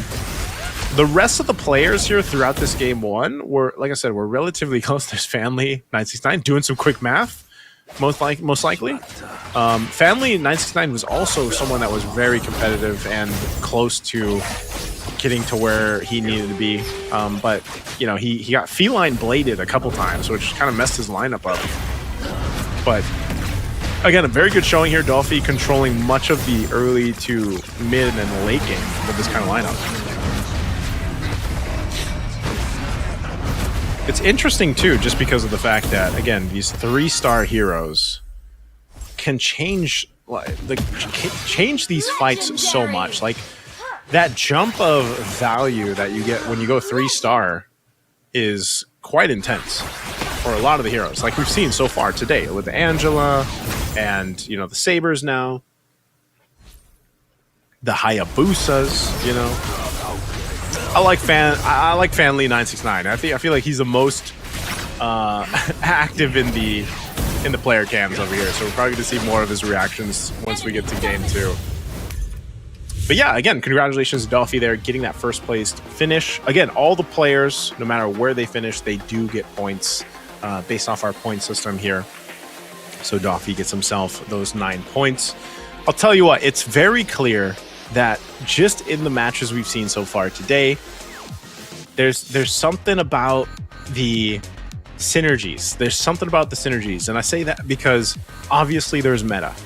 There's meta that we're seeing here kind of unfold. I think for a lot of viewers out there, this might be their first time seeing meta, because anytime we watch competition, there's always this meta that forms, right? And in a way, for Magic Chess's meta, there is this meta which is dependent on a couple things, you know, commanders, go-go cards, items, and everything else. But the synergies are very fun to see how they kind of unfold over the start of like stage 1 all the way to stage 4. Especially, like I said, a lot of the Star Wings synergies that are coming into play, a lot of that mixing and matching that we see with Star Wing. Surprisingly, even the last game, we didn't see too much Dawnbringer. Like we saw maybe one synergy, maybe two synergy of Dawnbringer, but a comparison to Group A, where it was like we saw Dawnbringer all day, you know. So I don't know if that was just, again, based off maybe some of the starting points that some of our players in Group B got, but it's a whole lot of Starwing and a whole lot of again, Mage, Luminexus. What I like, though, is that everything is essentially very competitive. Like, if you think about it, when you watch Magic Chess Go-Go, it is very competitive based on the synergies that you bring. They're all very valuable. Here's our breakdown, though, after round 1. We said Dofi's going to get that 9 points. Winsu gets the 7. Casper Sly at 6. SenZT at 5. Family 969 at 4. Japar 3. Willowsuit at 2. And FML X Dean will have the 1 point. But like I said, you have plenty of time. You have 5 games to get the points that you need. A lot of the players are going to be shooting for around that 18 mark. So for some, that's just getting 2 first place finishes.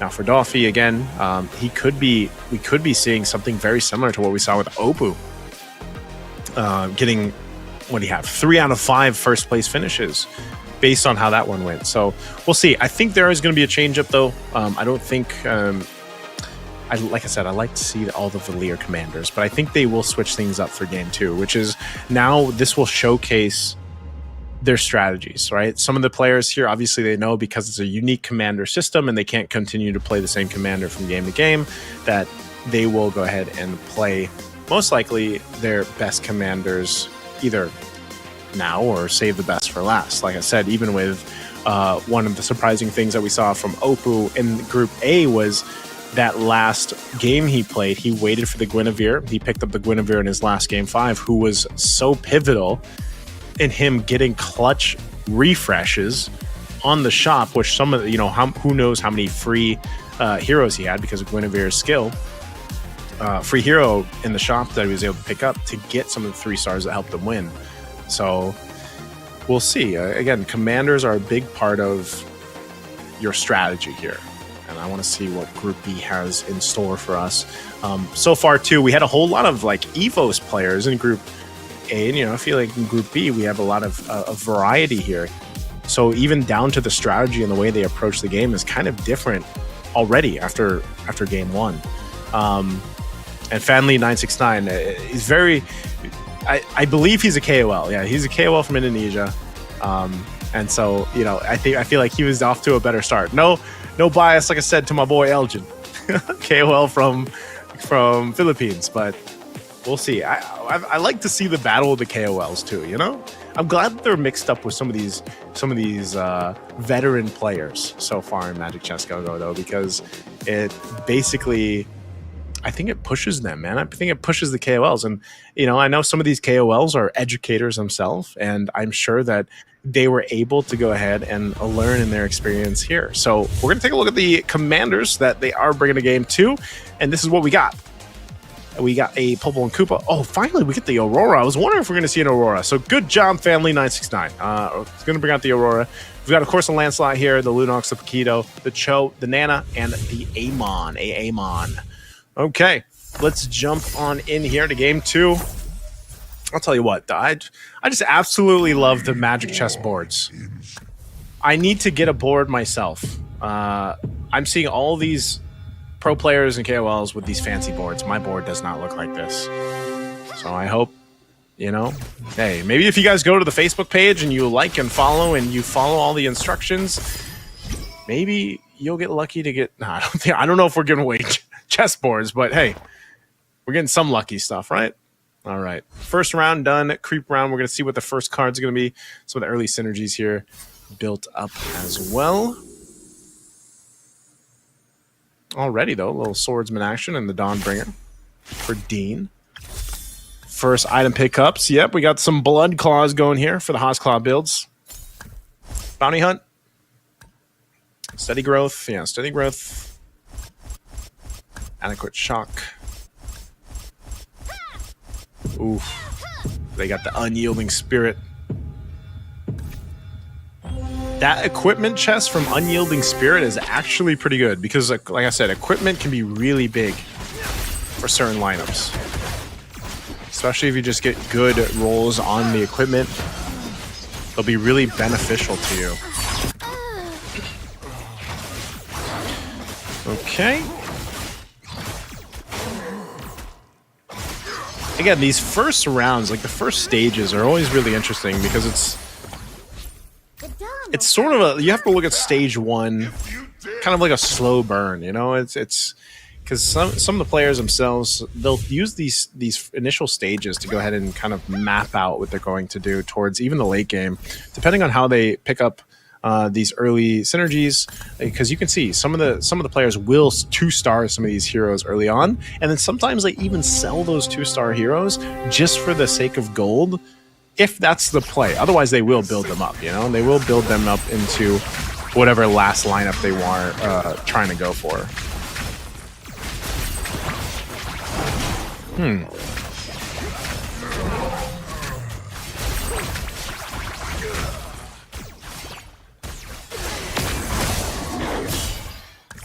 Okay. So this is going to be the game that we see some Dawnbringer. I was just saying, like, we haven't seen too much Dawnbringer. Well, this one we probably will. Because now there's a couple. And by a couple, I mean, I think 3 players are using Dawnbringer. At least for the 2 synergy so far for Dawnbringer. Where my blade strikes, the dawn will follow. Okay.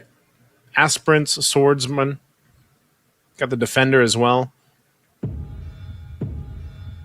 Really good kind of early building going here, too.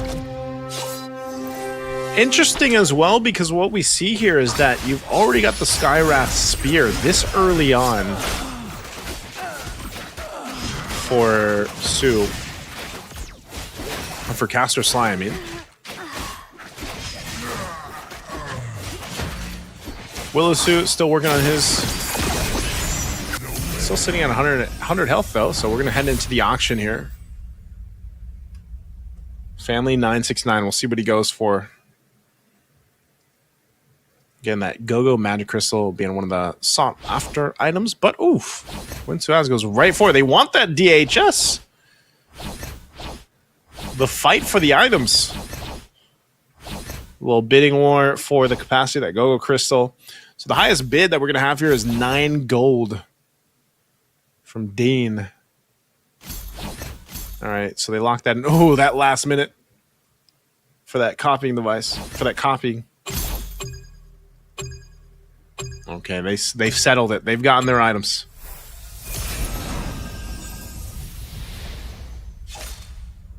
No one escapes my hunt. All right, this is where we see, now that we're getting into stage 2, round 1, what they decide to do here. He's got 20 gold. I don't know if he's going to... Yeah, he's just going to take one out. All right, switch things around. Playing with the Star Wing. We'll get the 4 Star Wing combo. Bruiser, Dawnbringer as well.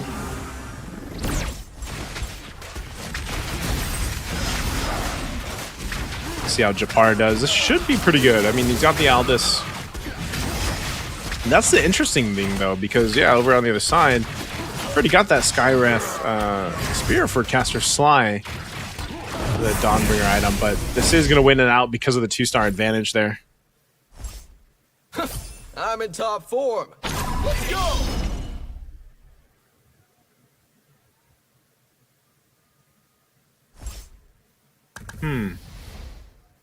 More Starwing. There's Weapon Master, Swordsman, Dawnbringer. He's going to go ahead and get that Blessing activated for the Luminexus. So now he's got the 2 Luminexus here. He's going to switch things around for Caster Sly. He's going to sell a little bit, pick some up. He's got 23 gold, so he's actually pretty good for economy.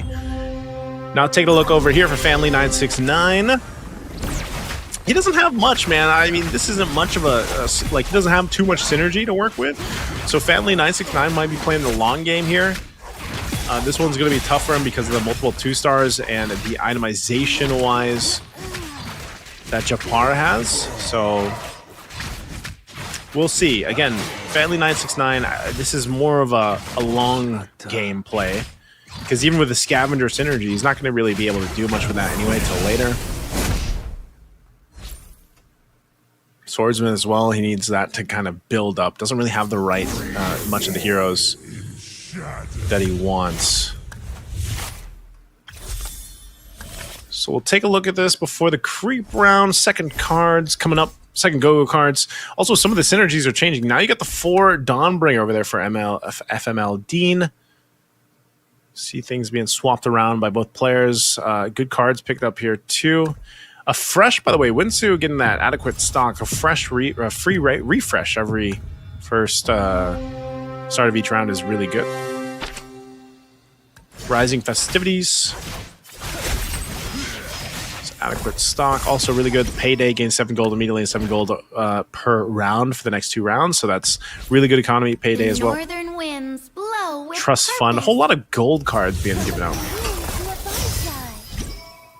This is why the thing is, like, always creep round stage 2 is usually more so, if you look at it, it's kind of like a mid-game power spike. that mid-game power spike for a lot of these synergies, especially now that you start to get in territory of the, the 4 out of 6s, or some of them are even capable of getting those 6 out of 6s. I think most of the synergies, yeah. We do have a 6 Luminexus for Doffy. Doffy's got a 6 Luminexus already.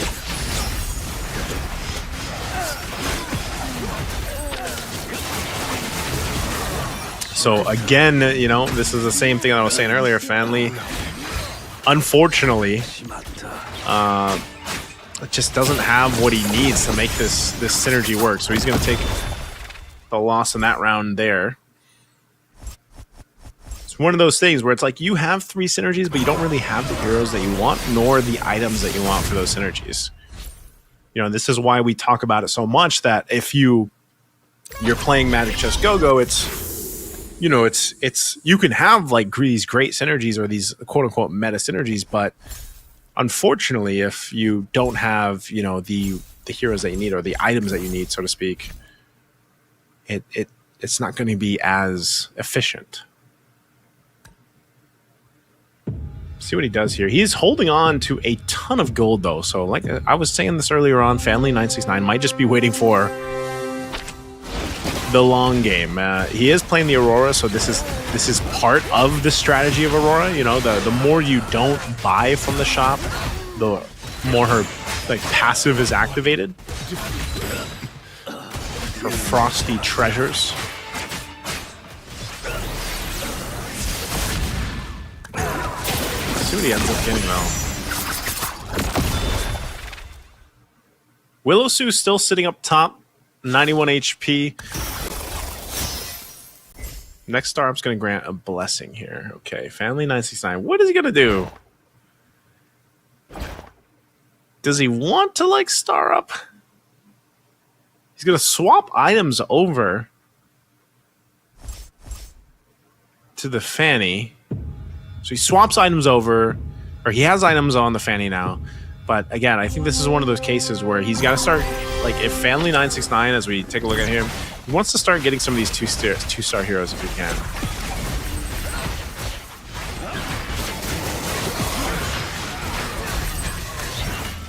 It's looking decent, though.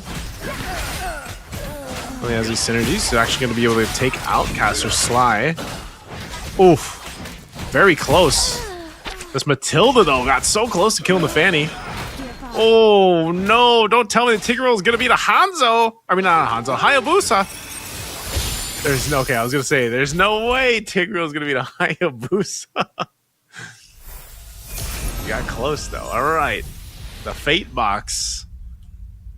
Fanly 969 and Doffy. All right, Doffy's going to go for capacity. Fanly he wants to continue to build the sword, the swordsman. He wants the 6 out of 6. Which will give him a pretty good buff to be 6 out of 6. He went for that instead of the Hayabusa or the Saber, though. So he went for that. What is he going to build here?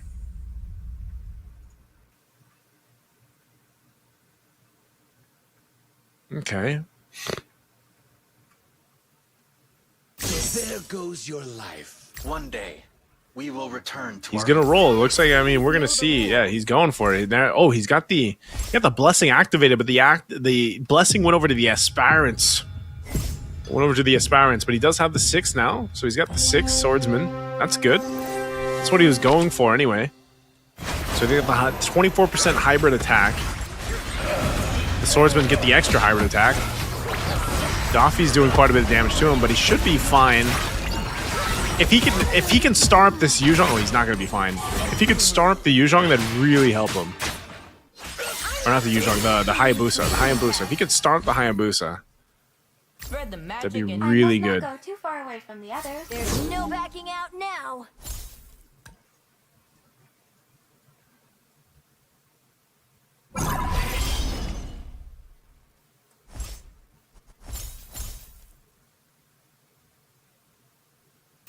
Way of the sand lies. One life is just enough. All right, he's still hunting.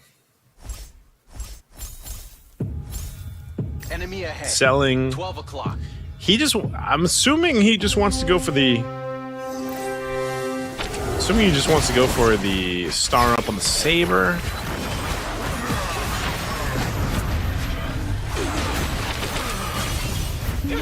Okay. He made it happen. You can see he's excited. He's excited. Family's feeling pretty good. No one, I'm surprised too. We're about that midway point of stage 3. No one's out just yet. So we're gonna see another creep round, and these last go-go guards being picked up. We got the healing fountain coming out. The glittering jewels, so the 9 free shop refreshes. Also the prime selection, get 1 magic chest crystal, select one of the magic crystals for Dean. What else are they going to be going for? Are there any more healing fountains? A lot of economy here too. Caster Slicing on 51 gold, Doffy on 50. Got a lot of gold here.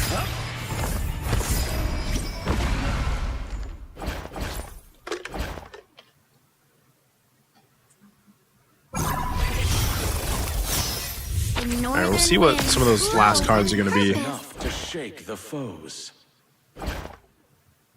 Family 969 now for 9 for 9. He's going to pick up, spends all his golds. His gold's gone. One life is just enough. Okay. He gets a Natalia 2-star, which also gets the blessing activated. So he's got the blessing on the swordsman. So he can actually get rid of one of his swordmen to activate another. And that's exactly what he does. So he now has a marksman. This is actually much better for 969. The Natalia does quite a bit of damage, especially when you put the items there. But that Dawnbringer, man, should be able to win it, maybe? The Natalia's doing quite good. Still has an immortality. Oh. Natalia versus a Yu Zhong with an immortality. Wow. Okay, he made it work.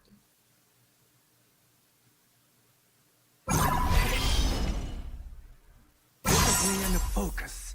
Balance the soul. Okay. Now we take a look elsewhere. This is what I was saying. The Dawnbringer, 6 out of 10. Stacks are looking okay. This is the combo that we see a lot of too, the Mage and Luminexus for Doffy. Take a look at some of the 5 costs that are still available out there and how many there are.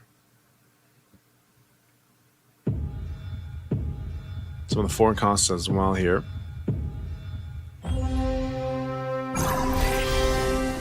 We'll see our players start to build up on interest again and then look for capitalizing out on the 3 stars once we get to that next stage, stage 4, for those that survive out of it. No one should go down just yet. Some are getting pretty close. And FML, that Dawnbringer, I'm telling you, the Dawnbringer. Ooh, Doffy gets a shield.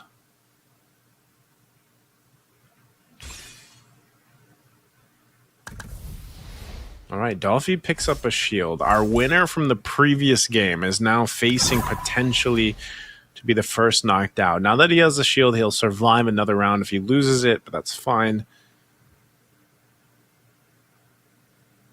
What do we see from here? A couple 2 stars happening here.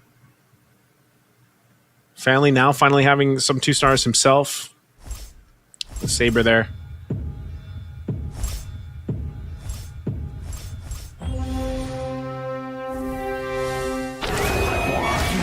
Going against Willow Soup. Yeah, he might get wrecked here. Pretty good lineup. Aziraphale's still alive, but yeah, eventually the Natalia. Can Natalia kill you? Oh, okay, good. Good job from Family 969. He's been fighting, he's been holding on. They might have a hard time here. This is once again the Argus that we've seen strong before.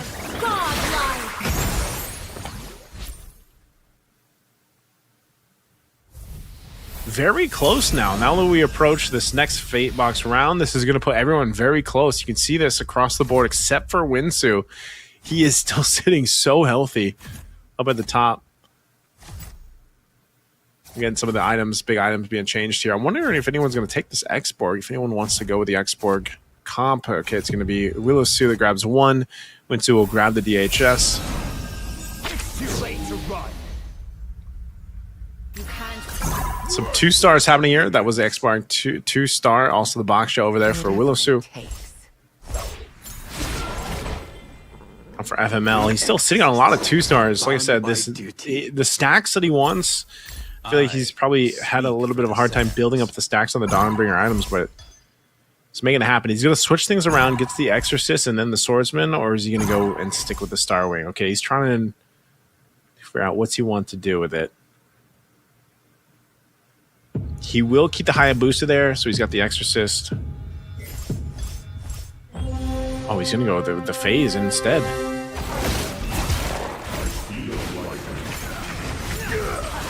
Goes with a little bit of extra attack speed.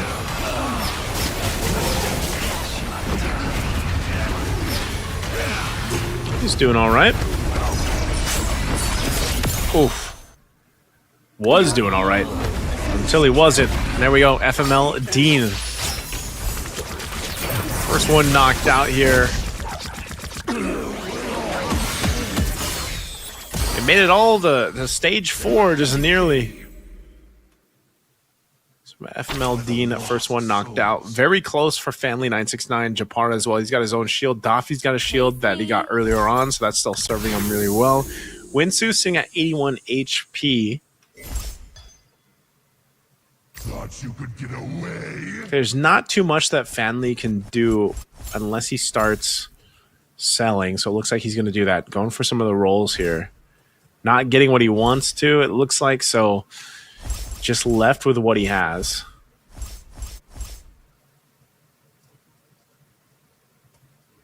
He could be in a troubled position. 4 HP.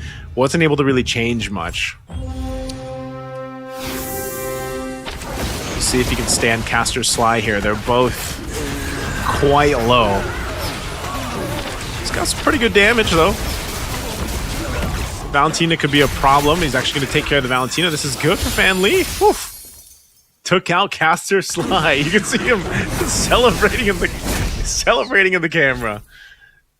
Fan Lee 969, go ahead and celebrate. Taking out Caster's Sly. That's 2 down. We're down to 6. And it's the creep round here. Stage 4. Round 3. It was a tough shuffle, too. Like we've seen, you know, it's always around these stage 4s that we see our players really kind of try to roll for what they can. See that mark up there. Irithil, almost 3-star. Argus, almost a 3-star for Winsu as he's building up really well.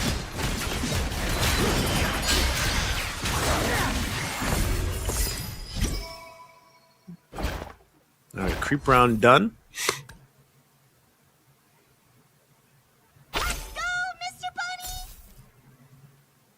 Good synergies over here for ZT. Send ZT. Weapon Master, he's got the Metro 02. He's going to go ahead and get his 3-star Argus.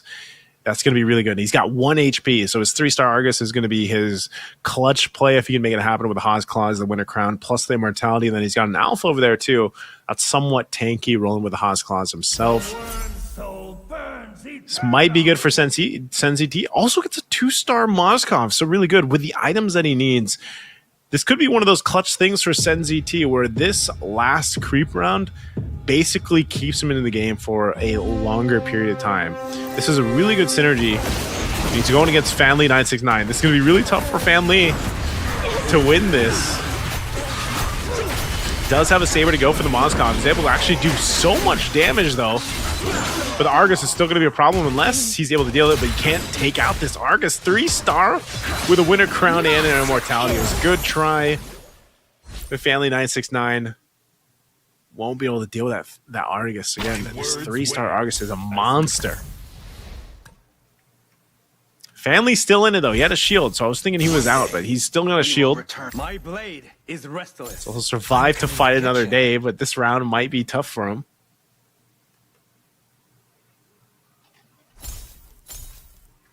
No one in this world had it easy. Let's see what he picks up here. Is he going for the Hayabusa play? While working in the dark. Okay, he got the 3-star Hayabusa. That's really good. He's got the 4 Synergy, Exorcist. He's still going with the Marksman, so he's going to have that extra bit of attack speed also with the Shadow Weaver. And then he lost the 6 for 6 Swordsman. Now he picks it up. So he's got it. Is this going to be good? Is that 3-star Hayabusa going to be good enough? It's a good amount of damage against Japar. Still alive for now. The Shadow Kill is going to be what he's relying on. Oof, that's massive. Ooh! And he got it. Family 969 still in the game. Still in the game. And now I'm surprised at how many players had shields. A lot of our players had shields and they were able to go ahead and stay in this long. It's a good thing they had the shields. Again, that rock solid shield that they got on their last go-go card draw. Playing a big part here. Now that we're approaching stage 4, round 6, this is the last battle part before the next Fate box in our game too.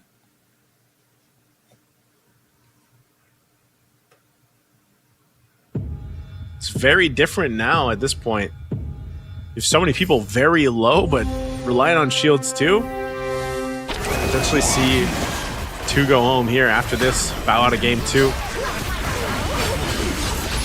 Oh. Oh, that amount of damage. Duffy gonna be out. And next up, he's gotta win a crown. He's working on that. Ooh. And we'll take him out too. Japar and Duffy will sit out. Senzi T. Family 969 is still in it after being almost sent out. So we have Willow Sue, Family 969, and Winsu. Winsu as Willow Sue. He goes for the Bruiser. We'll see if he's able to make something happen here.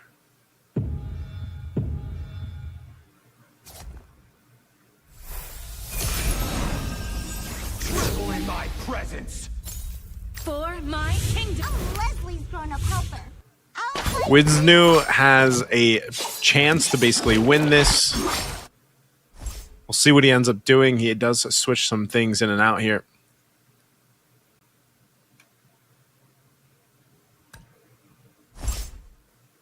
Oof, that 3-star Baksha.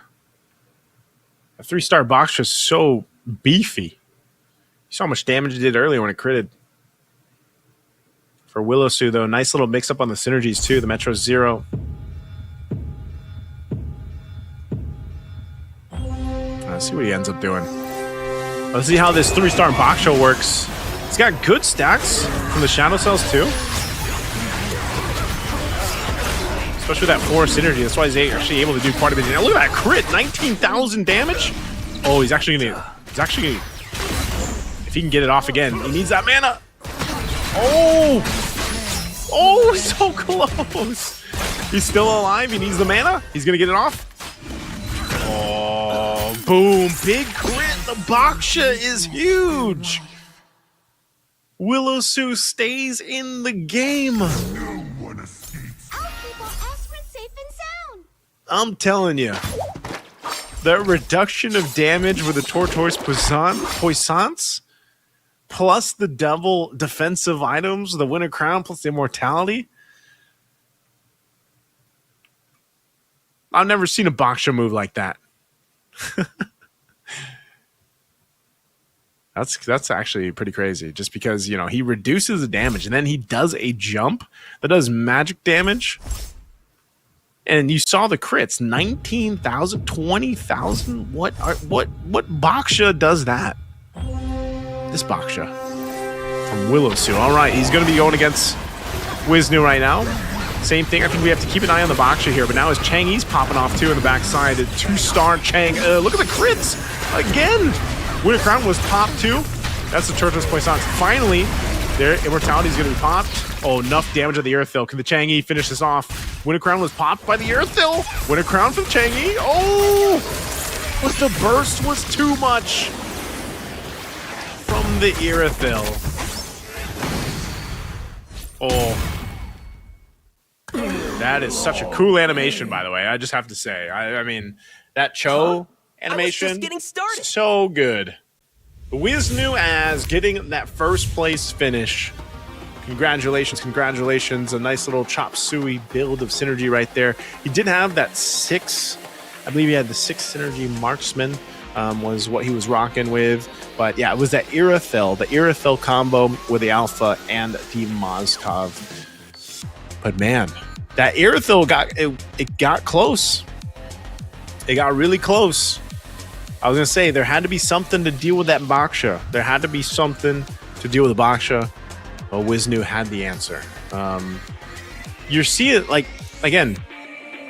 Group B. If you guys watch Group A with us, Group B's matches or their synergies or their strategies are different than Group A. You know, again, that's why the thing about Magic Chess, there's so much room for something successful to work for you to get the win there. And again, even if you look at that, Fanly 969, the guy was at like 1 HP for the longest time, and then he got a shield too, and then was able to go ahead and stay in the game all the way at 2. I believe he had a 3rd place finish there for game 2.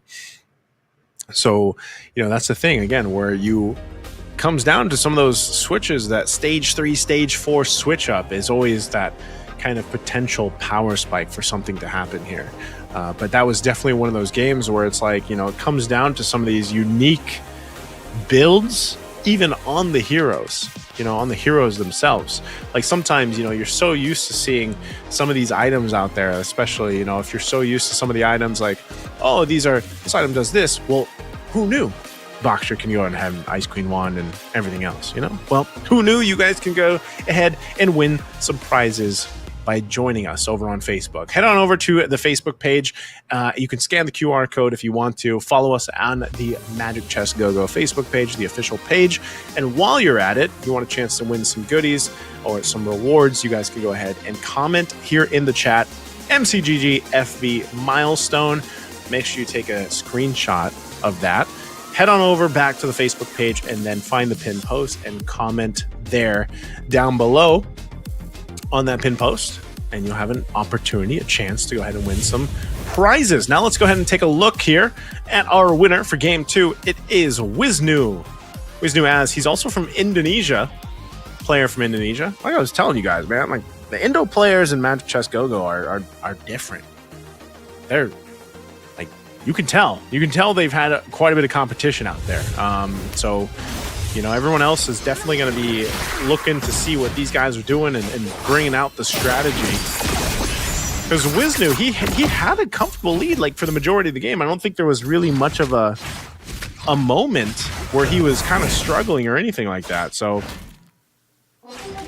I think, again, in this sense, it's like you look at the pacing of this game, and it was just favorable to what Wisnu started with in the first place. So let's just see again, if there's going to be a challenger to step up here now. It's been good though. Like I said, back-to-back games, different in their own sense, different strategies, things that can work on both sides, if you will. And we'll see how they go about this. Again, like one of the big things about it is you bring out this strategy that we saw, and it's one of those things where like you have this idea, you have the concept of the team comp that you want to bring or the synergies that you want to bring, but it changes as the course of the game goes too. This Argus for a bit was unstoppable, and then it changed, and this was that 3-star Baksha that we see just kind of wrecking it. Will we see one of the crits here? Maybe we see one of the crits. That's that Tortoise Poissons. Okay, we don't get to see it, but man, that Baksha was hitting for 1920k. Like, that's crazy, right? This was a nice little showdown right here. Boom, 15k crit. Again, very interesting to see. That was a 1v1 showdown there. So I'll tell you what, the players are, I feel like, almost in a sense, they're testing some of the compositions that they can bring out here. But it's all part of this plan, you know? And it all starts with the cards that they get early on, with the synergies that they build. But I'll tell you, it's been nice to see already in Group B somewhat of a different start, a different plan. You know, we're 2 games in now. Different winners for the first place finishes for both. First Doffy, and now here we, of course, have Wisnu. I think part of this, though, is, again, if there's going to be like an even distribution of points, maybe we have a third place or a third game different winner. I'll make things interesting here for us. Let's go ahead and look at the post-game stats. This is what I was saying, though. Wisnu's lineup, especially with the Cho, was great. Nice little mix here. Had that 6 marksman, Metro Zero, Weapon Master, Doomsworn, the Ember Lord. I think even the Ember Lords like helped him out in that sense. Just really good, though. But even like I said, if you look at this, like FML Dean, it was like one of those situations where like his Dawnbringer lineup, you think would be really, really strong and work, but I just feel like he wasn't able to get the stats that he was looking for, or the stacks that he was looking for, and then he couldn't get that Valentina to that 3-star where she can usually pump out quite a bit of damage. So let's go ahead and look at the updated standings here. 16 points now for Wisnu. So he had a pretty good finish even in game 1, right? Doffy now sitting at 12, SenZT at 10, Fanly 969 at 10. And we have 9872. FML Dean is going to want to kind of get things under control if he can to move forward. If he can get there. But so far, so good for, again, the top of the standings. They're very close. We'll see exactly what the plan is going to be. I think this, for game 3, since it's a game 3 and it's, you know, out of the 5 games, we might see some of the players actually pick up some more of the kind of economy commanders. Maybe we see a Lancelot or 2 pop up, but there's been a good variety of commanders too. I think, you know, we've got plenty of commanders in the game. We might as well go ahead and bring more and more to the table, you know. But like I was saying, when we got to Group B, I was like, I hope we see some new commanders. We have so far, and so I'm glad about that. I think even if you look at this though, play style wise, Indonesia just has something that's very apparent with the way they like to play Magic Chess Go-Go. And I feel like they're able to go ahead and figure something out with the composition that they want, you know? And if that means waiting till stage 3 to go ahead and wait for that power spike of the creep round and maybe that fate box round, and then sometimes just clear a board and switch up, they'll make it happen. I think so far, though, it's been Fanly 969 who's been like the most active or vocal on the player cam. Like, and it's funny because maybe for some people, like, you don't play Magic Chess Go-Go that way, but then when you watch other people play it and how excited they get when they win these rounds, it's pretty crazy, right? So let's look at the unique commander for game 3 ahead of us. Those are the commanders they have already played. Again, everybody played a Valir in round 1. Let's look at this. Okay, yes, I'm so happy a Cyclops is being played, and it's by Wisnu. It's by the previous winner, so that's great. Cyclops is going to be played.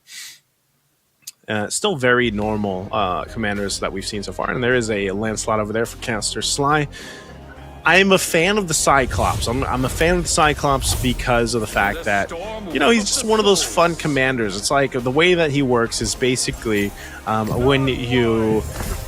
when another commander dies or they're sent out, you basically get a portion of their gold and also one of the random heroes in the lineup, right? You can also gain heroes. So Cyclops is just kind of fun to play. He's one of those fun commanders to go ahead and have a little bit of a shake-up to a game. So let's take a look after that first creep round here where they go. First card's going to be picked up too. What kind of first cards? We got the trust funds. We got gold. We got a whole lot of gold being built up. Unlimited expansion, 4 gold when upgrading commander level. Gain XP. So we got XP and gold is what we're going for the cards here for that first card pull. So that's going to be good. SenZT is the only one that went with the Magic Immersion, so he goes Magic Immersion. Forbidden Power, too. Caster Slide going with the backline battery power, basically.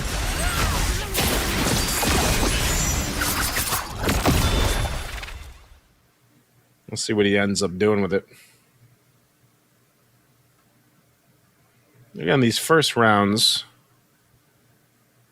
the fact that we got the first cards being mostly gold and XP based are going to be able to go ahead and help them scale up a little bit quicker. Maybe even by the stage 2, we start seeing some pretty aggressive strategies being used here. Right now, though, across the board, it's a whole lot of Defender. Just based off the first heroes that they got, so we got a whole lot of Defender going on. Caster Slide here. 3 synergies activated already. Whoa, look at the burst. That was like one of the quickest matches right there. That was like 2 seconds. So let's come with swordsman. Okay, right here as well.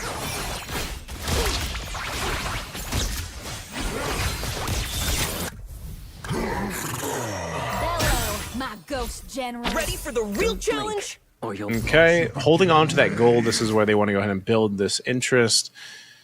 This is one of the things, too. When you start with these kind of cards, these XP cards and the gold cards, you will have a little bit more gold to work with. And, you know, before this first auction, that could give them an upper hand. We still have a lot of this, though. A lot of the Defender kind of eccentric synergies being built up. Daffy's only got the 2 mage synergy built up right now. Japar's got the 3 over here, 2 Defender, Doomsworn, and the Stargazer, so he's going to get a little bit of extra mana, which is going to help him with this. These kind of heroes that he has. So everybody that had that early kind of advantage, they'll play into that. Which, you know, necessarily, like I said, with the auction coming up, it's not that big of a deal if you know, take too much damage. Because at the end of the day, someone can just outbid you if they want to. Up the energy here.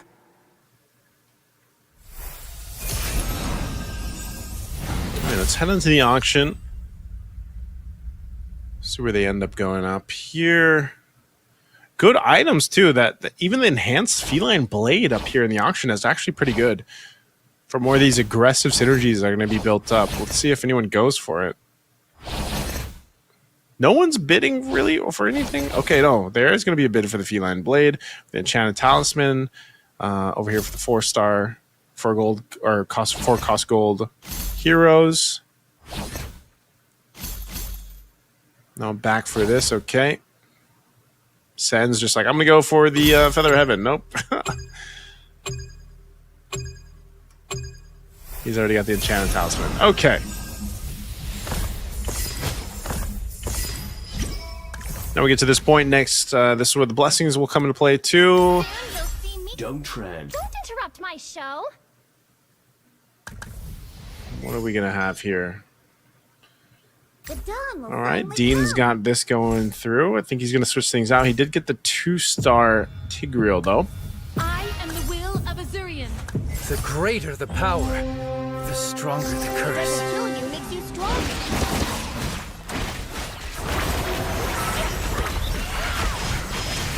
Luminexus and the Stargazer. I think he's got a little more time, but that was a good pull early on. He's already got a 2-star Novaria for Family 969. That's actually a great start. He's got multiple 2-stars.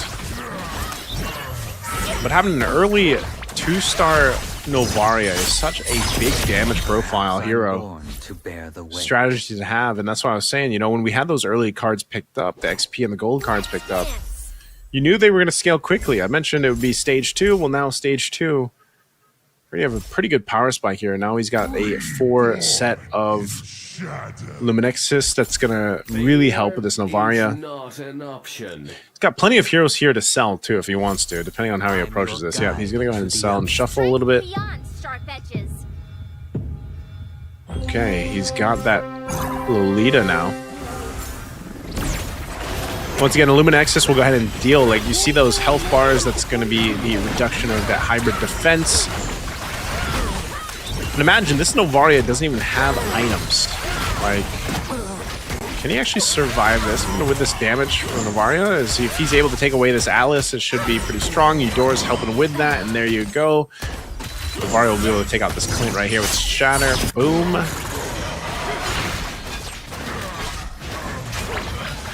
Wiznu's got nice synergy going up, built up too. Defender with the Scavenger plus the Shadow Weaver and then the Doomsworn, so he's got that. We better be on the road, Clint. It's a long way. Say across the board, some of the synergies that are already built up at this point in the game are good. We do have one Dawnbringer this time for Caster Sly. Second card's being picked up too here. Help more with the scaling here. Some item dependent. Oof. Caster Sly even gets a Sealed Dispel card. So that's going to help with this 5 regrowth. Stacks for the Dawnbringer. So immortalities as well for the Eternity. It's more health when they come up from the immortalities.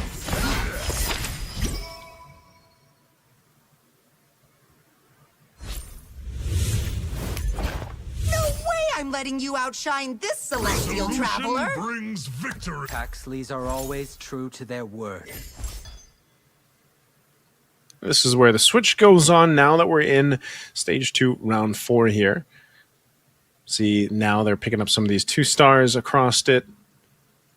Again, once people start getting knocked out here, that's the thing about Wiznu. The Cyclops will kind of help him.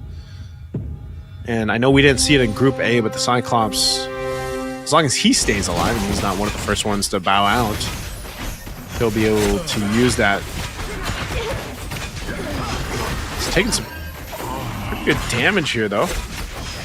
Might be able to win this, though. Again, this Defender thing's playing out really well, but he's actually dealing with that back line. If his Baksha goes down, his Hanabi's going to be in trouble. Oof, yeah, he's not going to win that one. Unfortunately, even with the Guardian Helm and the Revitalize, not enough, so Wiznu takes a hit.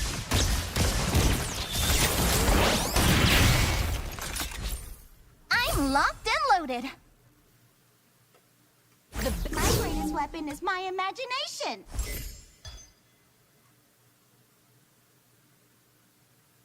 A little switching here. This is where we usually see, yeah, that Metro Zero, Aspirants, Scavenger, Doomsworn, Stargazer. Start to see some of that built up. If he's able to get the 2-star Chang'e later on, it's going to be really good. The Metro Zero thing will help with this buff here, though. It's the only problem, though. You already got a 3-star across from you that you're dealing with, and even though it's a 3-star Lolita, a 3-star Lolita is still just like so much defense to kind of break through.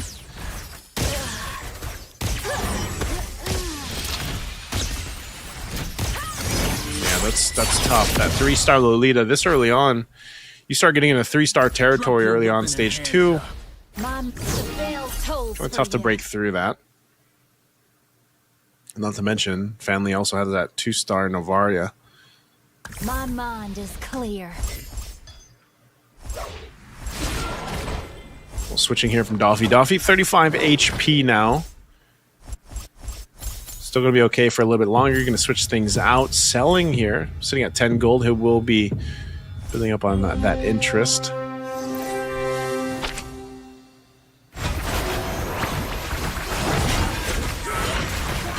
See if he's able to make this work. Because Hanabi's pretty good item-wise. You know, you've got the DHS and the Berserker's Fury, but your front line and everything else just kind of gets wrecked.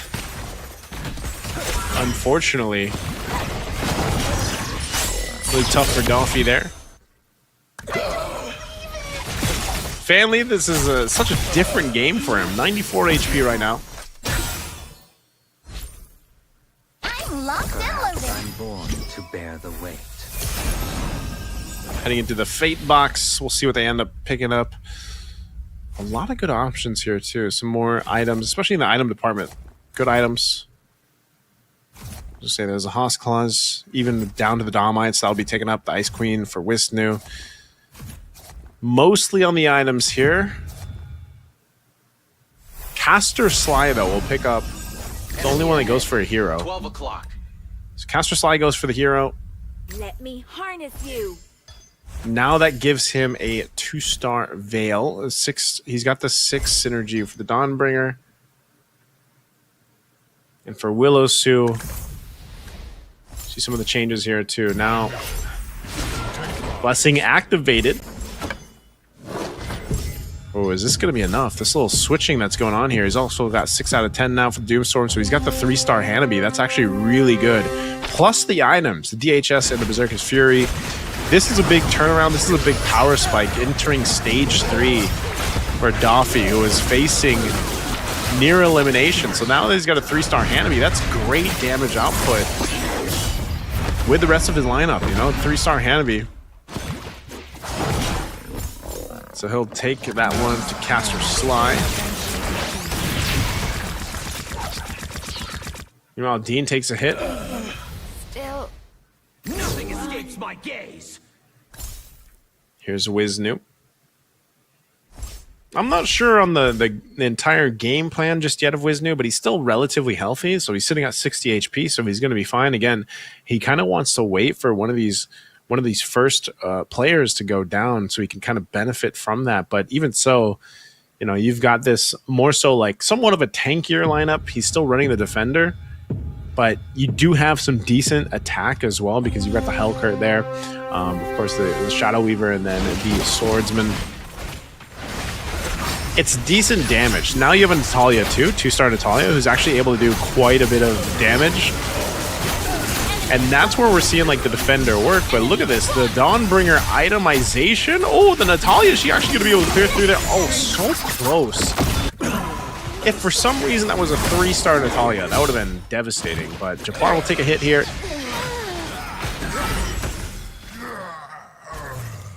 All right, they're getting quite low, but that's going to be a win right there. 7 win streak. I'm in top form. Let's go. Family making it work this time. All right, creep round here, stage 3, round 3 creep round. See what they end up getting. Don't panic. Clint is on the way. Getting very close now at this point. Japar, Doffy, both 14, 18 HP. Let's see what they end up doing here.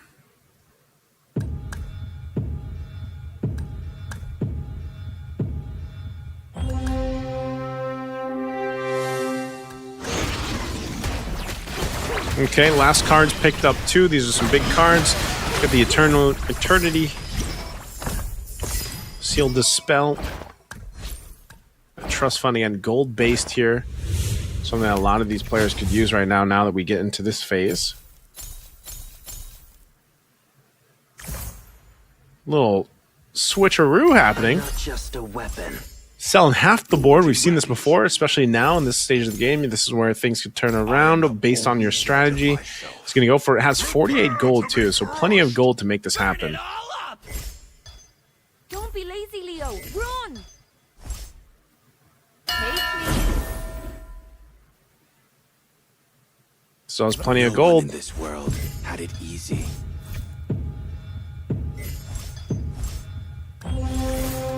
Okay. Quite the shift of game plan there. Still going to be going for Dean. Rocking the 6 Marksman. The Metro Zero, but oof. Good thing for the Airthill. The Airthill's still up alongside the Yu Zhong. Should be able to cap this out, but oh no, the Angela again. A little bit too much. Still going to be okay though. Still going to be surviving that round. Doffy will take out Willow Soup. Not out, but do some damage to him. The greater the power, the stronger the curse. Relatively close still. No one going down just yet. Japar, Doffy still at that bottom side. But Doffy's making moves now. 2-star here. Selling some of these heroes to make it work. Trying to stay into this game. Even for Japar. Japar, quite a mix-up. So Japar and Daffy both kind of in danger zone, both with mixed kind of lineups, mixed synergies. Very 2 for 4, 2 for 4 across the board.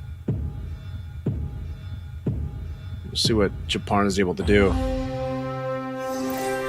against Fanli. Really tough here. We'll see if he's able to pull off and stay in the game.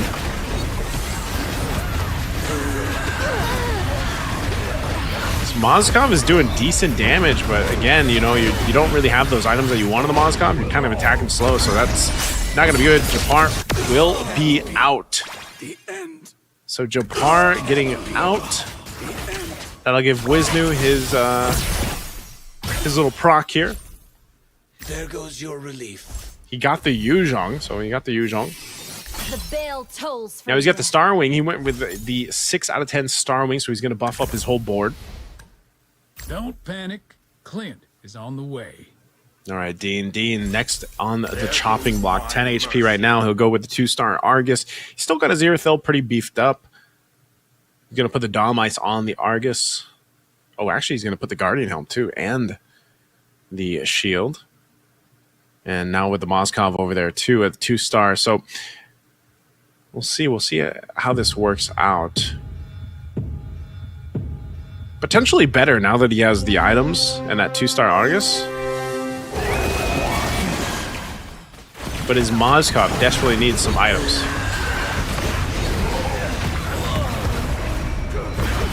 Zerathil's doing pretty good over on the corner there. Also, he's got his Daffy's got his Zerathil. Oh, can't take all those out though, unfortunately. Oof. Daffy staying in it. Dean going to be out. Even Wisnu took some damage there. We head over to the Fate box. Little box of Fate.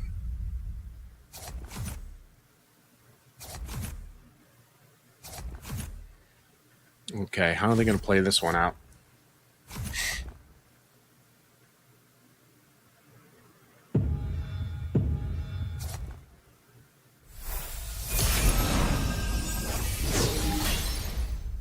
It's not your fault being defeated by me.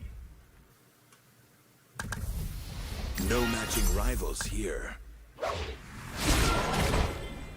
All right, fully locked in. There are going to be some changes. They're pointing out. This is where we start to see. Now that we're in stage 4, you still have 6 players up, so they're going to be fine. Saber, almost 3-star.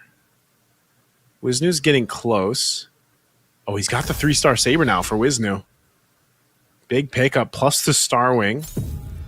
So he's got a stacked up Saber with a Guardian Helm, Revitalized Golden Staff. His Harley's decently item, but he's only 1-star, so that's not going to be much. We'll see if Wisnu is able to stay into this with this Saber, this 3-star Saber. Does do quite a bit of damage. Also the heal up with a Guardian Helm. Revitalized combination is actually just going to be popping off the triple sweeps. Really good. He's going to deal with his Hanabi though too. Oh, he's so far so good, but he's still got to work through the immortality. Oh, still going. Is he going to be able to take out the Airthail? And he's got a Harley. That's going to be a win right there. Legendary. Or Wisnu. That big pickup again in this 3-star. Always in the stage 4. The 3-star changes Need no protection for the heroes. Coming in clutch. On the winning side. I will prevail. 5 players left, 3 out. Daffy with 3 HP. Wisnu sitting at 12.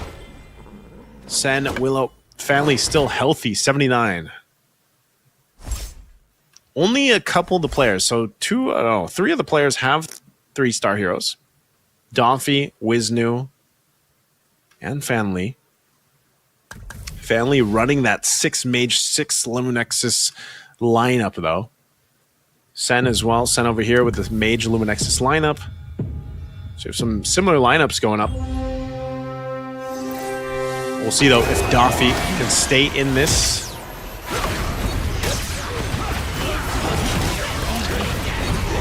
Still going to be going. Zerathil took quite a bit of damage, but over in the right corner, his Cyclops and his Hanabi, 3-star Hanabi, working the damage meters. It's a good part there. Daffy's going to be able to stay in this most likely as long as he can clear this out. Yep, they're going to take out the Eve too. Good itemization here. Doffy will stay in it. Again, Doffy, game 1's first place finish. Sitting at 3 HP. I thirst for battle. To another creep round we go. For the lost souls. It hungers. A life of regrets. Chase me. It's too late to run. What we can see with the 5 cost heroes still left out there. With invincibility comes solitude. Also the 4 costs.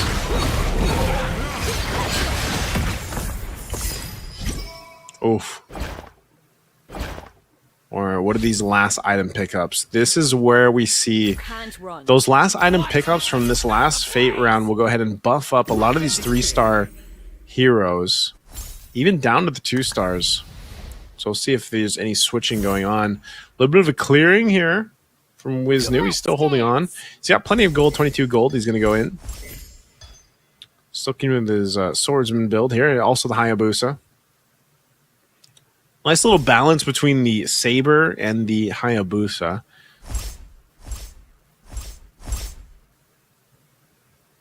See what he decides to do here. Puts the Alpha and the Helker behind.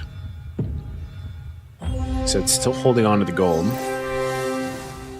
Up against the opponent here. Senzi T, little mirror action. Deal with the Heart Guard. They got to get to that corner side. The Hayabusa is going to go there, so he's going to be able to get the shadow kill off, even with the shields. Should be pretty good. He's going to focus down on that Nana. There's the shadow kill.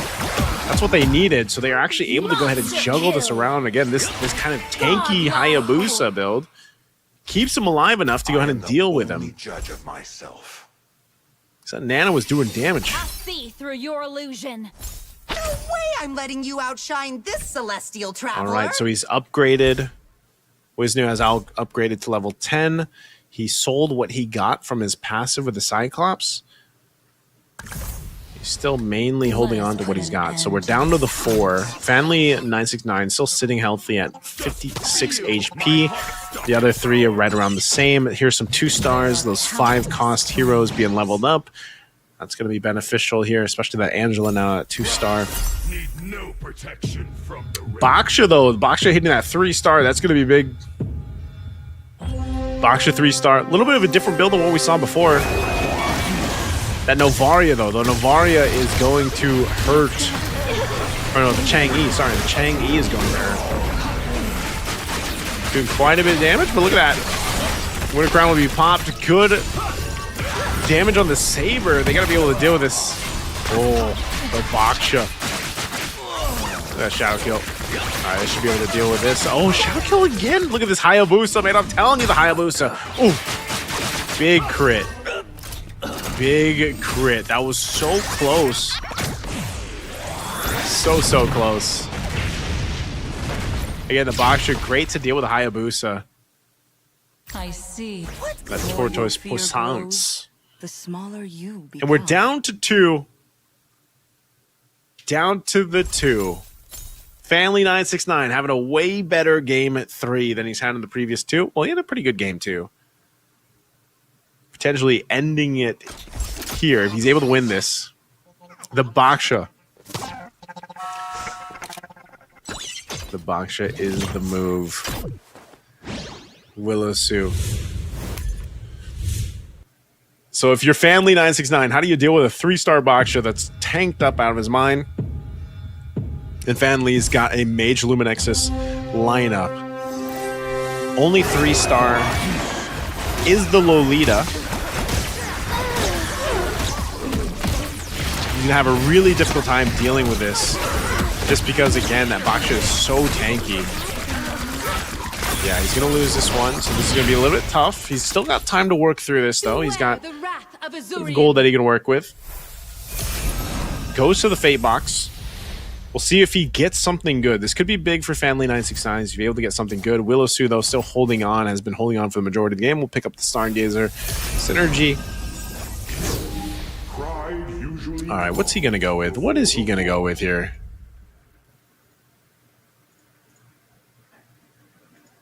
That's the thing, though. The fact that Willisu picked up Stargazer, like he's just got so much mana now. The way of the sand lies ahead of me. So he goes Ember Lord. Oof, that's really tough. He just 3-starred his Chang'e as well. So she's going to have constant meteor showers. That's the problem. These meteor showers, because it's also got an enchanted talisman plus that Stargazer earlier on. That's really, really big. Let's see. The Chang'e firing off right away with the meteor shower because of that combination. And it's just going to have this constant meteor shower, basically. Meteor shower again. Meteor shower again. Really, really tough. Family 969 could be potentially seeing this loss here after he was maintained at the first place for so long. Still going to be a strong second place finish here, but again, the big problem is, again, with his lineup, trying to get to Willisu is a problem, so I'm not sure what he's going to be able to switch around. He has a ton of gold to kind of fish here to get what he can. Doesn't really have, again, this 3-star hero that he needs to make this completely work. Couldn't get it here, too. He does sell a little bit. He's going for a full, like... What is he going for here? Is he going for Angela? He's just going to... He's hunting for the Angela. He's going to use everything. Family 969 just spent all his gold. Oh, he spent his gold. He went for the Angela. Oh, man, you can see it there. Yeah, it's unfortunate.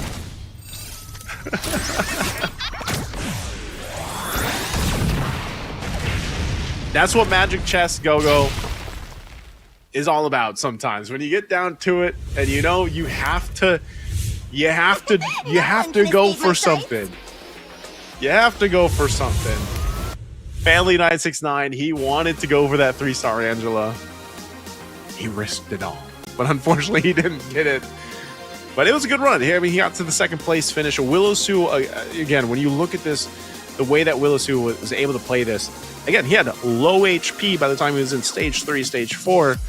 But again, the way he played it, the way he even played his cards, like the way that his cards, they were XP gold-based cards that he had, were really good for him, you know, and that Chang'e Baksha kind of synergy worked so well. Baksha kind of, even at times, protecting the Chang'e.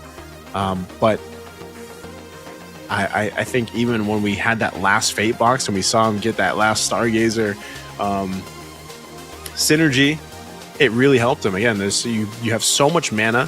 You have an enchanted talisman on the Chang'e. It's just, again, it's one of those things where how do you play, how do you play against that, right? The constant meteor showers that you have, the Chang'e in that corner, just secured, not really worrying too much. It was one of those things where no one could really figure out how to get rid of the Chang'e's damage or the Baksha. The Baksha, for some reason, the Baksha 3 stars has insane HP, right? And then he's able to soak up and reduce damage too. But I want to invite you guys once again to follow the Facebook page. Head on over to our official Facebook page for Magic Go-Go, Magic Chess Go-Go. It is on Facebook. You can scan the QR if you want to. Also, we have some special stuff for you guys too. If you want to join this and get a chance at some goodies, you guys can go ahead and follow these instructions right here. Just chat down on the chat, MCGGFB milestone. That's all you got to put. Then you take a screenshot, head on over to the Facebook page, look for the pinned post, and then post it there. And we'll be picking some winners there for our exciting prizes. So good luck to everybody, and definitely join us while you can. That is game 3. We're going to be taking a look at the breakdown here for our winner, but also, of course, the match highlights later on.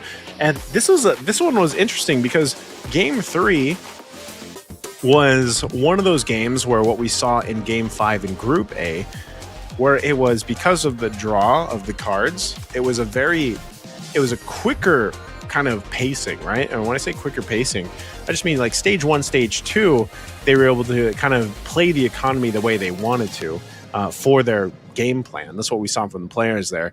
And that's why, you saw some of these players have these 2-star heroes early on, which kind of gave them some of the advantage and play into that. But let's go ahead and look at Willow Su. He had the Layla. This is what I was saying. This Baksha Chang'e combo is deadly. Not only that, too, but eventually, if he wanted to, it's like he could have swerved into even having a Moskov or the Eve there. But even his cards were very gold XP based, even from start to finish. And then he had that kind of mixture of the synergy, right? The Ember Lord synergy, by the way, gave him that little extra burst when one of his Ember Lord heroes went down. And then he was just able to build into that really, really well throughout the game. So one of those things, like I said, for Willow Su was that his game plan could have changed, but the players were even pointing out, like, hey, watch out for his Baksha 3-star. Watch out for the Chang'e 3-star, because they saw that that's where he was going. One of the things that these professional Magic Chess Go-Go players do is they look at everything, right? And that's one of the things you have to do to be very successful here for Magic Chess Go-Go. You got to take a look at everything, what they're building, what synergies they're going, the cards that they have.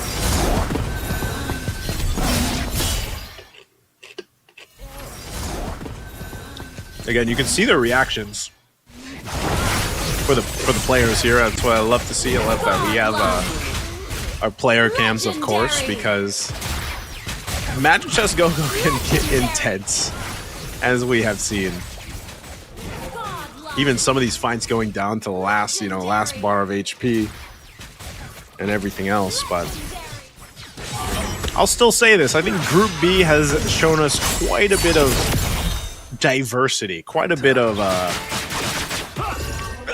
even difference in terms of the way that they build. And again, part of that is at the whim of what the game gives you in terms of items. But even for them, seeing how some of them have handled those items and even switching some of those items in and out, it's always something that is interesting to see. That was probably his reaction when he couldn't get the Angela 3-star that he was looking for, but you know what, Family 969, you are doing great. Again, very. I got to see the point breakdown here too, because after that, the second place that he got is going to help him bump up his points.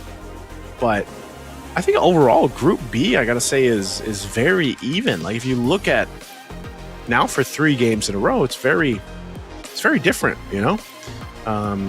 Good mix of, like I said, different strategies and different approaches to the game here. So as we wait for our next game and we get to see some of the breakdown or the points of our players, again, you kind of have to think, even if we reference back to the patch. Now, I know if you guys play Magic Chess Go-Go too, the ranked season, I believe, is ending soon. So I hope you got a chance to rank up while you could, but even when we move forward from our current season, when we get to the next season, that's always the fun part about Magic Chess Go-Go is you get to go ahead and try out these new synergies, these new strategies and the new heroes. And I feel like that's what our players have been doing really well so far. I mean, it's proof that they've had plenty of time to go ahead and practice this out. You can see the breakdown here for the 8 players in Group B. Even with this, again, it was nice to see the Cyclops, man, because we didn't see the Cyclops in the last group. There's so many commanders. Hope we get to see some more pop up. I love that we have the unique commander thing. Of course, now here is the updated standings. Wisnu is at 22 points. Willow Su at 18. Family 969 at 17. Duffy at 16. Senzi T at 15. Kastasai at 11. Japar at 8. And Dean at 4. So it was still very relatively close, competitive there. Again, I think if you look at this, it's a very big difference in terms of each round. It's been someone different competitive-wise. So I gotta say, yeah, for all of them, I would say even for Dean. I know Dean's there, at the bottom spot, but you never know. Dean could just have a really good RNG-based run and get that first place, get himself 9 points. It'll be interesting to see, too, what ends up happening tomorrow, now that I'm thinking about it.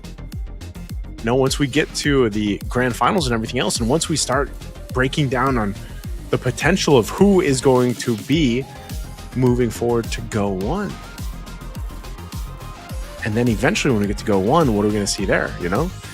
Now that you have to look at Magic Chess Go-Go, it's more of a, I don't know about you guys, but like I said earlier, when you started Magic Chess Go-Go, I don't think, if you're tuning into even the stream here, I think you are probably like, man, there's so much that I didn't know, or there's so much that I feel like I could have learned, or there's so much that I feel like I could have uncovered about Magic Chess Go-Go. And that's what I feel like anytime you watch like an esport, that's what you'll get to do. You get to see how the players at the highest level of that esport play it, and then it gives you the opportunity to learn here. Now, that's the fun thing about Magic Chess Go-Go is, yes, there's just like most things, the meta can shift. Eventually new synergies and whatnot will also be here, and also we get new commanders. We haven't seen a Gushin yet, have we? Has there been a Gushin? Isn't there? Gushin is the newest commander. I don't think we've seen him just yet. We'll see if there's going to be a switch at all. Like I said, there's been a whole lot of Lancelots, Paquitos, Amons, Popo and Koopa. What else has there been? Aside the Valiers in game 1. We'll see what our unique commander picks are going to be for game 4. But I think, yeah, I want to see some more commanders. I'd love to know what you guys want to see commander wise. Maybe some of you guys also just play one commander like me. I wish if I had a wish list for a commander, I would wish there would be a Gord commander. I know there was a Gord hero that was in last season, but I would be a Gord commander. Seeing some of them pop in, so we'll see. I think most people, though, still economy-wise, shop-wise, they like to go with those commanders that have that kind of control. Because even then, if you think about the ability to have a commander that helps you with your economy, that's always going to kind of give you the upper hand, you know, if you approach this game. If you guys are realizing anything, it's Magic Chess. A big portion of it is your managing your economy, right? I think as long as you approach the game as, okay, how am I going to manage my economy? And sometimes when I say manage your economy, that might even mean just what we saw before. You know, sometimes you have to just take all that gold you have saved up on interest and everything else and just YOLO it, just full send it.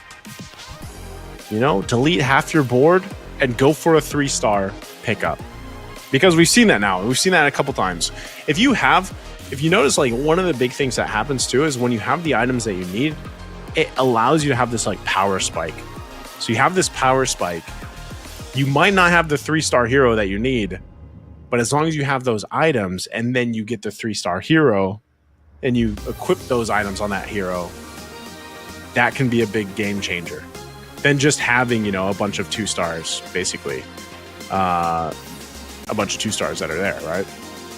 Because we've seen that. We've seen the big impact of a 2-star or a 3-star hero being available. So we'll have to wait. We'll have to wait a bit here to see exactly what is going to be picked up for game 4. I want to take a look here at something real quick.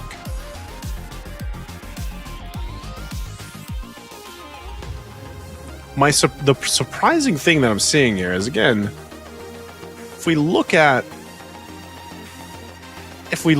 how much Dawnbringer has been brought up, right? Dawnbringer has been brought up so much in Group A. It's been brought up a little bit here in Group B, which is funny because obviously Dawnbringer, you have those 3 items, right? You have the Skywrath Spear, you have the Horn of Prosperity, you have the Direwolf Devastator. But it's that Skywrath Spear that is so deadly. That provides that lightning once that game starts. And it's funny because it was kind of nerfed a bit. But people are also wondering, like, how do we deal with this Dawnbreaker? And I feel like so far players have really showcased how to deal with Dawnbreaker. Because some teams, they still opt for that Dawnbreaker synergy, but they haven't been mostly getting that first place, that first place finish. A lot of the first place finishes so far are very chop suey build synergies. And I think sometimes even if you look at the leaderboards here, if you also look at the leaderboards for the top players out there, you know, mythical glory, 8,000 stars. My goodness, think about having 8,000 stars. Global rankings. What do they have here? Global rankings. There's a lot of chop suey builds for those global commanders. Here we go. Let's see what our unique commanders are going to be for game 4. So we're 3 games in, and for this one, I was hoping. Okay, we do. Oh, you know what? I take that back. I'll tell you what. Big props to Wiznu, because Wiznu's the one who's going outside of the box, man. He's now bringing the Karina. He brought the Cyclops, now he brought the Karina. Everybody else is still going the Popo and Koopas, the Lancelots, the Chos, you know. Like what we've seen, right? I'll tell you what, Wiznu, we're going with him as being the guy who steps out of the box. All right. Now, because you guys haven't seen so much of the Karina, maybe again, the Karina, you're allowed to get these shadow blades or these twin blades. Sorry, these twin blades that you can get, and basically you can execute the target. Failure is you can also, her additional one is after Karina executes the target, the carrier gains 2% extra damage, up to 36%. So Karina, her whole job as a commander is to destroy people faster. So that's a scary commander to have on the board. Now looking at the first cards here, this start is going to be a little bit different. Mostly item dependent. We got a little bit of XP too, a little XP reduction. Shop placements as well.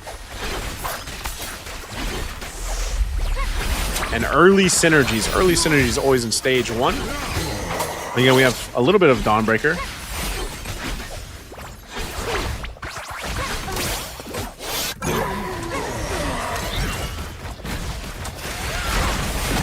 Dawnbringer, we got some aspirants. We got 3 aspirant synergies being built up across the board here. Let's see what else is built up. Really amazing, but I won't lose. Don't ever look back. A lot of defenders too. From game to game so far in the early games, defender then Starwing.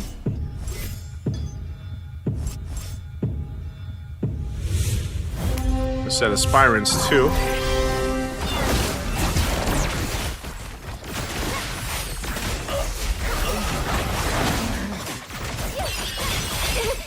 FMLD and doing some moves to channel the RNG.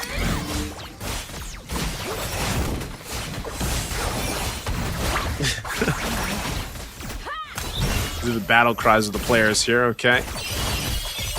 Willow Sue should win this out. It is only a Lolita, even though it's a 2-star. He's going to be able to go ahead and punish that. Early items, too, on the Hanabi. Have that Haas class. Soon you'll see me come out on top again.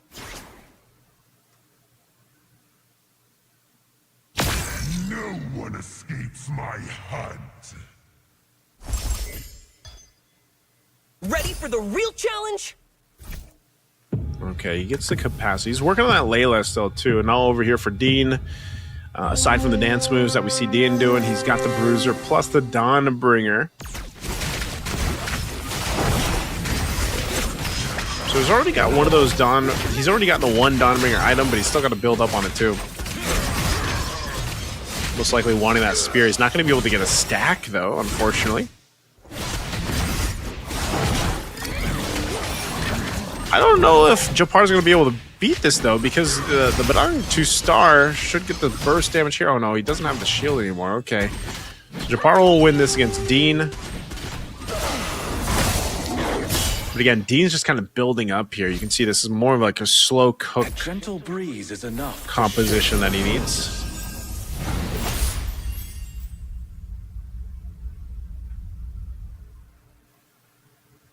All right, first auction. Dean going right for the 5. Oh, they want that 5 gold hero. So Dean's going to go for it for the 6 bid. He might get outbid here. I'm actually surprised if someone's going to give him a 5 gold hero for 6 gold. Is there Okay, he locks it in. Hey, that's good value, man. Dean getting the good value. 5 gold hero.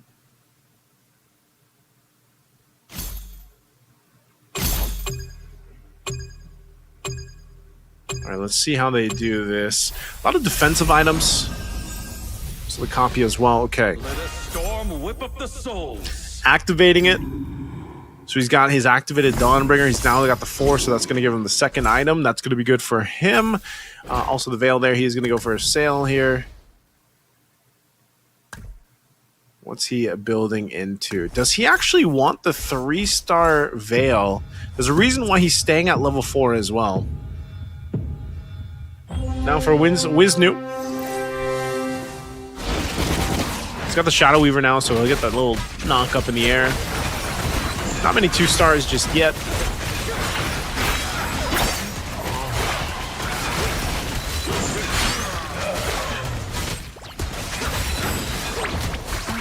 Yeah, he's going to lose that one, unfortunately. This is one of those lineups like for Wisnu where he's just going to kind of wait. He's got to let it cook a little bit. No 2-stars just yet.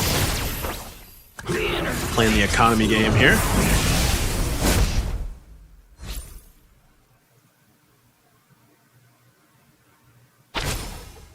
Those who do not Part of the fact, too, is Wisnu is playing with Defeat's Dividend, you know, so he gains a Magic Crystal chest for every 3 defeats, up to 2 chests. The greater the power, the stronger He's got the 3-star Veil now. Kind of early moves here from Dean. This is what Dean needed, though. Again, he's sitting at the bottom of the points. It's a good little kind of early advantage. I know it is just a Veil, but a 3-star Veil is better than nothing right now. Might be able to help him build the stacks on the Dawnbringer items. Then he could switch those Dawnbringer items out later on if he wants to. That could be an option. He is going to win this round, though. They should be able to deal with this Kagura. The Revitalize is already used. There's the Last Insanity. Oh, okay. Gets that, gets the stacks, does some damage to Fan Lee, 969. Gonna be good for him. Again, always with these Dawnbringers, you got to get those stacks building up.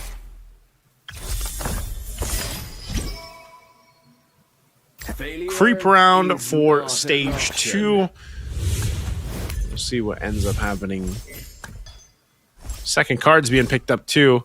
You can already see here, Solid Alliance. We got the synergies, of course, the Eternity with that Immortality, Rising Festivities, Trust Fund for Fanly.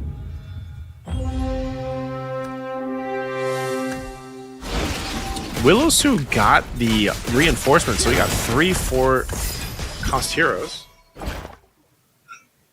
Really good for going into this next phase after you get these items.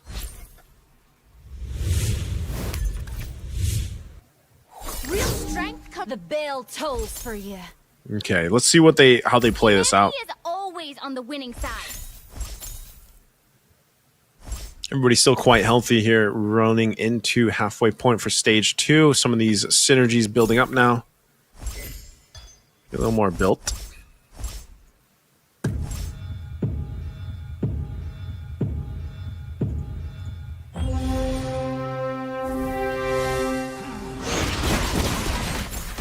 Oh, both having that Metro Zero Doffy. Caster Sly, though. He's got a beefed up Uranus. Doing some good damage. That Clint, though, in the back. I don't think he's going to be able to burst through this Uranus. Plus the Kagura firing off with that kind of damage. Yeah, he's going to go down, so Caster Sly will win this round.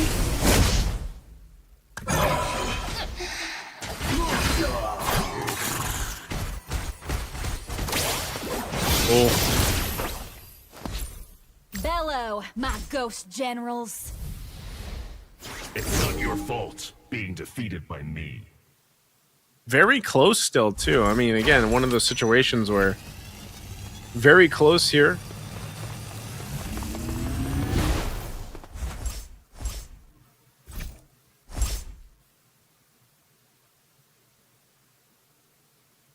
It's that mix of synergies that I was talking about. You have the Defender now, Swordsman, Doomsworn, Scavenger, Shadow Weaver too for that little bit of extra attack speed.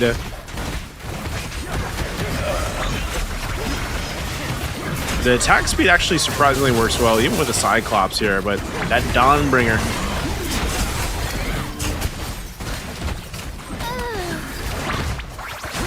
Just don't know if they have enough to burst through this Uranus. They might. They do get the Revitalize out. Still taking a lot of that damage, though. Luckily, having this Saber finally goes down, though. It was unfortunate. They spent so much time going for that Uranus, and now the 1v2, the Hanabi. Maybe if that was a 2-star Hanabi.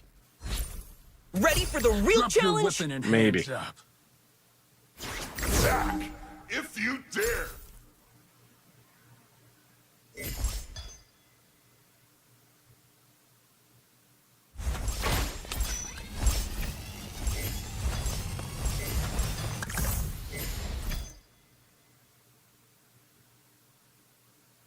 Okay. Can hang out in the moonlit They have plenty of gold. They have plenty of the interest built up. This is where they can go ahead and switch things in.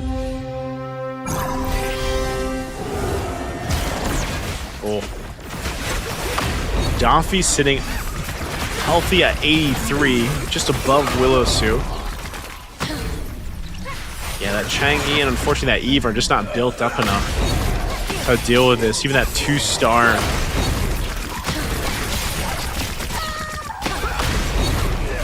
Oh, the Thams. The Thams.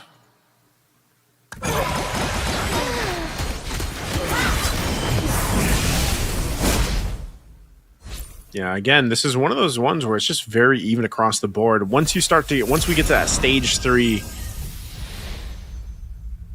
that momentum might shift here. So we're in the Fate box. They're going to go for some of these synergies, some of the items. Golden Staff for Wisnu. Willowsue will go ahead and take the Natalia. So Dawnbringer synergy there. I was wondering if DM was going to go for that. So he might opt for that 6 Dawnbringer strategy.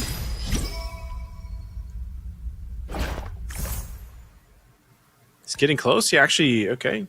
I think Dean's got the 6 Dawnbringer strategy too. Over here we got the Scavengers for the economy to build up here for Wisnu. I'm in top 4. Let's go! All right, Caster Sly. He's got a couple of the 2-star heroes now too. A little defensive with that Dauntless and the Defender.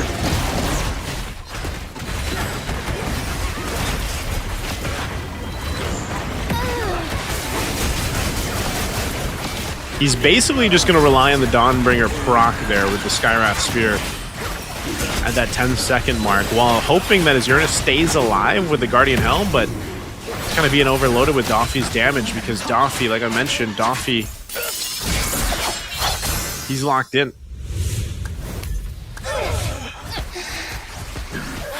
Oh, little 1v1. Ooh. The winds of battle are picking up. Those who do not rest shall reign. Stage 3, round 2.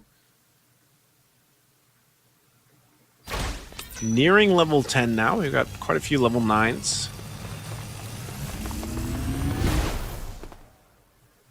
Where's he going to go from here? Multiple synergies already unlocked, though, here for Willowsue. I'm not sure if he's going to be able to change too much. He's holding on to so much gold, so he's going to be making a move later on, most likely just kind of waiting for that creep round to come up and then go from there, depending on what he's able to go ahead and grab.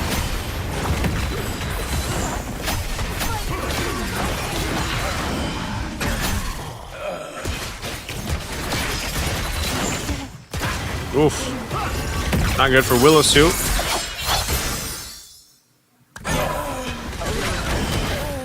Over here on the other side, Fanly969. This is the play a lot of them are making, though, this game, just because I think for most of them, they see how close it is, except for Senzi T, sitting at 7 HP. Creep round here, lots of gold, though, to be spent. Let's see what they do. Last card's being picked up too. Prime selections. A lot of prime selections here. Get one magic crystal chest. Select one of the 3 random magic crystals. So that's going to help with the synergies. See what else they get picked up.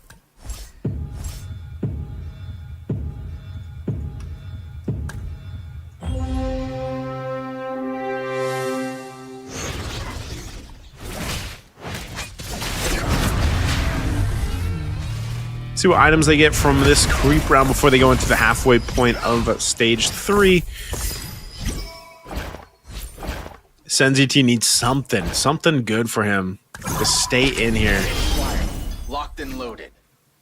We'll see what he picked up. He's got plenty of gold. He's got 50 gold. He's going to go ahead and star up now. So this is where we start to see the players.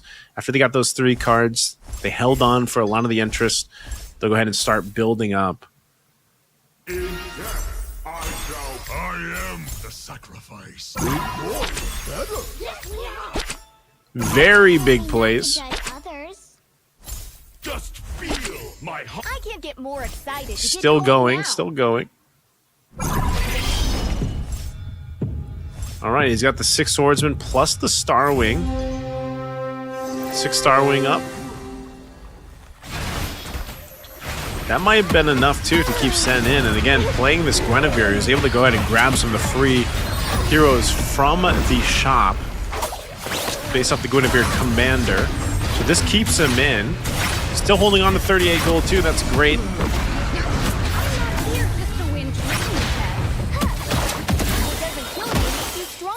So he's going to go for the mid-tilde. I never miss my mark.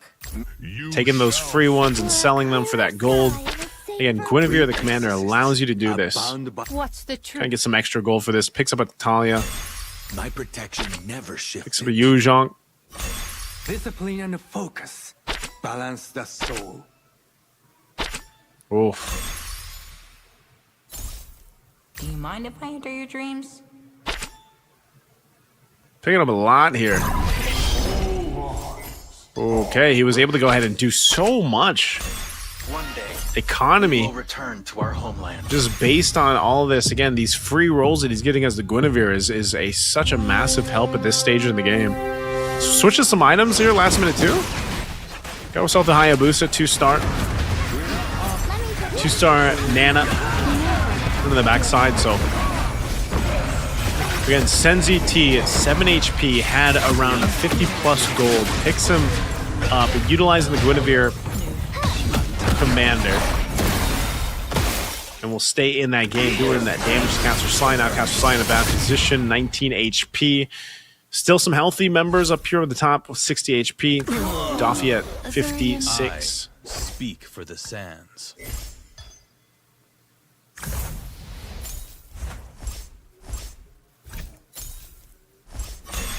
I join, I win. Sen still making the moves.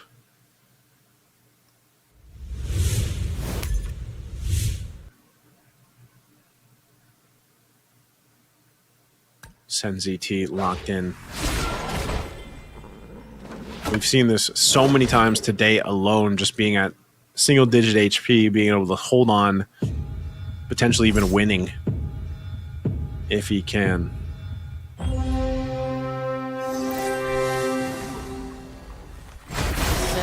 He's facing off against Senzi T.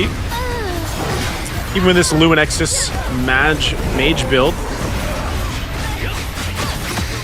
See, we're gonna take out Sen here. Oh, so close. Still has that Angela. Oh, but this Hayabusa. Oh, can he make it happen? He's so close. He's so close. Shadow kill again. Pops the winner crown. Has that. Boom. So close. You can see Sen. So close. He made such a big move economically too, but still unfortunate. Not able to win that one. Now we're back here to the Fate. See what they grab. Family going for the capacity. Moscow being picked up by Dofi. Itemization, the priority by the majority of the players here, so they'll go for the items. Another target to me. Again, these items have such a big impact. Especially towards this part. Now entering stage 4 here. Starting to get a little dicey. This is where we enter that territory where it gets a little spicy here. Have a drink with me? The economy also going to be huge. Forest. Let me protect you. I can control my power now. See what they end up doing here. Still 7 players on the board. Caster Sly in trouble. Japar as well. 10 and 7 HP.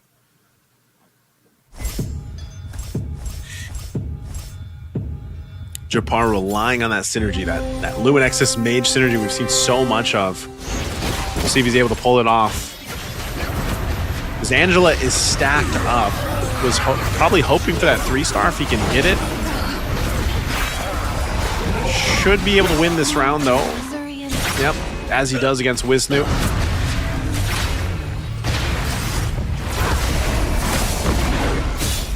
Okay, he stays in it. Wisnu's still alive too. Good move there from Japar. He's trying to go for that 3-star if he can get it. Petra, let's go. Even working on the Kalea. My kingdom. All right, he's going to 2-star the Navarro, 2 stars the Kalea. Doesn't have that much gold left. He might just wait to go ahead and build up on the synergy here. He still hasn't picked that last card yet as well.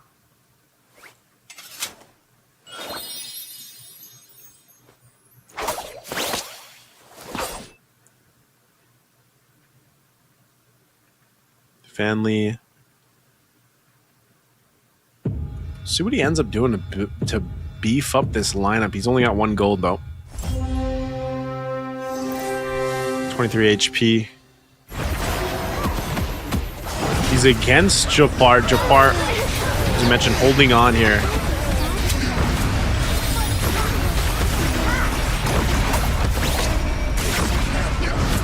Okay, Japar's actually going to be okay.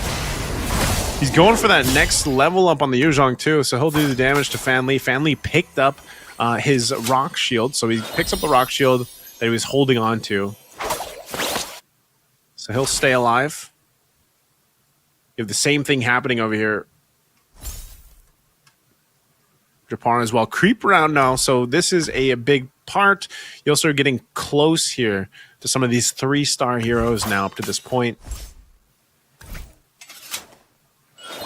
Again, 3-star being held on here by Deaton.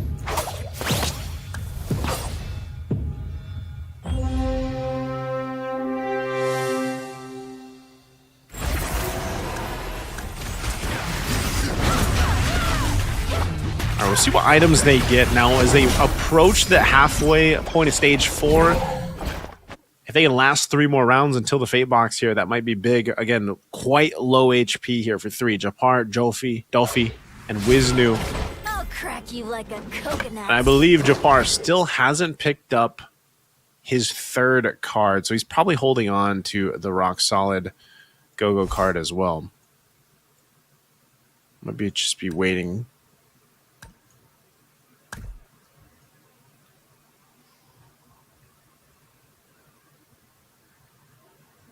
Some of the shifts here, looking for those 5 gold cost heroes, seeing what's left and what's on the board.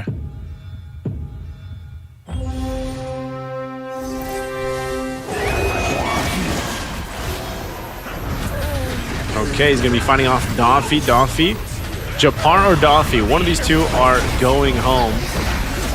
Or getting knocked out, rather. Japar seems like he's going to be okay. He's actually got enough to rely on. He's going to take out Japar. So close. Or no, Japar taking out Dolphy.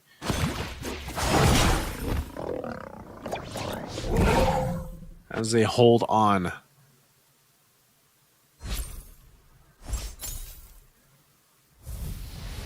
No matching rivals here.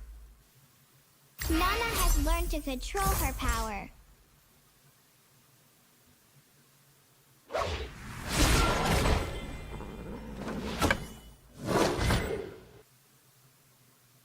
With 3 down, we're down to the 5. Any round here, too, as they have 2 battle rounds before the next Fate Box. Could still potentially lose 2 more to have 3 left, unless they're able to hold on here. Japar still part of this, too. Hasn't even picked his last card.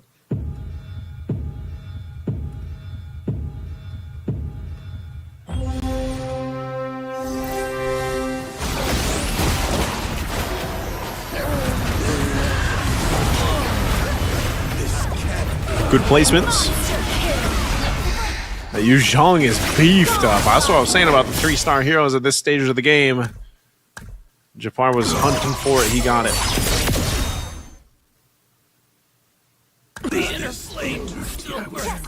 I dare you.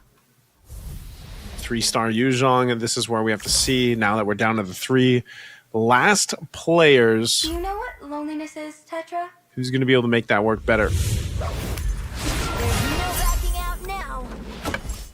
See what 3-star compositions come through. I can control my power now.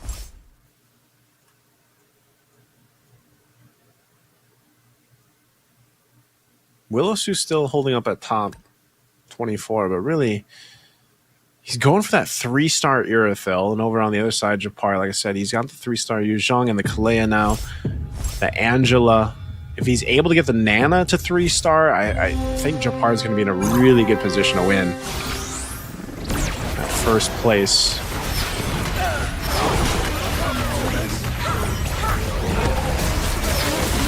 Yeah, again, very strong here. Takes him out. Boom. Japar picked up the shield too, so now he's got that shield. That's what he was holding on to. They're going to head on to the Fate box.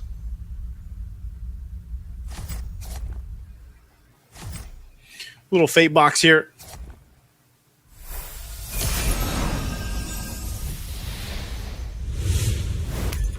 What did he pick up? Again, he held on to that last card for the longest time. Now Japar in a good position that even if he loses this round, he's still going to be okay. But Willowsu, does he have enough to deal with this? The multiple 3-star heroes in the hands of Japar.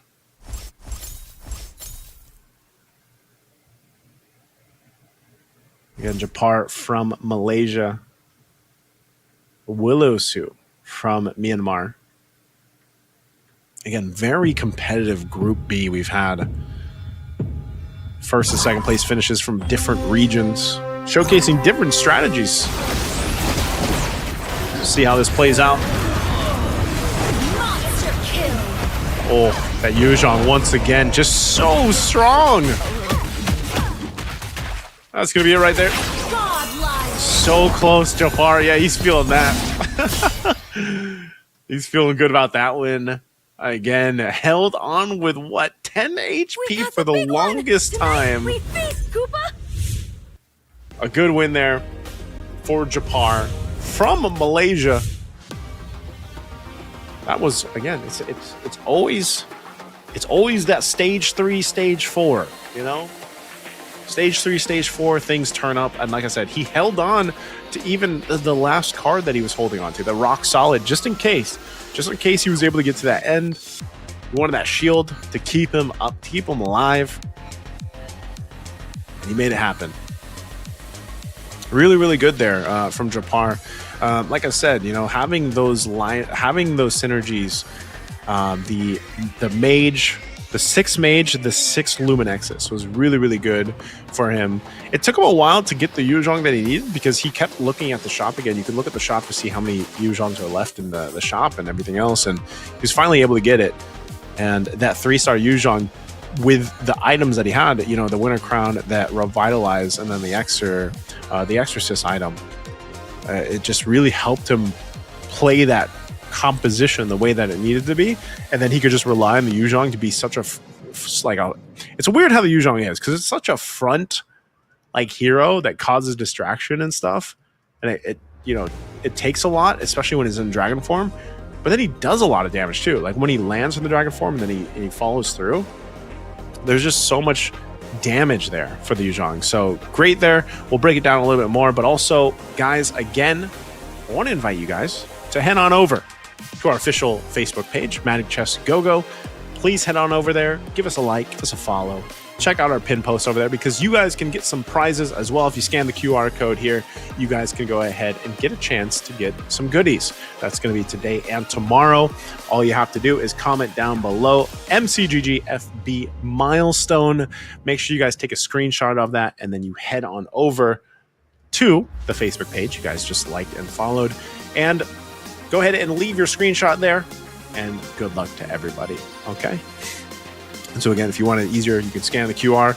And I'm sure you'll hear me say that plenty more times. Now, once again, that was game 4 for Group B. We have one final game, game 5. And that's interesting because, like I said, Group B has been competitive as heck. Group B, each time I feel like has been a different winner, where in comparison, we had Oppo from Group A from Indonesia winning 3 out of the 5 matches in Group A.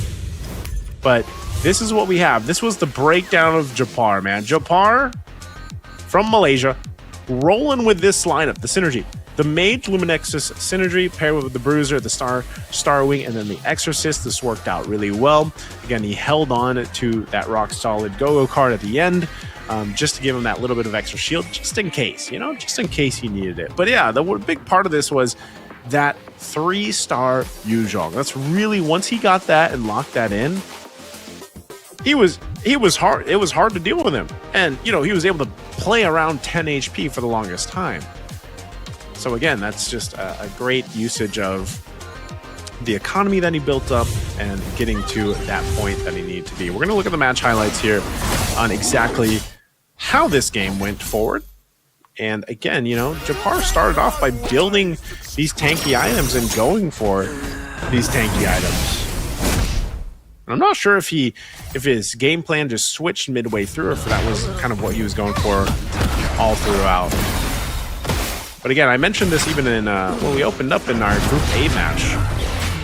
The Yuzhong hero is very sought after. And sometimes when you're approaching the game strategy-wise, you do have to pay attention to how many heroes are left in the shop. Again, that's one of the things you guys can do. You can go ahead and look at the shop and see how many heroes are left in that shop. Because that is going to help with your decision making on do I plan to 3-star this hero? Are there even enough heroes left in the shop to 3-star it, Again, it was a good usage of everything they had. And holding on by 10 HP now. I mean, this is what we've seen lately, really, is playing around single-digit HP almost. Like I said, yeah, there's the celebration. I'm not sure if he maybe hit his light or something, but that deserves a celebration there from Japar. So again, congratulations to him for getting that first place. We're going to see the updated points here in just a second too, but that's great to see. Again, this is a very diverse Group B that has had different winners now up for first place, second place, and it's been very close. If you look at a lot of the stage 1, stage 2s, they do take some time to build up, but based on the cards that we've gotten, I don't think we've had. Oh no, we did have a stage. We had game 2, I think it was, where we had the first cards were gold cards. Gold go-go cards. We'll see if that happens in game 5. Let's go ahead and look at the stats here, though. For game 4. Again, this is what they went with. I'm still rooting for Wisnu, man. Wisnu, the one bringing out the different commanders. He went with the Karina here. He got the 4th place finish there, but even Dean did a better time. Dean needed this. He needed a better placement. He got a better placement. But he's still sitting there at 10 points, still at the bottom, unfortunately. So we got Wisnu at the top, 27 points. Willow Su at 25. Fan Li, 21. Dolphy at 19. Japar gets a big 9. Now, think about that for Japar, by the way, okay? Japar needed that. So if we look at this, game 5, Japar and even Sen ZT, they need to have a higher finish here to get in that top 4. This is the hard part, right? Because again, as we were saying when we were going into this, we had 16 players today. Tomorrow we move forward with just 8, right? So the top 4 from each. So that's really tough. And you can see these players, they're going to be kind of hyped. Japar, hey, if he punched his light, that's fine, because he's super close. After getting that first place finish, he's super close to getting to that top 4 that he needs to be at for the next stage tomorrow. So if he's able to go ahead and replicate a higher place finish here, he might find himself there after getting those 9 points there in game 4. So very crucial for him. And like I said, you can see that it's very close in that range for the players here. So we'll see how they kind of approach that. Like, what is the game plan? Knowing, again, you need just a few points. Well, at the same time, you got to remember, like, everybody's going to get points, right? Everybody's going to get points no matter what place they finish at. So they're going to have to kind of think about their approach for this last game, especially on the commander they decide to play. Now, there could be some times now to bring out some special commanders for this situation. We might see some unique we will see unique commanders technically because it's called unique commanders, but we might see some commanders we haven't seen at all yet today for game 5.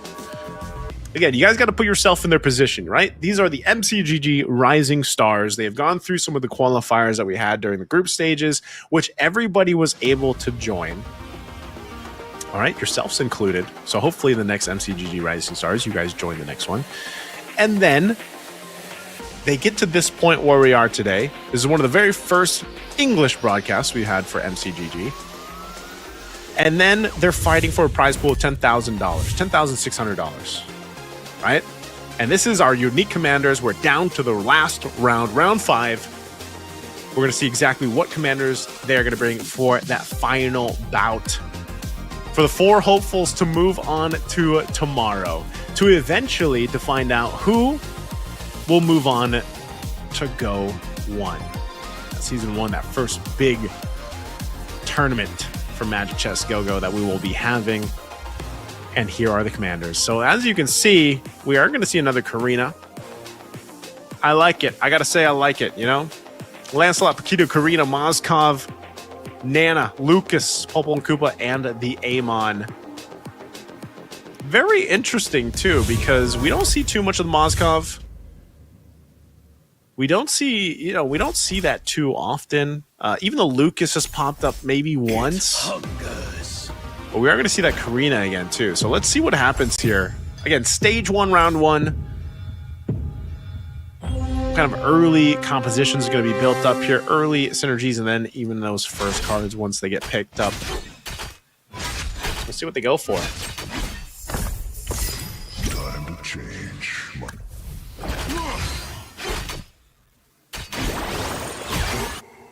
Oof. That's the move right there. Those who do not rest. That's the move. If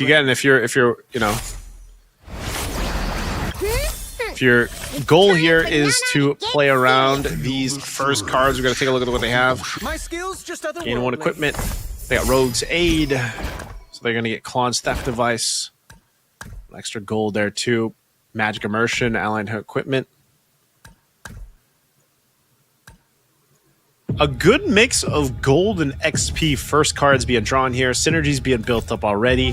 Some of these multi-synergies too. Some of the early items that they got as well.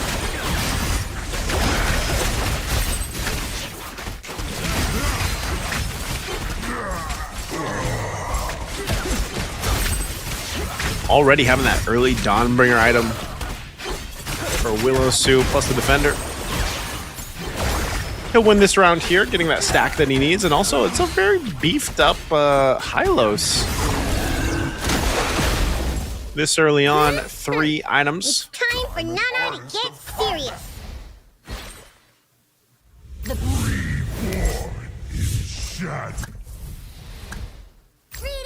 All right, let's take a look here. Some economy already being built in.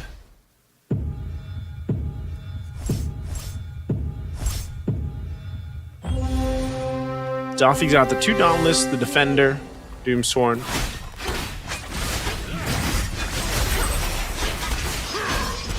Up here against Willow Sue. Should be able to win this. I don't know, that Hylos is stacked, man. The Hylos from Willow Sue. An Oracle revitalizing Immortality while your Veil just shoots off in the back. kind of hard to deal with. Even with this, like the Hanzo, you know, he's got the Supreme Blades. He should be able to kill him. Oh, that immortality though. Ooh. The shadows seep deeper, but I remain steadfast. You cannot beat me. We exorcists. All right, where's Daffy going here? He's actually going to spend some of his gold. He's going for the swordsman. Picks that up. Let me take a look at Japar. Japar doesn't have too much yet. Defender, Aspirants. He's probably just going to go ahead and wait. Again, it looks like he's just going to go for that full interest economy play. Build up what he can, max interest.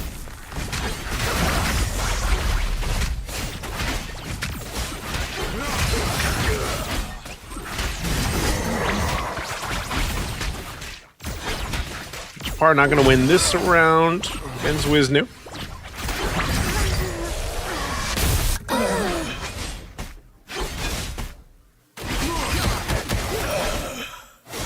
Good moves. Still always like this, always in these early phases, you kind of get the idea of who wants to go ahead and save, who wants to play into this first auction again, kind of big here. Look at that, 5 gold hero times 1. They might want that again early on to get that. Yep, Japar's going right for it. He's gonna get outbid here though, so it's gonna be a little bit of bid. 6 gold right now. Are they still gonna bid? Oh, he's actually gonna give it up. Unless they go for it now. Japar's gonna secure that in, so he'll get a full 5 gold hero. Locks that in. Still bidding here for the capacity, plus that winner trunch, that winner crown.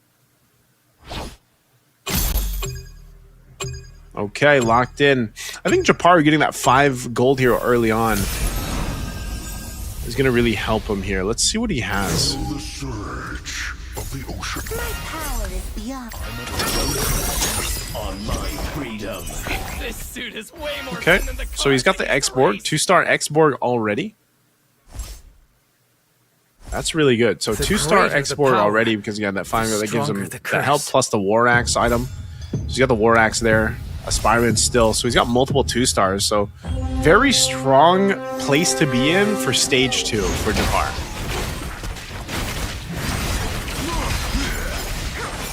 Like that should at least secure him a couple rounds here in stage 2. And he's still relatively good on gold. Willow will lose this one. But again, this is going for the long game here. He doesn't have much synergies to really work with.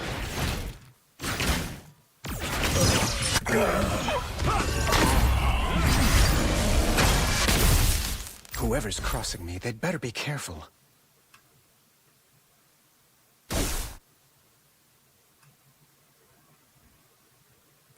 Nothing too out of the ordinary. They're going to wait for that first creep round. Once that creep round comes up, this is where we start to see some of these lineups like this, like these synergies here that aren't really pushing it just yet. They'll wait for that creep round to come through, see what they get from there, and then build up. Potentially even waiting for that next, or for the first Fate box round. Whereas again, some of the lineups here, you see them take that advantage of the early game that they have and secure themselves some of these earlier wins. Again, just like with anything in chess, it's just always about kind of give and take. What do you take early game, or are you more for the mid to late game?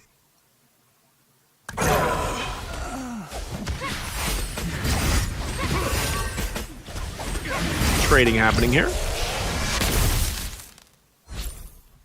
A true hero has come to help. Okay, creep round. Cards being picked up. Free. A whole lot. There's a couple free cards here. Gain 2 gold. The first hero purchase each round is free. That's really big. That's 3 across the board. The gold cards here are massive. Increasing the limit interest to 8. Get 18 gold. So there's some good interest cards. Territory agreement. Gain 50 gold, but your commander can only level up to 7. Wisnu's going with a play here with the territory agreement. Big move right there. Fortified as well for Fan Lee. Caster Sly still waiting here. So these gold cards and the second cards are actually going to be a big shift this early on. Thick and Blood.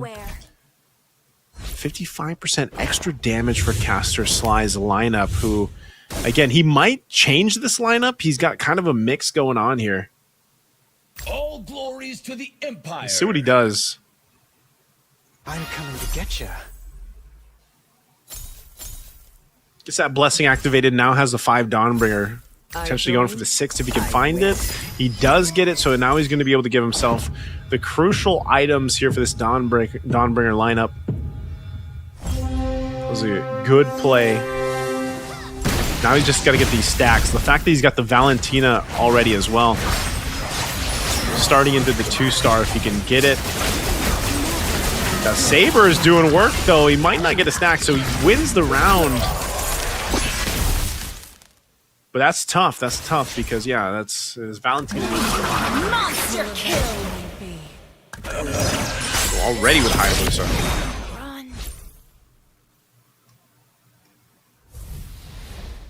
We better be on the road, Clint. It's a long way. Who here is worthy? See, this is the thing about the go-go cards. You get these strong kind of momentum cards. They really allow you to go ahead and do some impressive things, even in Stage 2. So this will set things up to make Stage 4 especially interesting based off this. And right now, like I said, you see this attempt to get that Valentina to 2-star at least, because, you know, it's great that you have the sixth Dawnbringer lineup, but you need her to survive too. Oh, unfortunate.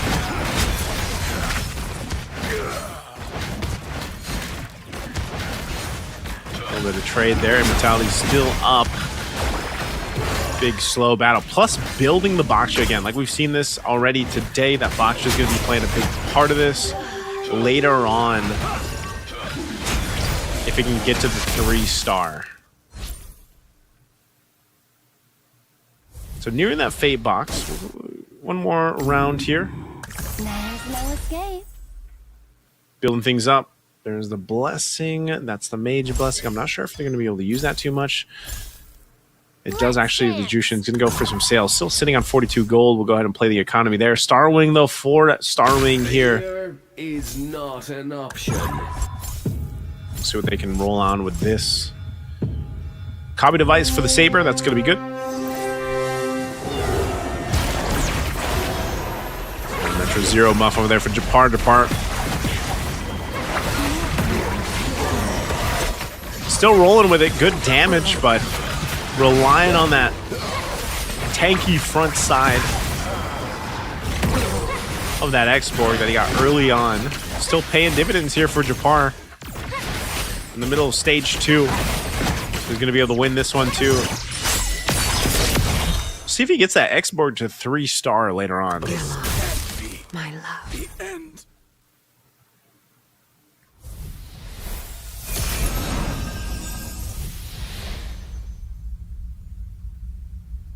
Fate box round. We'll see what they take. Priorities. Most of it's been the items. You know, a lot of the players still like to go for the items. Midstar is going to be picked up. There's the capacity for Van Lee. Japar will go with some defense and antique Ras for Dolphy. Holy Crystal for Winsu. Mel picking up that Berserker's Fury. So now they'll find themselves in this position. Plenty of gold for a lot of the players still now too. We might see them now that they're in Stage 3 to go ahead and focus on, if they can get one of the 3-stars, then great. If not, they'll build out and buff out some of the 2-stars that they have. Again, still hunting for this Valentina too for Wisnu. You know, hold on to that gold though. Again, interest still a big part of this. Holding on to that extra gold to get that interest going. Very familiar lineup that we've seen here too. This is going into that Luminexus with the Mage emblem setup.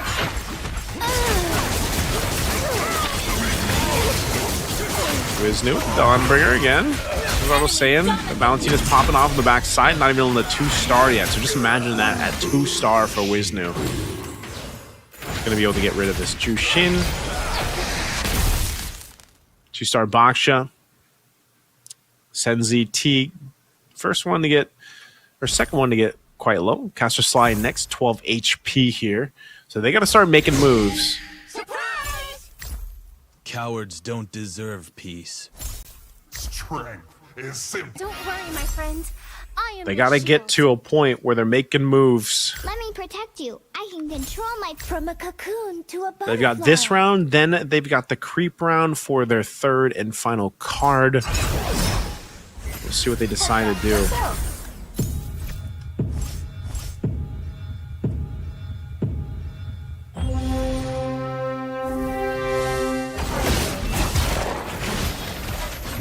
He's working on that mage synergy. He's got 3 out of 4 now.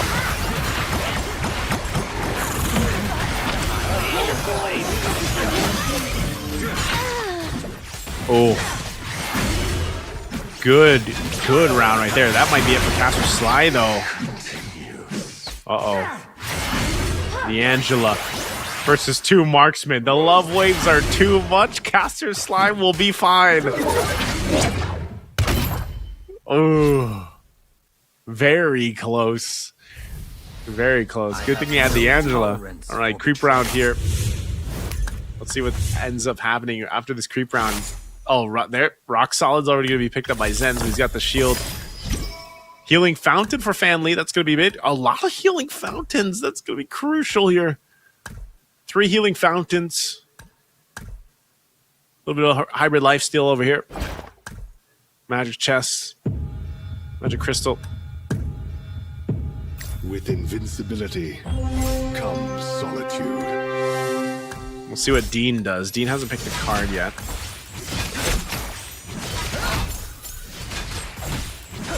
Yeah, we've seen it before. These Healing Fountain is great for the end. Especially stage 4 if they can survive up to that point.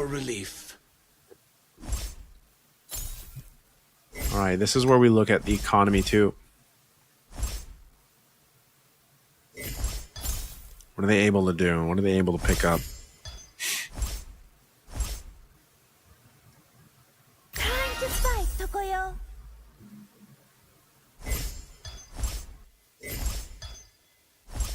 There goes my mercy. Don't panic. Clint is on the way. Okay, what are they going to be able to go? The worm soul burns eternal. All right.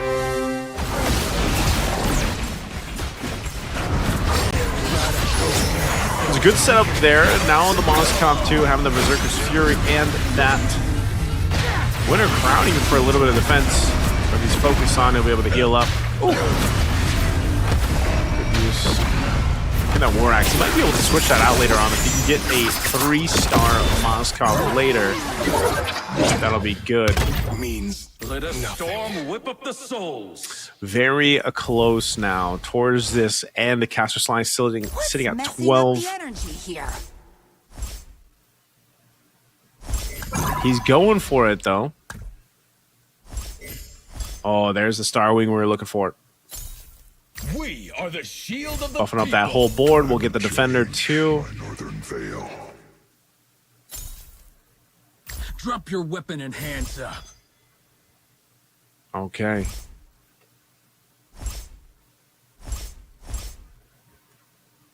Really good synergy. Really good attempt. Again, you got to be able to pull this off. That Star Wing buff is so good. My skills just otherworldly. But he's going to want to start to get some of these 3-stars too at this point.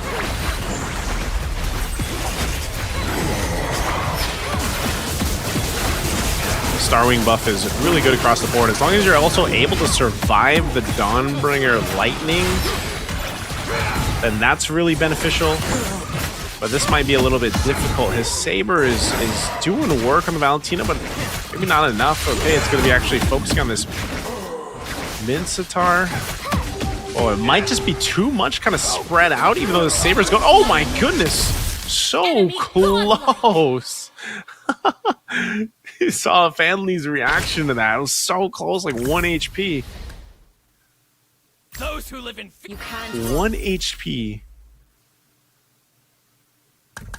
All right, as we near the end of stage 3, no one's gone down yet. Caster Sly still held on.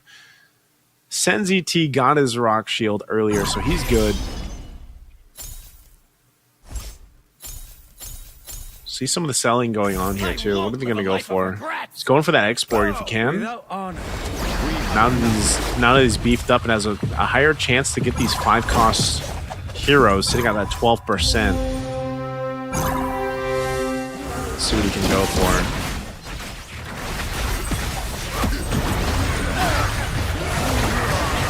Utilizing that.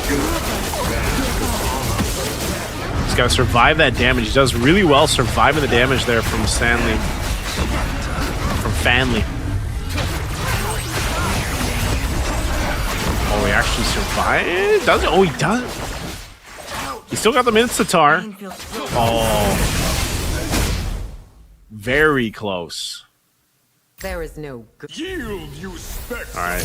They pick up his shield that Cardi was holding on to. So now we're down to the Fate box again. It was before we get to stage 4. This is where things always turn up. We'll see what they end up picking here in these items. Everybody's still alive, holding on to Game 5, last game of Group B. Trying to get those points, get to the top 4. It's so close here for our players in Group B to move on to tomorrow. As Caster Sly is out, unfortunately. Willosu, 7 HP here. Dean and Sen both have shields, so they still got essentially a little bit longer here if they do lose these next ones. But Japara and Wisnu are so tough to beat right now. Again, Japara winning the previous game. He's in a good, comfortable position now. See if he's able to get another first-place finish. If he can get another first-place finish here, that's going to be huge for Japar. You need 1 point to move upward. But if he can get 9 points, that's massive for him.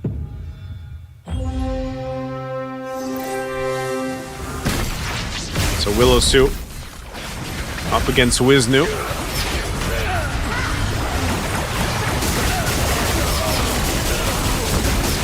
Again, relying on that Dawnbringer, that lightning, that spear. It's just unfortunate. He doesn't have those items with the stars to make him more of a threat. It's going to be tough for him. Willosu holding on with 1 HP.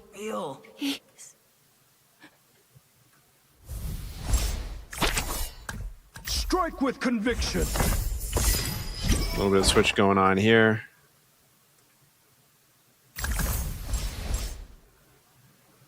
Lots of 3 stars here. That's what's working so well for Wisnu.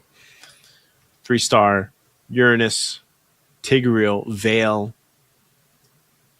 The stacks are looking pretty good too. If he can get the 3-star Valentina, that's going to be really devastating with this Dawnbringer lineup again. Swordsman, Starwing, Shadow Weaver, Defender. Looking for those 3 stars. We're only sitting on 1 gold, unfortunately.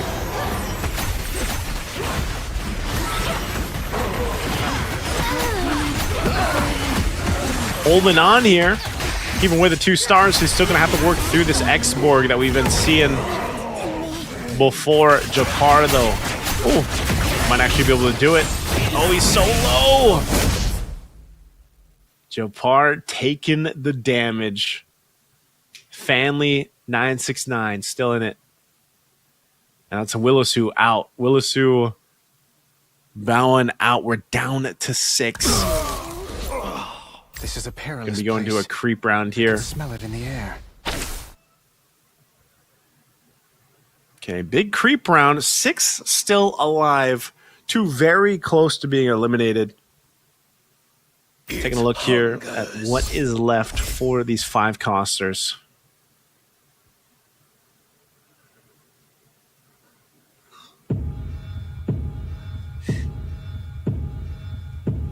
See what they're able to grab.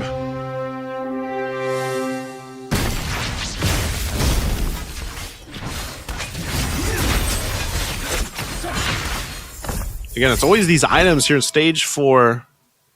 The last creep round and the last fate box, which really pay dividends for these lineups, these synergies that these guys have. So they're able to go ahead and work through, picking up what they can to get the 3 stars now.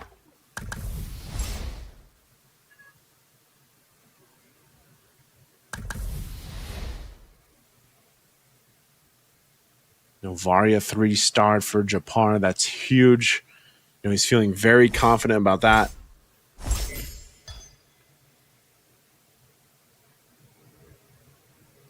Three-star Hayabusa as well for Daffy. So he made moves as well. You can see he made the economy move. He sold. He had to sell what he could to get that 3-star Hayabusa.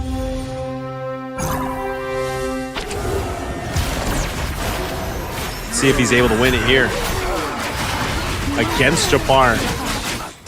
Oh, even with the 3-star Hayabusa, it's just a little bit too much. The shadow kill is going to be pretty good though, unless they can do something about it. But look at the damage from the Novaria again. Shadow kill is going to be used, and they make it happen barely. Daffy though, Daffy taking damage. Family taking damage. We got 3 down. We're down to 5. What's the move? How much economy do they have? He's trying to get that 3-star Irithil. Do you mind over if I here. your dreams? Again, Wisnu and Japar. It might come down to them. He's got the 3-star Gushin.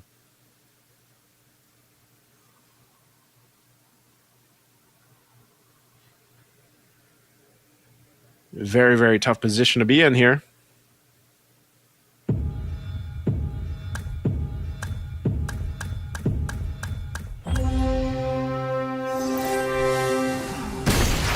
See what he ends up doing. Oh, there's a lot of 3-stars across from him too.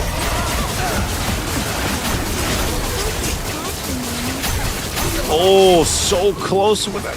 Natalia's doing work, but they're so beefy, they're so tanky. Even though the Crowns of Valentine is still going to be alive. Oh, family! You can see him celebrating. He's going to be able to pull it off. Oh, so close! The Harley's still alive too. It's only a Tigreal. Oh, that was so close. Fan Lee with the Harley before your king. It's a good thing that was a Tigreal. One life, just so there goes your life.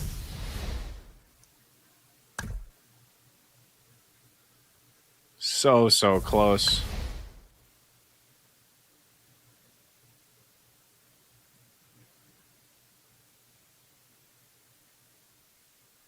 Let's go down to 3.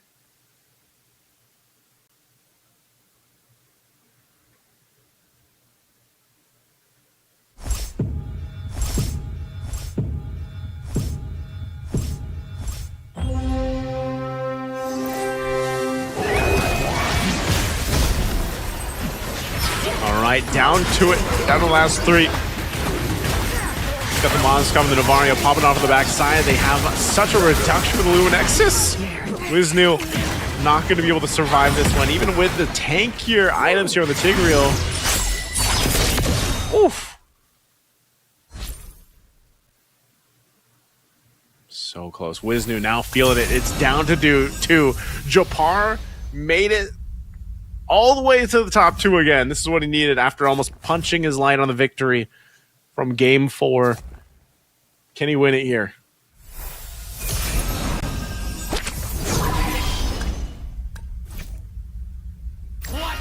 See how the adjustments go. Both pretty healthy, 58, 54 HP. This suit is way more fun than the cars I used to. The infernal flame rages on.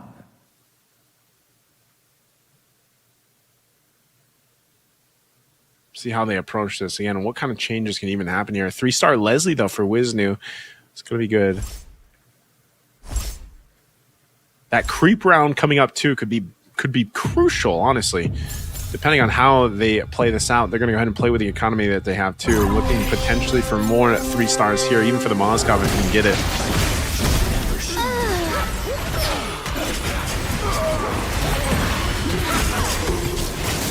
Okay. Always getting close. Moscow fire off the back. There's so much lightning, though, for the Dawnbringer, but still, it's going to be good. Even with this, Novaria is going to be able to pump enough damage. The winner crown is popped with 19k crit from that 3-star Novaria. What else are you going to go for the build up here? Still sitting on 34 gold. Japar and Wisnu.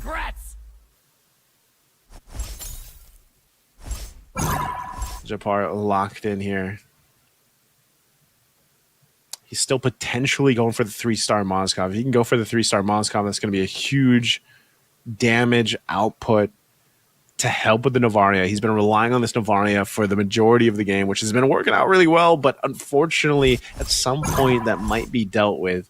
So what's the play here for Japar? He's going to switch things around a little bit. Still hold on to a little bit of gold for that scaling. Switches the Moscows over to the right side. Wisnu approaching it. Look at the Luminex's debuff. It's so good with the Novaria. It's such a big reduction. And that's it. That's going to be him winning that round easily. And if nothing changes, you can see the nods already from Japar. He's feeling pretty good about it. Outrun my bullet. He's feeling really good about it. Creep round here. Again, unless some type of big move happens from Wisnu. We'll see if he can 3-star anything else. He might just be going for whatever 3 stars he can get. It looks like he went with a 3-star Hellcurt too. He's got 3-star Veil, 3-star Leslie, 3-star Uranus, 3-star Gushin. What items are going to drop here? Is it changing enough for Wisnu? Let's see what he got. Who has the last laugh? Be careful. Good amount of items, but again, it's unfortunate. It just feels like he doesn't have enough. Indonesia versus Malaysia here. Japar sees the win in front of him to get that first place, the 9 points again, the back-to-back first place finish, 9 points that he needed. Surely bumping it up into the top 4 to move forward tomorrow. We'll find out if it's going to be enough. Wisnu relying on the Dawnbringer stacks that he's built up to this point. It's going to break down. Again, it's just an overload of a damage. The 3 Moscow star, the 3rd Moscow star, and that's just too much to deal with. Wisnu taking another hit. And just like that. Again, Japar. The back-to-back.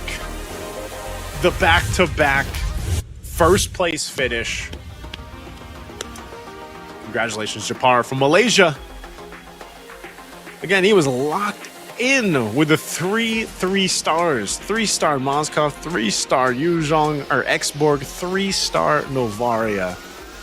And the amount of damage the Novaria was doing was insanity. It was insane. It's funny because both players, they just had the healing fountain. I mean, they had healing fountain, so that's why they were healthier than the majority of the other players. Again, that healing fountain heals you for 3 commander HP each round, and you get 6 gold. It's such a good card to go ahead and scale up with. So just, and again, like even their gold cards really allowed them to build up to that, you know? So Japar with that win there. Like I said, back-to-back finishes in first place. Really strong showing from Japar. So, hey, that's game 5. Well, let me tell you guys one more time to go ahead and head on over to our official Facebook page, Magic Chess at GoGo. You guys can go ahead, scan the QR if you want to. I swear this is the last time, but you guys will hear more about this tomorrow too. But we just want to get you guys to head on over and like the page and get a chance to win some glorious, amazing rewards for you guys for Magic Chess. Don't forget to comment here in the chat, MCGG, FB milestone. Make sure it is correct, and then go ahead and take a screenshot, head back over to the page, post the screenshot in the pinned post, and you guys will have a chance to go ahead and win some rewards for you guys over in Magic Chess. And yeah, again, Group B, I have to say, after sitting here watching Group B, Group B was, I feel like Group B was a lot closer. I say a lot closer in the sense of every single game that we had, you didn't 100% know who was going to have that upper hand. I guess the stark difference that we saw from Group A, man, Oppo, the winner of Group A basically, who had 3 out of the 5 first place finishes, there was something about Oppo, man. He was just able to go ahead and demolish a lot of the players with the strategy that he had. And, you know, if you look at this, like, here's our winner stat for Game 5. Once again, Japar, he was able to do this and make it work. Yeah, he won back-to-back. But if I remember right, in Game 3, I think he got 7th or 8th, you know? So if you look at Group B, super competitive, very tough to see. I can't wait to see the breakdown of the points for Group B because it was just so close. And again, our groups A and Group B, guys, was also, you know, it was a division between players and KOLs and players that were invited to go ahead and join us here. So here's the highlights. Breakdown of the highlights for Japar once again. It was kind of a mix of, you know, he had this kind of early start, got things going, got to where he needed to be, and just made it a lineup that worked well for him. Was very patient about it too. And even so, it just didn't seem like there was many people that could contest against Japar's lineup. And, you know, when you got that, like I said, when we had those gold cards that were picked up as a second card, I was saying that the momentum or that pacing in the game was going to kind of change, and that's when that was picked up. And you saw the economy kind of shift right across the board for all the players. Japar was really able to go ahead and make it work just by kind of scaling up his lineup a little bit quicker, like getting to the 2-star, getting to the 3 stars a little bit quicker. But just like I said, you know, some of these 3-star heroes, like there's so many different kind of variety that you can use, but these Novarias, man, the 3-star Novarias is so strong. Saw a lot of close moments here too, where it was kind of like these 1 HP moments, but again, good usage of this synergy. I'm telling you, that Luminexus synergy with the Novaria, it's so good that it takes away a big part of the hybrid defense of the lineup, and Novaria is just there to go ahead and, you know, like Star Shatter. It just does so much damage in front, like right off the bat, that it works really well. So that's why the Novaria, if you want to go for a lineup like that, go for that Novaria, that 3-star Novaria build. It is crazy. Here's our match results though for Game 5. Again, hey, big shout outs to Caster Sly. You know, I hope more casters join in on these. You know, I hope more casters out there join in on the MCGG Rising Stars. Hey, maybe one day I'll be playing in MCGG Rising Stars, you know? Maybe I'll be there. But I'll say this, it was super competitive for Group B. Very fun to watch. Here's the updated standings. Japar barely made it. Japar made it with the back-to-back first place finishes. He got there with 26 points. I'm sure he feels good about that. Congratulations to Japar. Again, very intense. Wisnu getting 34 points. Very strong finishes all rounds. Willow as well. Family 969, you know, made it at third. I gotta say, Family 969 probably the most vocal, most energetic player that we got to see tonight. It was very cool to see him get there, and he's a KOL from Indonesia. So Family 969, he made it into that top 4. That's going to be great for him, and you know, that's awesome. That's awesome to see again how close it was. But I think we have an interview. We're going to head over to our friends over there.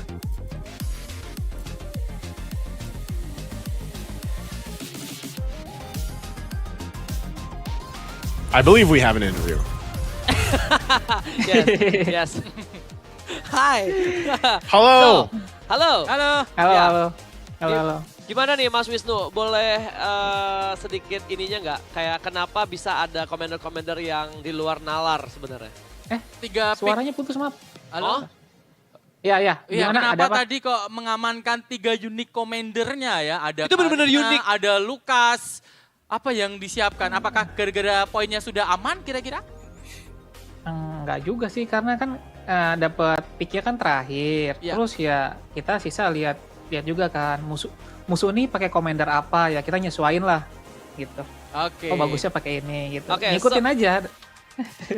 Okay, so by the way, Bro Wisnu, can you speak English? Maybe. Can you speak English, Wisnu? Yeah. Can you speak English? Ito. I mean, I just want to ask you, what first got you into playing Magic Chess Go-Go?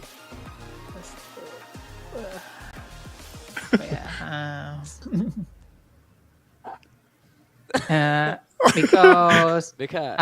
Armeni Hero Mobile Legend kan pertama Gak campur-campur apa-apa, boleh nggak? coba ngomong aja nanti aku yang translatein ke You guys can translate for me.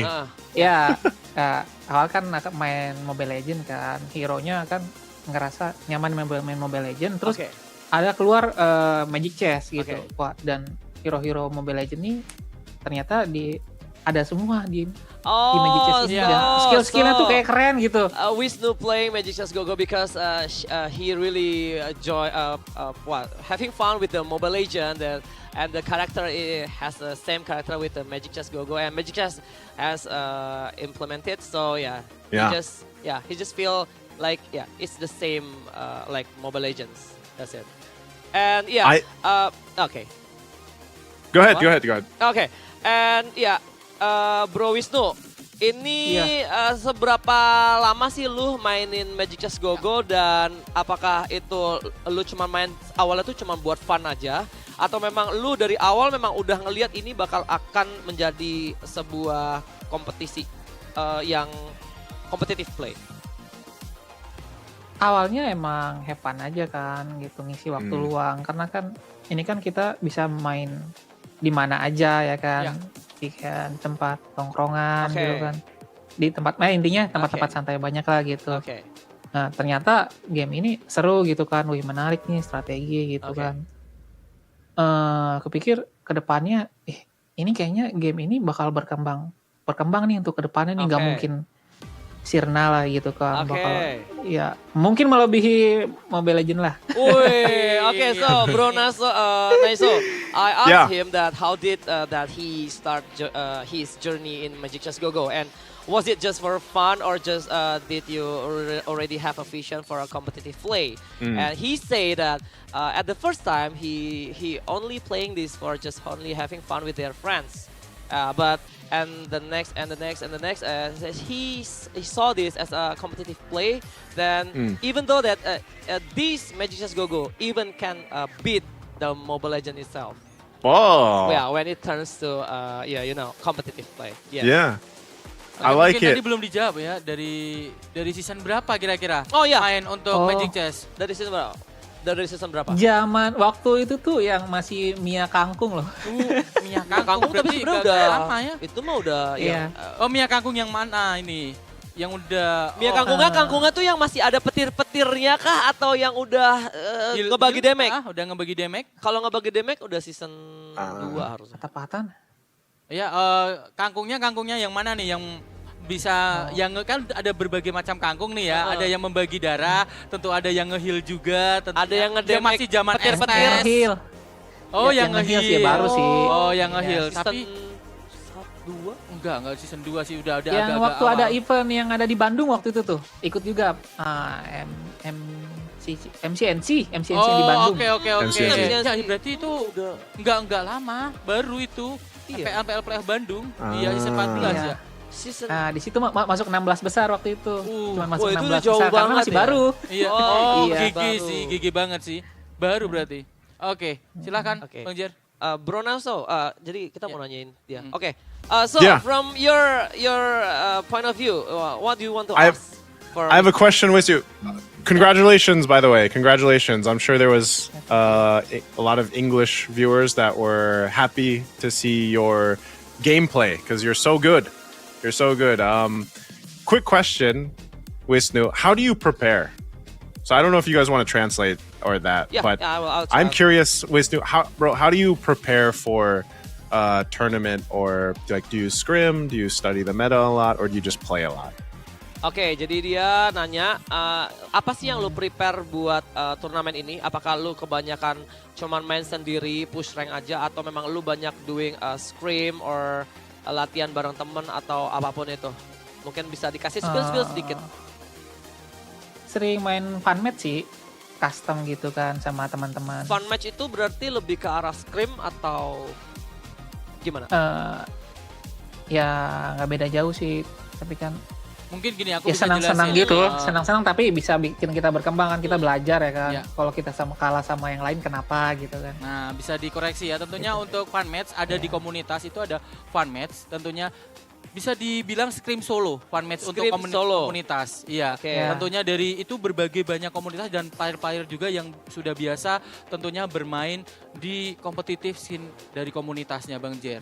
Oh, jadi bisa dibilang ya scrim untuk solonya. Gitu loh. Okay, so Wisnu said that he prepared this actually he's just playing fun match with their like solo scrim. We have a community here, so yeah, we playing with our community. We share our strategy and we just playing like a freestyle, or maybe we can say that it's only a solo scrim maybe. Yeah, solo that's scrim. why he Yeah. learned a lot from his friends and his community. Great. So I just have one last question Sure. for Wisnu. What do you expect, Boss Wisnu, that if you go to Go One, like if you're invited and you're representing your region to Go One, what are your expectations for Go One finals? Oke, karena ini pertanyaan dari Naiso ya, Bro Naiso di sini apa yang lu harapkan untuk Go One ya? Ya. Go One itu jadi nanti karena dia menang di MSS Stars juara ini, ya, gini, ini masuk ke Grand Final. Iya, untuk ya. di Grand Final nanti yang juara itu bisa dapat invitation ke Go One. Go One, ya. Apakah kamu expect untuk mendapatkan juara di MRS dan menuju ke Go One? Oh, iya dong. Oh iya. Yakin ya. Yakin. How much percent? How much percent? How many percent? 100%. No. Gue gak suka nih. I don't like that. Gue mau lihat lu 100% bro. Respect. Oh respect. Harus respect sama musuh. Respect. Gak boleh suzon. Tapi tetap positif. Tetap positif. Tetap positif. Jadi 90%? 90%? Nggak mau 70 sampai 90% lah. Oh, Yeah. 70 to 90%. Okay. I think that's it, Bro Nice. Yeah. Thank you Thank so you, much. Wisnu. Thank you. Congratulations. Once again ya, sekali lagi congratulations buat Wisnu. Mungkin ada kata-kata dari Wisnu yang mau diucapin ke kita semua? Enggak kayaknya. Besok aja. Oh, besok aja kalau juara. Oke. Kelas, mantap. Besok kalau juara ya. Tomorrow if you win, you have a secret word for your fans maybe out there. Ya? Yeah. Okay. Thank you so much and see you tomorrow. Bye-bye, Bro Nice. Bro Nice. Bye, guys. Bye-bye. Thank you. Okay. All right. That was interesting. I'm glad we were able to do that. You know, it's always a challenge, guys, to go ahead and do like a multi-language interview, but it's always great when we can.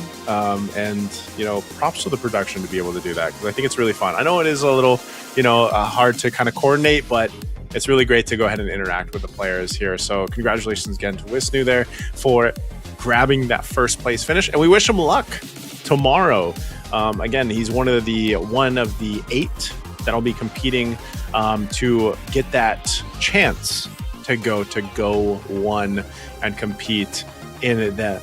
I guess we could look at Go One as, and I know they'll probably talk about it more later here, but it's going to be a big, great celebration for Magic Chess Go-Go, and I think it's really exciting that we have that. So I know it's been somewhat of a long day here for us and for you guys watching in from Group A to Group B. I hope you guys have really enjoyed this English stream. Of course, it's been great to kind of bring it to you guys to finally cast Magic Chess Go-Go and learn and have some fun with you guys too. I hope you guys learned something from this. Again, this is just the beginning for Magic Chess Go-Go. So we'll be back here tomorrow. It won't be me. You'll be joined here with a different caster. It's going to be my friend Renmar. But thank you guys for joining me again. I'm Naisu, and it's been a wonderful, wonderful day to join you guys here for MCGG Rising Stars. Don't forget to like the Facebook page and everything else, and be back tomorrow for the grand finals, and we'll see you guys then. All right. Until then, thank you for joining us. Have a good night, and we'll see you guys next time.